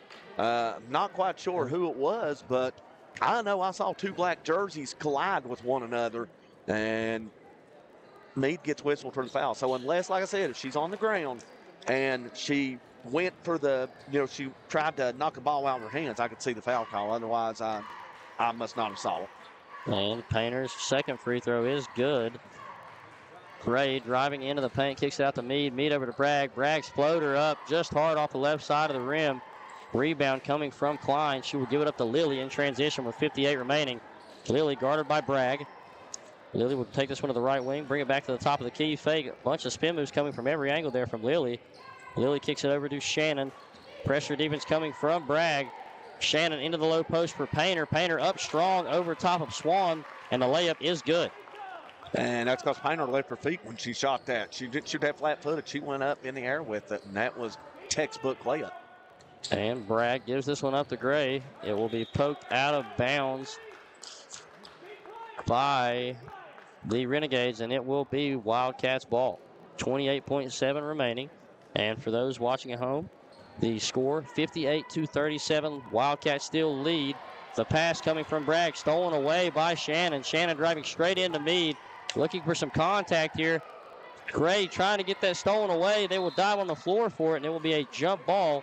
It will stay in the possession of the Renegades. Yeah, that possession down there on the offensive end for Logan. I heard, I don't know if it was Westside coaching staff or maybe the fans saying, keep playing, keep playing. That's what these Lady Renegades have done, and they've had a phenomenal fourth quarter here. They've outscored Logan, and maybe that's something they can take into their next game against Independence January 9th. And Shannon's mid-range jump shot, no good. Rebound tipped around there by Steele. Throws it up to a wide open Bragg, but just overthrows her there. It will go out of bounds, and with only 3.8 remaining here in this contest, hate to say it, but it looks like it's all over here for the Renegades. Logan will walk away with this one. And as the final buzzer sounds, that will conclude the contest here in the final matchup of the 2023-2024 Wildcats Classic. The Logan Lady Wildcats 58, the Westside Lady Renegades 37. We will be right back here on Mountain Dreams Media with a quick post game. Stay tuned.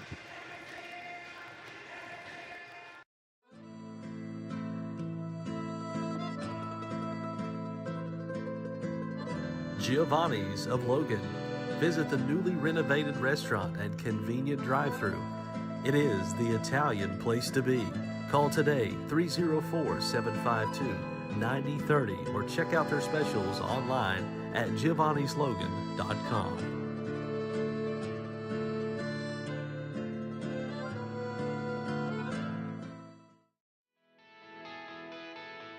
Hi, I'm Chris White. And I'm Stephen Wolf.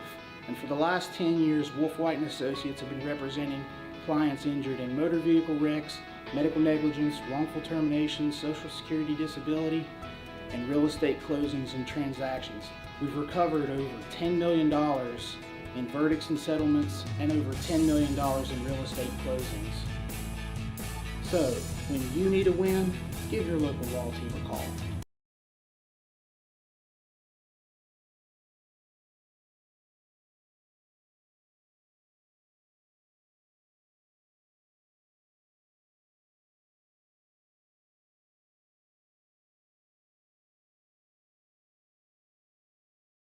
Are you looking to find the right home for your family, or are you wanting to list your property?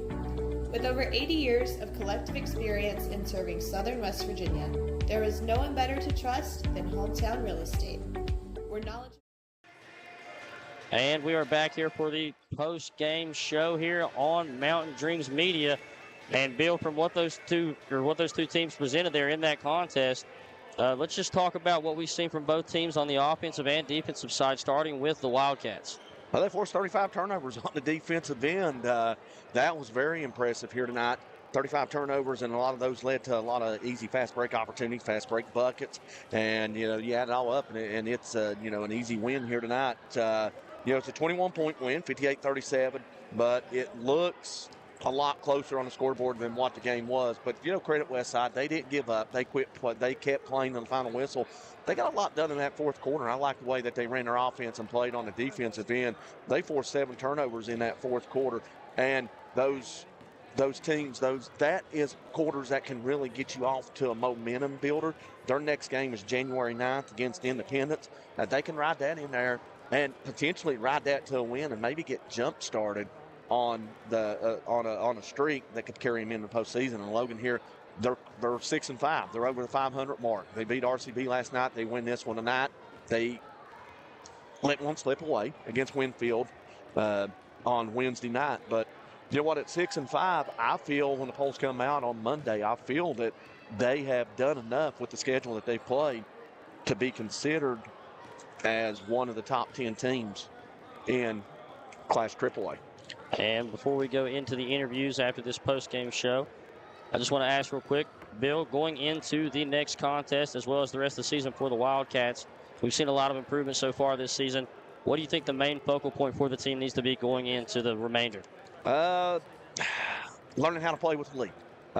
We've seen in the last 2 games other than a night they got out to the quick start. It didn't show up there at the end. But when they get in some tight games, learn how to close them out because they had a little bit of difficulty closing out the RCB win last one. In fact, they needed overtime when they were up 13. The Winfield game, they had a 4-point lead with 3:30 to go. Was unable to close that one out. So it's all about closure, and we'll see how they do. And their next game, they're going to have a little bit of time off. Next game will be on Friday out Wayne against the Pioneers, and then they go to Nitro on the 17th. Those are not two easy games, and then they got to go back to RCB on the 20th. That's a difficult stretch ahead, especially on the road. So if they can build from this, I think they're going to be okay moving forward. And that will wrap up the post-game show here on Mountain Dreams Media. We will be right back with interviews from Addie Amick and Hallie Krause coming from Bill Lusk. For me, Kyle Spalding, I am signing off for the night. Stay tuned. We will be back right after this ad break.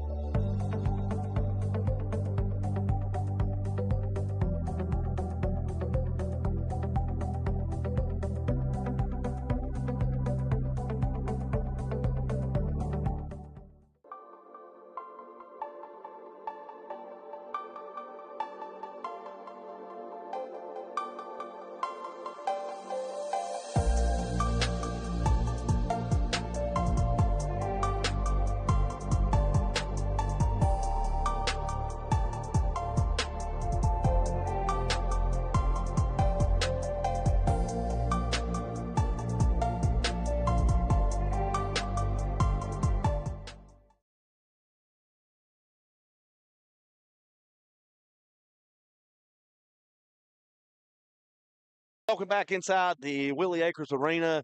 The Lady Wildcat Classic has come to a close for the 2023-2024 season. And Logan Wildcats, Lady Wildcats, victorious tonight over the Westside Renegades, 58-37. And we're joined here by Addison Amick and Hallie Krause. Two of the main reasons that Logan was able to get out to this win, and it really started on the defensive end, adding good defensive performance tonight by the club. 35 forced turnovers. That led to a lot of fast break opportunities and a lot of transition buckets. Yes, it did. I think it was our game. It was either Winfield or Robert C. Byrd, I should remember, but we had only 11 forced turnovers, and that was our season low.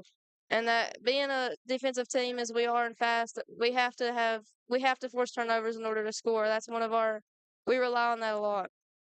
It was that, I know for a fact it was that Winfield game because last night you had 15 turnovers forced in the first half. You didn't force any in the third quarter, but for the game, to look back on my stats from last night, you ended up forcing 24 turnovers in that game against RCB, and those were critical as well.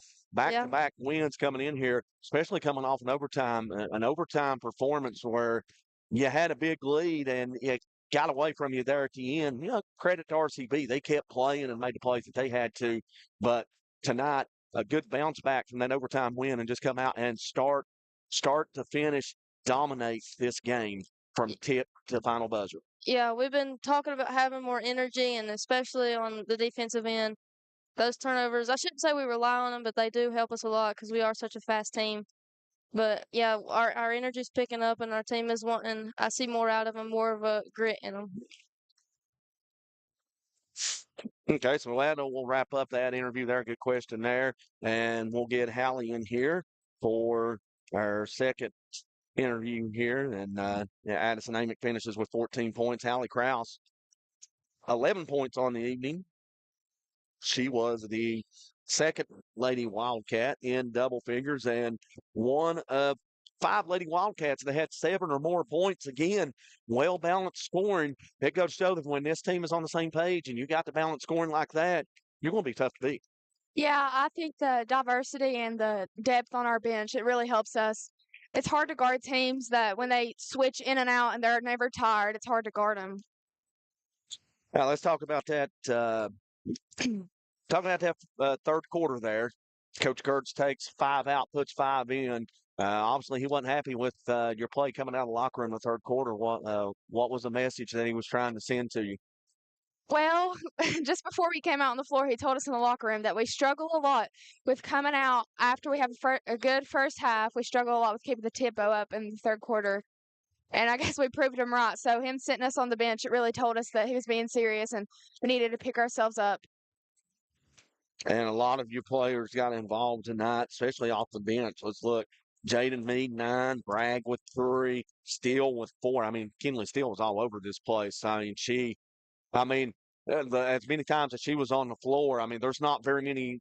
I'm sure that jersey's pretty dirty, and, the janitor will appreciate it on a long night like this. There's probably not many dirty spots to clean up tonight on the court as much as Kinley was on the floor diving for them loose balls and getting after it. Yeah, Coach Kurtz tries to teach a defensive team as much as he can with going on the floor and being everywhere because most of our offense comes from our defense and we play off of transition. And final question, so we'll talk about Coach Gertz and maybe the comment on the air, whether he's up 1, down 1, up 6, down 6, or up 26 or down 26. He's going to use every minute of the game, every second to coach the team, and not only coach the team, but try to correct you when you do wrong. Yeah, I think that Coach Kurtz he's gotten a lot calmer with his age, but that's for sure. He tries his best to reason with us and explain to us what's going on and why we have to do this. It's never just you did this wrong, sit down. Hallie Krause, 11 points tonight for the Logan Lady Wildcats. Logan victorious 58-37. And I'd like to thank Addison Amick and Hallie Krause for joining us here for the postgame show. Before we wrap it up, we will go over the final scoring. First for the Westside Renegades, leading the way, Sarah Lilly with 9 points, 8 points for Deja Klein, 7 points for Caitlin Lester, 6 points for Paisley Shannon, and then 4 points for Carson Painter, 3 points for Riley Brown. Westside, 35 turnovers in the loss. Logan doing a good job on the defensive end. For the Wildcats, leading the way, Addison Amick with 14, 11 points for Hallie Krause, 9 points for Jaden Mead, 8 for Ava Albright, 7 for Bam Mosby, 4 points for Kinley Steele, 3 points for Patience Bragg, and 2 points for Peyton Butcher. Had it all up to a 58-37 win as the Wildcats had 7, I do believe. Yeah, 7 players cracked the scores column in this win. 5 of them have 7 points or more, and they get to 6-5 on the season. Westside drops to 4-5 on the year, and Logan knocking on the door of that top 10. They were the first team on the outside looking in. They had 8 votes in the poll. That would have put them ranked 11th, knocking in a 6-5 start to the season with the schedule that they played. I feel that they should be in that top 10 come Monday. Well, I'd like to thank everybody for tuning in. We'll thank all our sponsors that made this possible tonight. And we're glad that we were able to bring you another Lady Wildcat Classic here on Mountain Dreams Media. I'm Bill Lusk saying good night and safe travels to everybody out there on the road.